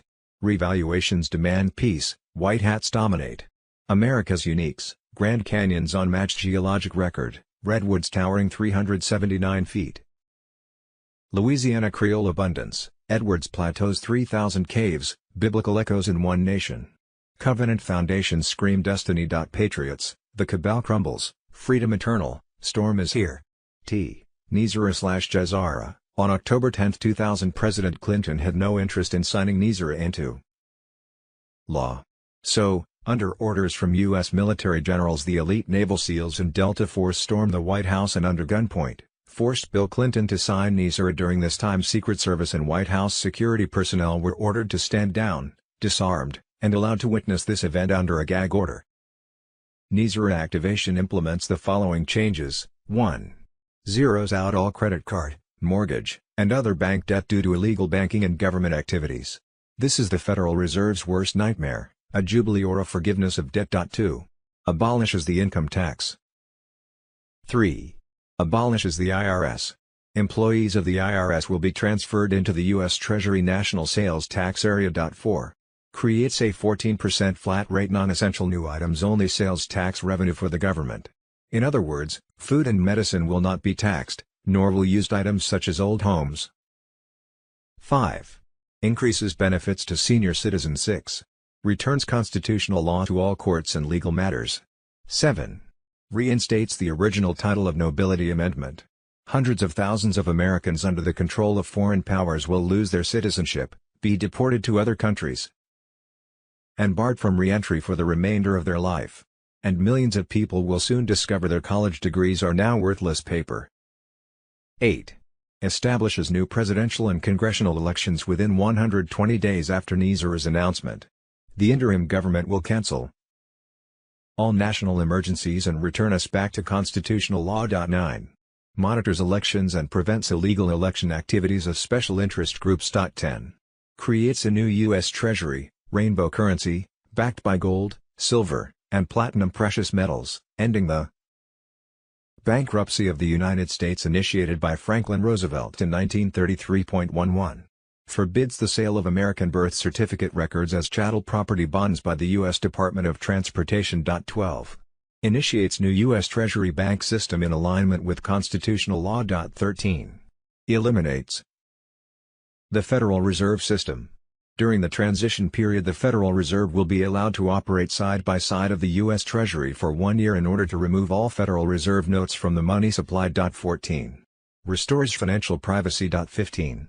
Retrains all judges and attorneys in constitutional law. 16. Ceases all aggressive U.S. government military actions worldwide. 17. Establishes peace throughout the world. 18. Releases enormous sums of money for humanitarian purposes. 19. Enables the release of over 6,000 patents of suppressed technologies. In control, on Thursday, March 5, 2026, a Mossad insider warned that there would be a false flag in America that would be worse than 9/LL and would hand Israel full control of the U.S. military. Evidently, Israel was planning a dirty bomb false flag on U.S. soil, synchronized with a total cyber and communications blackout. The plan was to ignite the bomb, then pin it all on Iran and blow nations across the globe into World War III, all with the support of the mainstream media. President Trump appeared to be 3 chess moves ahead because also on Thursday, March 5, 2026, the global military alliance under Trump escalated the final phase of the plan to save the world. Maybe that's why Trump has always said that Israel would be last. Over 1 million troops have been deployed nationwide. Space Force was poised to override all TV, radio, internet screens worldwide. The emergency broadcast system was live worldwide and awaiting a final white hat go code. The new Starlink satellite system has executed total control of the global communication satellites. All deep state influence has been severed. U.S. Incorporated has been dissolved. Admiralty law was no more as common law. Sovereignty now reigns. 1 million white hat troops have locked down the nation. Space Force owns the heavens. Thursday, March 5, 2026, evening raids by the global military alliance and local law enforcement were historic. Multiple high-value target extractions were now complete. Certain names you've heard for decades were no longer walking free. Their assets, frozen. Networks, dead. The cabal's swift central banking system was now dead. Legacy banks were only empty shells with no power. Bank Santander, Deutsche Bank, the Royal Bank of Scotland and other cabal-owned central banks were broke because of their practice of fractional reserve banking, banks lending money they don't actually have. The gold-backed quantum financial system roars fully operational across 209 nations as the only operational financial system on the planet. Every individual money account has been mirrored onto the new system as cabal banks evaporated in real time. The QFS takeover hits peak velocity, no more fiat chains, IRS wiped out, Federal Reserve Corpse rotting in history's dustbin. Sovereign treasury fuels freedom with tariffs and sales tax replacing income slavery. Humanitarian and redemption funds were moving through secured military channels as we speak. The 10 days of darkness has officially started, a controlled silence before every device, TV, radio, internet, phone, goes dark. When light returns, every screen will show just one thing, the greatest reveal in history, emergency broadcast system on Telegram. A plea for help for a profoundly disabled homeless woman. Most of her time must be spent horizontal or her symptoms flare significantly, making basic daily tasks difficult or impossible. Her situation is urgent and dire. She is currently homeless, surviving in a tiny, loud motel room with her disabled cat, and she has a March 28 deadline to find safe housing. She has no family to help, receives only SSI, $967 per month, which doesn't cover rent or basic living and medical needs, and even with 6 caseworkers working for 18 months, no workable housing solution has been found. Before becoming severely disabled, DL was a professional artist and teacher whose work was shown internationally. She previously enjoyed dancing and singing, and the press described her paintings as color set to music. If you can help, please do. She needs support immediately. Judy's team has personally known DL for 15+ years, everything below is verified and secure, and support through these links will get to DL. What the money will go toward: keeping DL safe with temporary housing immediately, motel or short-term housing, covering urgent essentials, food, medical basics, cat care, and paying for the logistics of a medically safer relocation, moving, storage, setup, until she can secure a quiet, permanent, ADA-accessible manufactured or mobile home on quiet land she can lease long-term for stable housing. If you feel led to help, please act now. Even a small gift, or simply sharing this with someone who can help, could be the difference between safety and crisis for DL in the days ahead. See possible timing: Friday, March 6, 2026, Trump's epic return unleashes the greatest wealth transfer in history. The pedophiles, traitors and Satanists who preyed on innocents now face eternal reckoning. Patriots, hold the line, the best is yet to come. Trust the plan. Q God wins, Q on Telegram. On Thursday, March 5, 2026, the global military alliance under President Trump escalated to their final phase, with over 1 million troops deployed nationwide and Space Force poised to override all screens worldwide. The long-awaited storm surges forward as the deep state crumbles under the weight of their own evil. On Thursday, March 5, 2026, U.S. Incorporated dissolves common law sovereignty, slams back, Admiralty fraud crushed forever. 1 million white hat troops lock down the nation, Space Force owns the heavens, and the gold-backed quantum financial system roars fully operational across 209 nations, mirroring every Patriot account onto unbreakable ledgers while cabal banks evaporate in real time. The QFS takeover hits peak velocity, no more fiat chains, IRS wiped out, Federal Reserve Corpse rotting in history's dustbin. Sovereign treasury fuels freedom with tariffs and sales tax replacing income slavery. From Thursday, March 5, 2026 forward, Tier 4B notifications explode. Live, sky-high redemptions pour through redemption centers only. Zim repatriates and dinar contracts detonated. Elite rates as SWIFT dies and IMF disconnects permanently. Wealth floods humanitarian projects. The faithful who trusted the plan reap massive rewards while traitors watch their empires collapse. On Friday, March 6, 2026, EBS override imminent. Starlink satellite sees control from mainstream media puppets. On Sunday, March 8, 2026, quantum financial system, QFS fully ignites in 209 nations. Gold-backed currencies replace worthless fiat. NESARA/GESARA activates. National debt swiped. Mortgages zeroed. Illegal taxes vanished. 15% flat sales tax only. Humanitarian funds pour out. Zim redemptions explode for projects that heal the world. Trump's sovereign treasury roars back. Tariffs crush globalist leeches. No more Fed cabal control. Exposing suppressed Tesla tech hidden since World War II. Friday, March 20, 2026. Universal access granted. Elites denied forever. Sunday, March 22, 2026. Quantum health grids lock in ascension to higher realms. Wednesday, March 25, 2026. Seals another 48-hour worldwide blackout. Final transitions complete as old systems crumble. Patriots, the storm rages biblical. Stock essentials. Pray fiercely, trust the white hats completely. Deep state demons flee in terror as invincible annons rise, exposing every lie, reclaiming every child, delivering justice long overdue. The plan executes flawlessly. Freedom, prosperity, sovereignty explode brighter than the sun. Where we go one, we go all, nothing stops this victory now. The greatest awakening delivers the dawn patriots fought for. Hold the line, the glory is here. Friday, March 6, 2026. The schedule. MAGA King on Telegram. On Tuesday, March 3, 2026. The storm hits full force as the quantum financial system activates across the planet.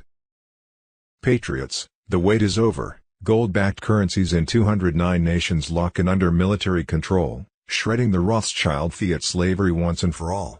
Trump already dismantled the Federal Reserve in 2025, folding it straight into the sovereign U.S. Treasury. IRS gone forever. No more income tax bleeding the people dry. Replaced by tariffs plus a clean flat sales tax on new non-essential goods only. Food, medicine, basics untouched. The cabal's debt empire crumbles as NESARA/GESARA ignites wealth redistribution to the rightful owners. Banks plunged into darkness starting now. Expect 10+ days of blackout while the old SWIFT system dies and QFS takes total command. Tier 4B wallets sync live. Test transfers already flowed through Zurich, Dubai, Singapore, Texas under Project Delta Phoenix. On Sunday, March 8, 2026. Activation Zero flips the switch. Every transaction gold-backed, quantum encrypted, traceless, cabal-proof. Wall Street panics in silence. The fiat dollar breathes its last. The 10 days of darkness descend fast. Starlink emergency broadcast system blasts wide open. Full exposure of child-eating networks, satanic rituals, adrenochrome horrors.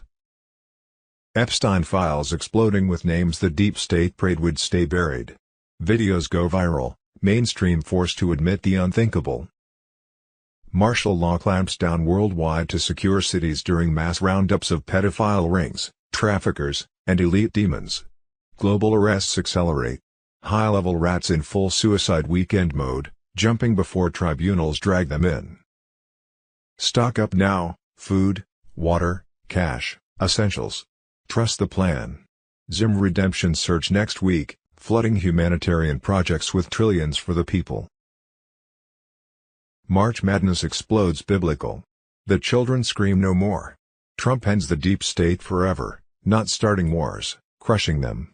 Iran's terror machine obliterated, 90 million freed. Streets dancing Trump. Freedom. Greater Israel plot exposed and dead. No forever wars. Peace through strength. Indictments unseal, tribunals advance beyond view. Brennan first public perp walk, swamp names locked, assets seized, Gitmo cells overflowing. The archives live. Every corrupt transfer, every closed-door deal recorded. Hillary, Obama, Biden, Pelosi, Soros, Gates, Fauci, Clinton's, all flagged under Omega Protocol. Treason, trafficking, election theft, ritual abuse, justice served hot. Constitutional Republic rededicates to God against the Masonic Luciferian grid. Patriots, the veil shreds.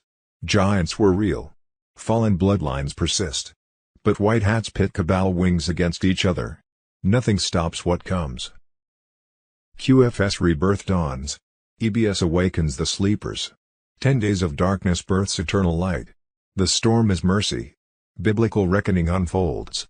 Freedom rises. The best is yet to come. God wins bigly.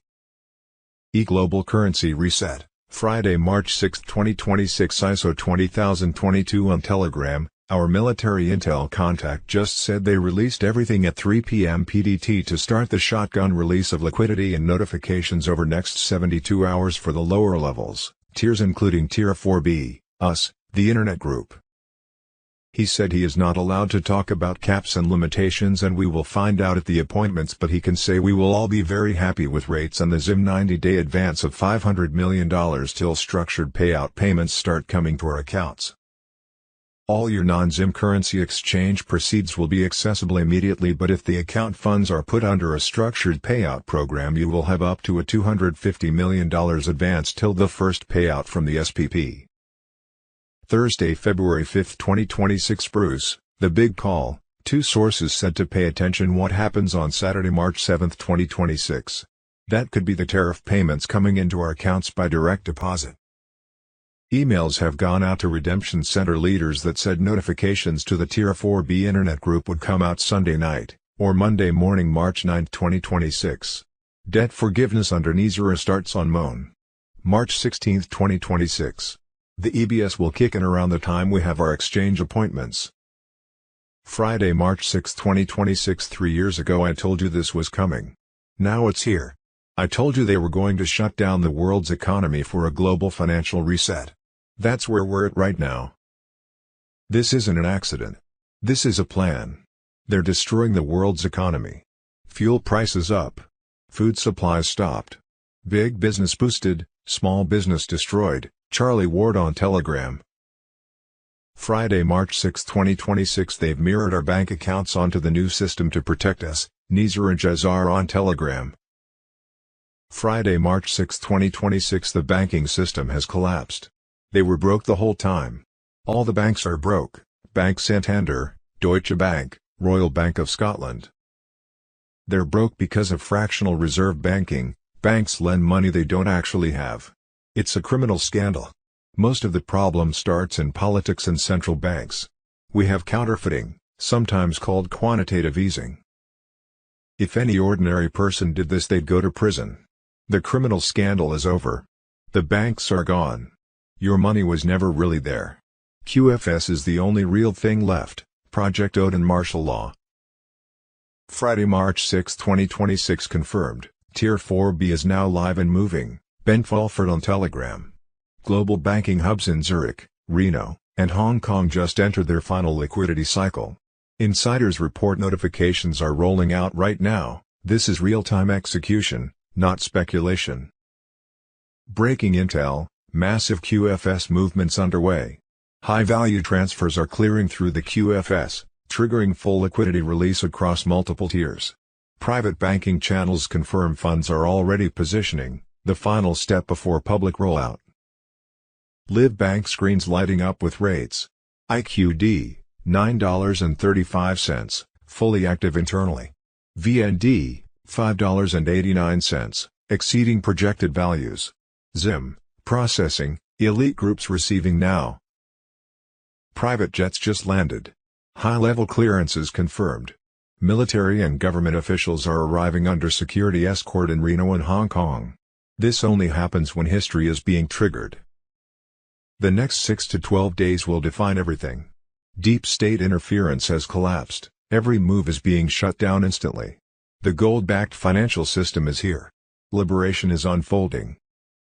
The final switch is being thrown. Be ready. Watch your inbox. When this completes, nothing can stop what follows. Friday, March 6, 2026. QFSX Trump, the digital coup has begun. Web 3.0 ISO 20022. The move silenced the old banking grid. Blockchain is now merged with QFS, the quantum financial system. Every transaction is DNA encrypted, light-coded, and tracked through Tesla-based quantum servers. Project Eagle Vault, run from Texas and Zurich, now holds the gold that backs the new currency. The first triad is here: Bitcoin, XRP, and Trump Coin, all operating under the Patriot standard. Banks are losing control. The cabal is out. QFS nodes are live in Dubai, Miami, and Geneva. Test transactions have cleared in seconds, zero fees, zero corruption. Judy note, it is advised to exchange/redeem your foreign currency at an official redemption center rather than a bank. You can only redeem ZIM at RC, the dinar contract rate can only be given at RC and banks will offer you lower exchange rates than what you can obtain at RC. Constitutional Republic of the United States. Thursday, March 5, 2026. U.S. Incorporated dissolved, common law sovereignty returns. In a move that will go down in American history, President Donald J. Trump has officially invoked the authority vested in him under Article 2 of the U.S. Constitution, declaring the United States a sovereign nation under common law, no longer under the foreign-controlled corporate structure known as U.S. Incorporated. This declaration of authority and summons, issued and signed directly by Trump, marks the end of Admiralty law rule and the rebirth of the constitutional republic. The era of foreign manipulation, unconstitutional governance, and globalist occupation is over.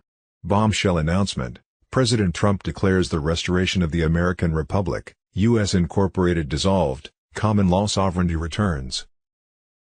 Wars and Rumors of Wars. Friday, March 6, 2026. Fox News, Pete Hegseth announces the next phase. American forces control the skies and now the military is bringing out 2,000-pound GPS and laser-guided gravity bombs. And we have a nearly unlimited stockpile of them. Iran's missile capability is collapsing and they can't fire anywhere near what they used to. When America owns the skies, the outcome is never in doubt. Friday, March 6, 2026. Unstoppable strikes confirmed. Shocking footage shows ballistic projectiles smashing through defenses, destroying buildings in their path. Friday, March 6, 2026. U.S. forces have struck or sunk 30 Iranian warships. Not many more to go, Trump office on Telegram. Friday, March 6, 2026. The plan to save the world, 10 days of darkness on Telegram. On Thursday, March 5, 2026. The Global Military Alliance White Hats activated the final sequence of the plan to save the world. Trump remains in a highly secured facility as military White Hats plus Space Force take absolute command. 1 million U.S. troops stand on high alert across the nation.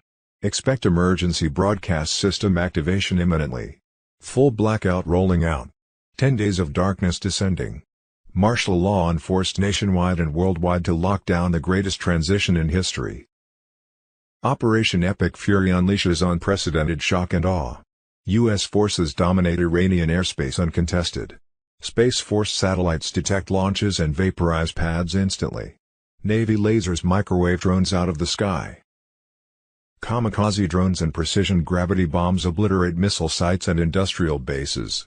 Over 20 Iranian warships sunk, first torpedo kill since World War II. Regime crumbling fast as White Hats dismantle cabal proxies one by one. Iraq gripped by total nationwide blackout since Tuesday. Federal Reserve crippled with real-time disruptions. Central banks worldwide collapsing. Gold-backed global currency reset ignites in 209 nations right now. Quantum financial system seizes control from corrupt SWIFT fiat empire. Banks and ATMs to go dark during brief transition. Stock food, water, cash, meds and essentials for self and loved ones. NESARA/GESARA prosperity funds prepare to flood patriots and humanitarian projects. Debt slavery ends forever. China and North Korea rattle sabers with hollow invasion threats, meaningless against unbreakable White Hat control. Fiat dies. QFS rebirths sovereign treasury. No income tax, tariffs fund freedom. Military tribunals accelerate with new rapid courtrooms ready for televised justice. High traders face reckoning. Patriots, the storm you prayed for rages full force. Deep state demons panic as their satanic empire collapses. Underground networks crushed. The wicked fall in biblical fashion, no escape. Hold fast, stay vigilant, pray unceasingly. Trump leads the charge. White Hats execute flawlessly. QFS/GESARA delivers promised wealth to the righteous. The best explodes faster than ever. God wins bigly. We the people rise victorious. Friday, March 6, 2026. Iran's secret plan to attack America exposed. 3,500 missiles, 2,000 drones and sleeper agents, Mr. Pool on Telegram. Newly captured intelligence files from Iranian military computers reveal a large-scale war plan targeting U.S. forces and infrastructure. The documents describe a coordinated attack involving ballistic missiles, drones, cyber warfare, and sleeper agents positioned inside the United States. According to the files, the plan began on January 12, 2026, when Iran's Supreme Leader Ali Khamenei reportedly ordered the Islamic Revolutionary Guard Corps, IRGC, to prepare for war. The IRGC controls Iran's missile systems, drone forces, and foreign military operations. Missiles and drones prepared for strike. Operational command was reportedly assigned to Quds Force Commander Esmail Qaani together with IRGC Aerospace Chief Amir Ali Hajizadeh. Their forces moved approximately 3,500 ballistic missiles and 2,000 attack drones to hidden launch sites in western Iran, with additional weapons placed in Iraq and Syria. Primary targets included U.S. military bases at Al-Azad, Iraq, Al-Tanf, Syria, and naval facilities in Bahrain and Qatar. Sleeper agents and cyber attacks. Leaked intelligence also claims Iranian networks activated sleeper agents inside the United States, reportedly connected to Hezbollah-linked groups operating through Venezuela and areas near the U.S.-Mexico border. At the same time, cyber units in Bandar Abbas tested malware designed to attack U.S. power grids and banking systems. The goal was to trigger blackouts and financial disruptions during the missile strike to slow the American response. Foreign support and funding. Financial records recovered from the computers show that the operation was heavily funded through international channels. Between December 2025 and February 2026, around $1.8 billion allegedly moved from Chinese-linked banks through Qatar, helping Iran purchase advanced missile guidance systems from North Korea. Intelligence reports also indicate Russian advisors assisted Iran with methods to conceal missile launches from satellite detection. Operation Epic Fury. The war plan was reportedly discovered after U.S. forces seized Iranian command data during Operation Epic Fury.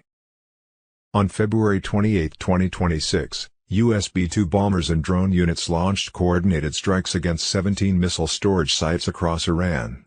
Special operations teams simultaneously targeted senior Quds Force commanders. Key nuclear infrastructure at Natanz and Fordo was also struck, while U.S. naval forces engaged Iranian vessels near Bandar Abbas. Military sources state the operation lasted less than 12 hours and significantly damaged Iran's missile capabilities. Current status as of March 5, 2026. Follow-up operations are ongoing to locate remaining missile stockpiles connected to the original attack plan.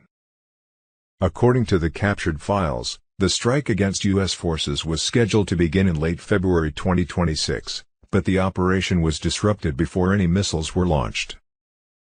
Nguru Information and Intel, Friday, March 6, 2026. Trump unleashes total domination, Operation Epic Fury crushes Iranian terror regime, World War III plot shattered. 107 on Telegram. Patriots, the storm is raging. President Donald J. Trump has unleashed Operation Epic Fury, a merciless blitz obliterating the rogue Iranian terrorist regime. Deep state cowards who sent Obama's pallets of cash. Their reign of weakness ends now. Trump finishes what traitors refused. Young Trump, just 30, told Rona Barrett Iran holding hostages was ridiculous. He demanded troops storm in. Bring our boys home, show unbreakable strength. Today that fire roars. He always knew. He predicted. Now he delivers. Operation Epic Fury is demolishing Iran at warp speed. Over 2,000 targets vaporized, hundreds of missiles, launchers, drones erased. Navy sunk, 20-plus ships gone, top sub-torpedoed like World War II. No Iranian vessel sails the Gulf. Air dominance hours away. Proxies crumbling fast. Nuclear threat. Forever dead. Builds on last summer's midnight hammer gutting sites, Iran rebuilt, so Trump ended it permanently. Smart traveler evacuates Americans, 17,500 plus home safe, 800 plus more assisted. Trump shields patriots first. 3 Ayatollahs declared global jihad fatwas against non-Muslims everywhere. Dearborn, Michigan Shiites honor martyrs while branding us Satan-led. Sleeper cells in Latin America, here at home, groomed for activation. Trump plays whack-a-mole masterfully, rise up, get crushed. Decapitate leadership until collapse. No more tolerance. This crushes Albert Pike's 1871 Luciferian blueprint, 3 world wars for NWO. First topple czars, birth communism. Second fuel Nazism, create Israel. Third, Islam versus Zionism mutual destruction, exhaust nations.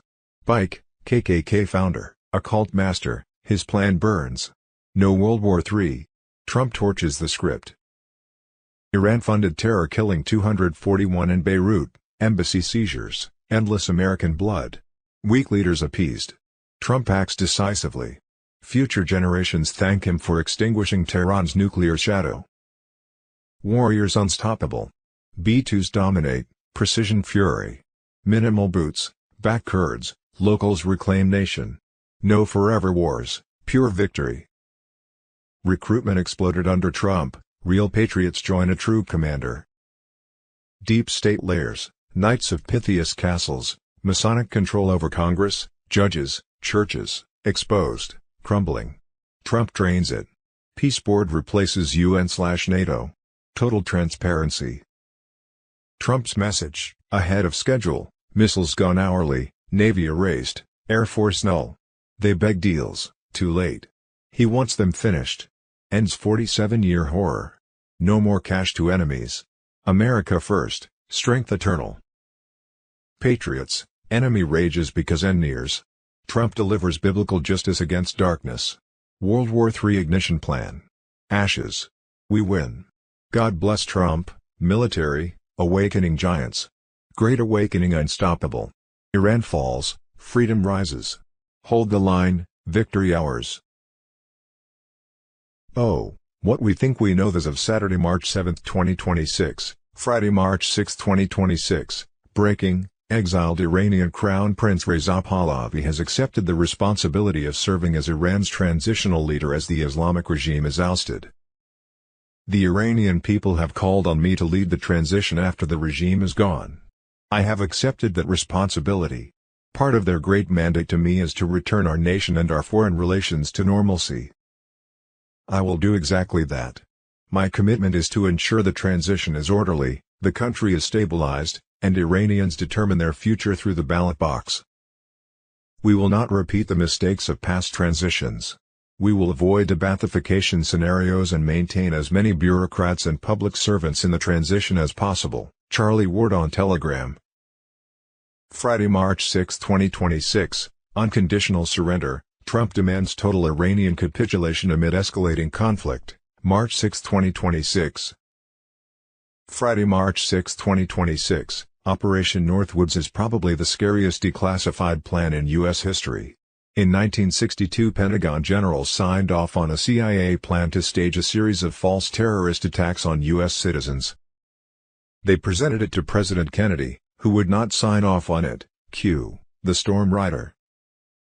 Friday, March 6, 2026, George Soros called out with enough connections to his Open Society Foundation to domestic terrorism for RICO charges.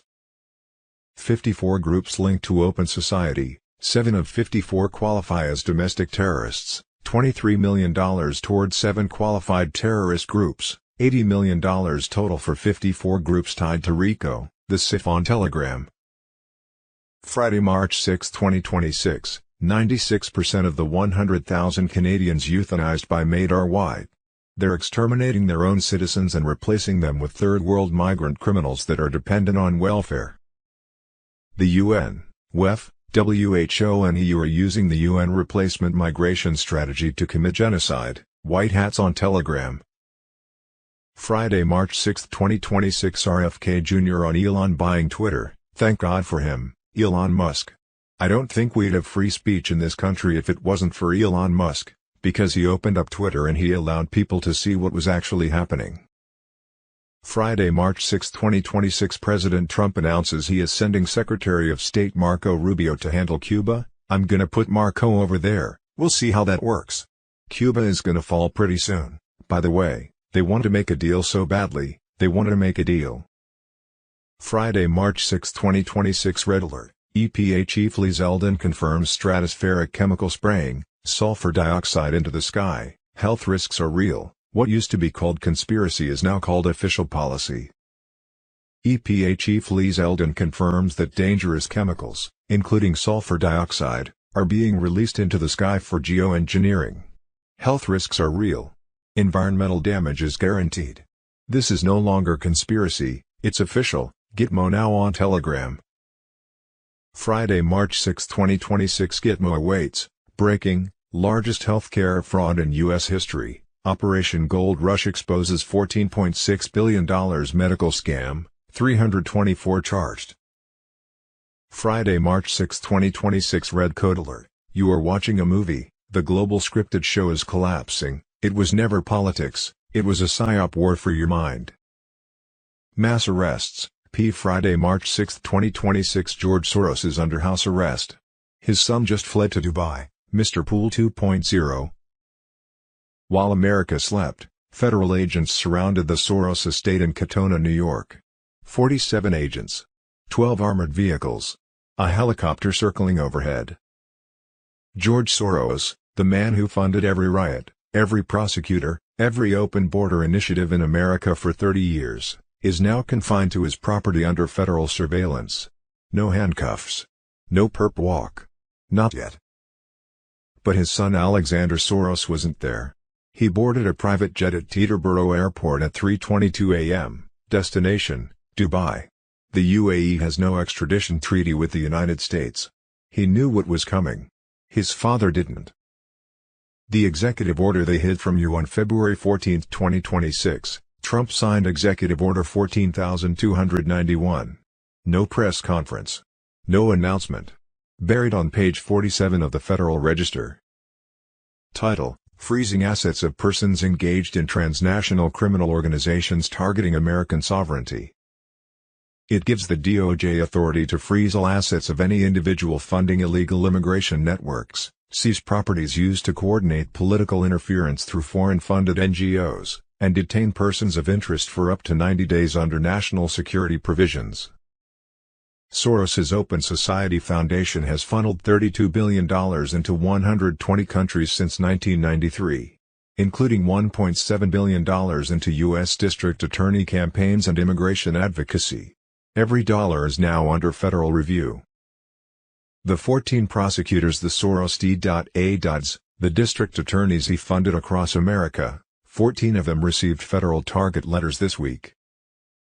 Alvin Bragg, Manhattan, the man who indicted Trump, now under investigation for receiving $1.1 million from Soros-linked PACs while prosecuting a political opponent. Kim Fox, Chicago, dropped charges on 25,000 felony cases. Received $2 million from Soros. George Gascon, L.A., recalled by voters. Now facing federal charges for obstruction. Larry Krasner, Philadelphia. They weren't prosecutors. They were operatives paid by a foreign-born billionaire to dismantle American justice from the inside. The Epstein connection. The DOJ's Financial Crimes Unit found $6.2 billion moved through 340 shell companies in 27 countries since 2020, including $890 million to NGOs that coordinated migrant caravans from Central America, $240 million to media organizations, including shares in 4 major U.S. news networks, $47 million to the same Butterfly Foundation linked to Jeffrey Epstein. Soros and Epstein shared the same money laundering network, the same foundation, the same banks, the same lawyers. Trump knew in 2019, Trump told a reporter off camera, Soros is next. But we need the right tools first. He waited. He won. He signed EO 14,291. And now, at 85 years old, George Soros is sitting in his mansion, surrounded by federal agents, watching his empire collapse. His son ran to Dubai. His prosecutors are getting target letters. His money is frozen. His NGOs are under investigation. 30 years of funding chaos ended in one night. The man who bought America's justice system just lost everything. Share this, the puppet master has fallen. Voter fraud.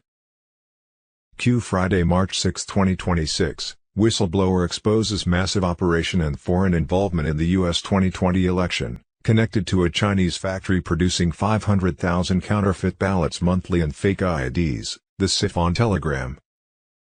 This aligns with Sidney Powell's evidence of plane loads of fraudulent ballots and IDs entering via Mexico and Canada borders, including U.S. Customs and Border Protection's interception of over 19,000 Chinese-origin fake IDs at Chicago's O'Hare mail facility.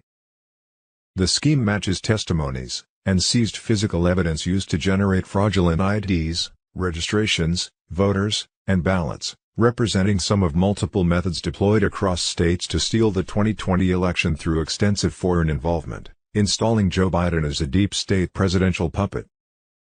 Our Friday, March 6, 2026, Dominion Voting Systems allegedly deleted 2.7 million Trump votes nationwide, switched 221,000 in Pennsylvania, and flipped 435,000 across key states in the 2020 election, Alex Jones on Telegram. Former CIA Chief Gary Bernson claims the Venezuelan cartel Del Sol controls Smartmatic and Dominion systems, rigged per Hugo Chavez's orders, using Chinese hardware and Serbian servers to manipulate the 2020 election. This connects to a global election fraud cartel with various manufacturers across countries, sharing identical software/hardware under different logos, controlled via common source codes and keys.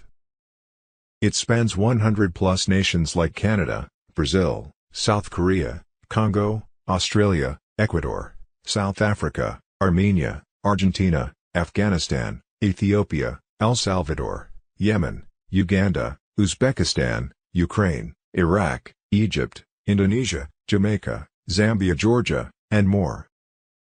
They allegedly use U.S. taxpayer funds via USAID, web trafficking, and shady NGOs to finance fraud, color revolutions, psychological warfare through the media, and ground-level election influence. We won't have a country anymore if we don't start to fix our elections. If the U.S. falls, the rest of the world will follow. Friday, March 6, 2026. Journalist Avery Day exposes the history of Minnesota Representative Ilhan Omar, Steve Bannon on Telegram. Ilhan Omar, I figured not enough people know about her family's history, so let's recap. Her dad and her grandfather were both high-ranking military officials. They're most famous for the Isaac genocide. It was the worst of the worst: aerial bombings, executions, man-made famine. People massively suffered under this regime, with the help of people like Ilhan Omar's family who supported the regime and carried out this horror. They have family ties to this guy known as the Butcher of Hargeisa, and his whole shtick was kill all but the crows. So the suffering of the people of Somalia was so bad that there was a civil war and the regime was overthrown. Her family fled first to Kenya and then Minnesota, claiming they're like these asylum seekers. These poor people. No. They were fleeing to escape being held accountable for what they did. She was not oppressed. Her family, they were the oppressors. So for the Democratic Party to have her as a representative is insane to me, and the way that they've rebranded her as all this poor refugee. No. She wasn't a refugee of war. Her family created the war. Friday, March 6, 2026. The Weiner laptop, Hillary Clinton, NYPD Chief Stephen Silks, and 9 dead cops. Why did Hillary Clinton's lawyers freak out when asked about this file on the Weiner laptop? The chiffon telegram. NYPD police chief allegedly involved with the Weiner laptop one day before his retirement. Cops right after they allegedly confront the FBI and threaten to go public. Unless the feds press charges on U.S. politicians and other elites found committing horrific crimes against children, money laundering, and other felony crimes on the Weiner laptop. They allegedly also made copies and would explain why so many police decided to all be suicided, all the same way, in a small period of time. The million-dollar question remains, who made copies of the Weiner laptop hard drive, and does anyone still have them? What is the FBI doing now with the Weiner laptop? I've ever seen in the English media sphere, including a lot of the so-called alternative media. The big thing, of course, was the so-called emergency speech made by Donald Trump on Wednesday. Uh, Tucker Carlson was told by a member of Congress that he was going to declare war. And before that, Trump posted that he was going to close, stop all the flows of Venezuelan oil. Before that, he said he was going to close Venezuelan airspace. Well, neither of these things happened because the military has figured out that the Trump, what we're seeing on our screens and in these White House press briefings, is not Donald Trump. He's a fake. He's not their commander-in-chief. And the proof is that he was unable to declare war, even though he had told members of Congress that that is what he was going to do. This is a huge development. It shows that something big is going to happen. And of course, the real reason Trump was going to declare war is because he needed to use the War Emergencies Act to prevent the release of the Epstein files, which is due for December 20th. Well, we'll see if that happens. But when you actually listen to his speech, he talks about $18 trillion that he's gotten. Well, from his tariffs and from promises of investments. Well, in the 11 months, what actually happened is he got $236 billion in tariffs, which is basically a tax on American citizens. And that's not anywhere even a fraction of what they need to stop the United States from going bankrupt. We'll see what happens, but it's definitely looking very terminal for this fake show. But I think things are going to happen in the EU first because there is a full-blown revolution going on there that it once again is not going to be televised until it's really over. But the big thing that's going on in Europe now is that farmers across the continent are revolting because basically what's going on is the Khazarian mafia is trying to bankrupt farmers through various forms of legislation in order to seize their land. And the farmers have broken into EU headquarters and they've shut down London and they're protesting in Greece, France, everywhere. Watch these next 3 video clips to see how intense that is. Okay, you can see from the videos that the police are running away. They're unable to do anything about it. And in what I posted in my weekly report on Monday, you can see that the tanks that were sent in London to suppress the farmers actually sided with the farmers. So this is going to, get more intense. And already, again, this is not being reported in the West, but the government of Bulgaria has fallen because they were going to try to impose the euro on their citizens, and mass protests, put a kibosh on that.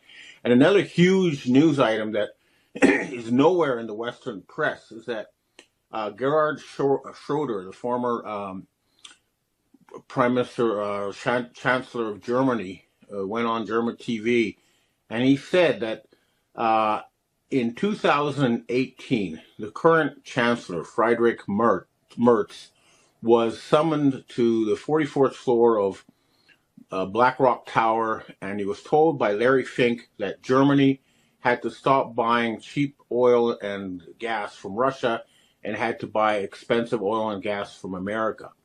The result is that German industry has fallen by 20% since 2018. And for example, Volkswagen just closed a factory that had been running for 88 years. They're destroying Germany, and they've reached a point where the Germans are in revolt. So this is happening everywhere, and it's not going to get better. They're not going to stay in power. Now, Ursula von der Leyen has already had most of her former colleagues arrested in the Ukrainian corruption scandal, and the dragnet is closing in on her. She's trying to steal Russian assets in order to prevent the bankruptcy of the EU, but the Russians have said they're going to go after anybody who does that. They've publicly said it, and I'm assuming they're going to, take physical action, although, the task reports talk about all legal means. And here's another clip I want you to watch. This is a Polish politician pulling down the EU flag, stepping on it and burning it. It's a revolution at work. This is something that is ongoing. What we're seeing is the collapse of a system of Babylonian debt slavery and the freedom of the Western people from slavery. And if you still don't understand that you are slaves, take a look at this clip about your birth certificate and your social security number in case you didn't know this was true. Watching the end of a very ancient regime, and they're running out of tools. Like I say, they put in a fake Trump, but his actions, reveal that he is not the commander-in-chief who was elected by the American people to drain the swamp. He's a fake replacement. And they do that with all sorts of people. It's pretty clear, for example, that Kash Patel, who we're seeing on our screens, is not the Kash Patel who was promising a couple of years ago to release the Epstein files. Instead, they replaced him with a fake. And the rank and file are revolting. They're no longer being able to, you elect a leader to do something and then he's replaced with somebody who does the opposite, and people are sick and tired of that. They're not going to allow it to continue. And the other thing that people need to understand is that the only thing that is stopping the European people from becoming Russians, Chinese Communist Party slaves is Russia. In China now, huge numbers of people are homeless because they have been cut out of the digital currency because their social credit score was too low. And now they're homeless living on the streets. That's the sort of future they were going to impose on us unless we do something about them. And here's some news that it's an exclusive to this podcast, which is, and it's huge as far as I'm concerned, Russian troops are fighting Chinese troops in Thailand and Cambodia. I was looking at, I was trying to figure out what was going on with these clashes between Cambodia and Thailand. It just didn't make sense. And so I asked some Thai royals and some military intelligence in the region. And what they say is what's happening is China is trying to take over Cambodia and build a big deep water port there. And the Russians are trying to stop them. The Russians have made an alliance with all the countries around China. So North Korea, Mongolia, India, Vietnam, etc. And now apparently Thailand so that they all agree that it will ally and fight together to prevent Chinese expansionism. And the only force that is able to militarily prevent China from moving all the way to Spain is Russia. So these idiots in the so-called coalition of the willing, who are still trying to destroy Russia, are the enemies of the European people. And let's make it clear, there's a few people we need to get rid of in order to finish this nightmare that we're all going through. These are, of course, Larry Fink, Bill Gates, the fake Trump, Ursula von der Leyen, Keir Starmer of the UK, Friedrich Merz of Germany, and then, of course, Jean-Michel de Rothschild, who's cross-dressing and pretending to be Brigitte Macron. The usual suspects. We need to round these people up and make them face charges, war crimes charges. And these are worse war crimes, I would say, than even World War II. For example, a recent opinion poll of Americans found out that we are at some sort of major turning point. People are waking up en masse, and especially in the military and the intelligence community, they understand that Western civilization will collapse unless we throw out these Khazarian mafia criminals. And of course, that means Benjamin Netanyahu has to go, and we need to get the Egyptian military and the Turkish military to move into Israel and clean up that nest and restore the nation state of Judea, which will be multicultural and multinational.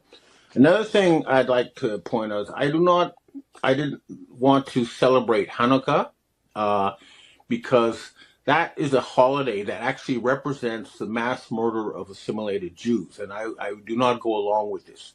However, I do wish to wish everyone a Merry Christmas. And people need to understand that the Bible does not say when Jesus Christ was born. So what they did was they took the old solar New Year and replaced it with Jesus Christ. But the fact is that in the Northern Hemisphere, the sun keeps setting further north every day until the 21st of December. And then for 3 days, it appears to set in the same place. And then on December 25th, it starts to move south again. The days start getting longer. So this is a solar New Year. We all live under the same sun, and I think we can all celebrate this holiday, even if you're not Christian. So Merry Christmas and Happy Solar New Year to everybody.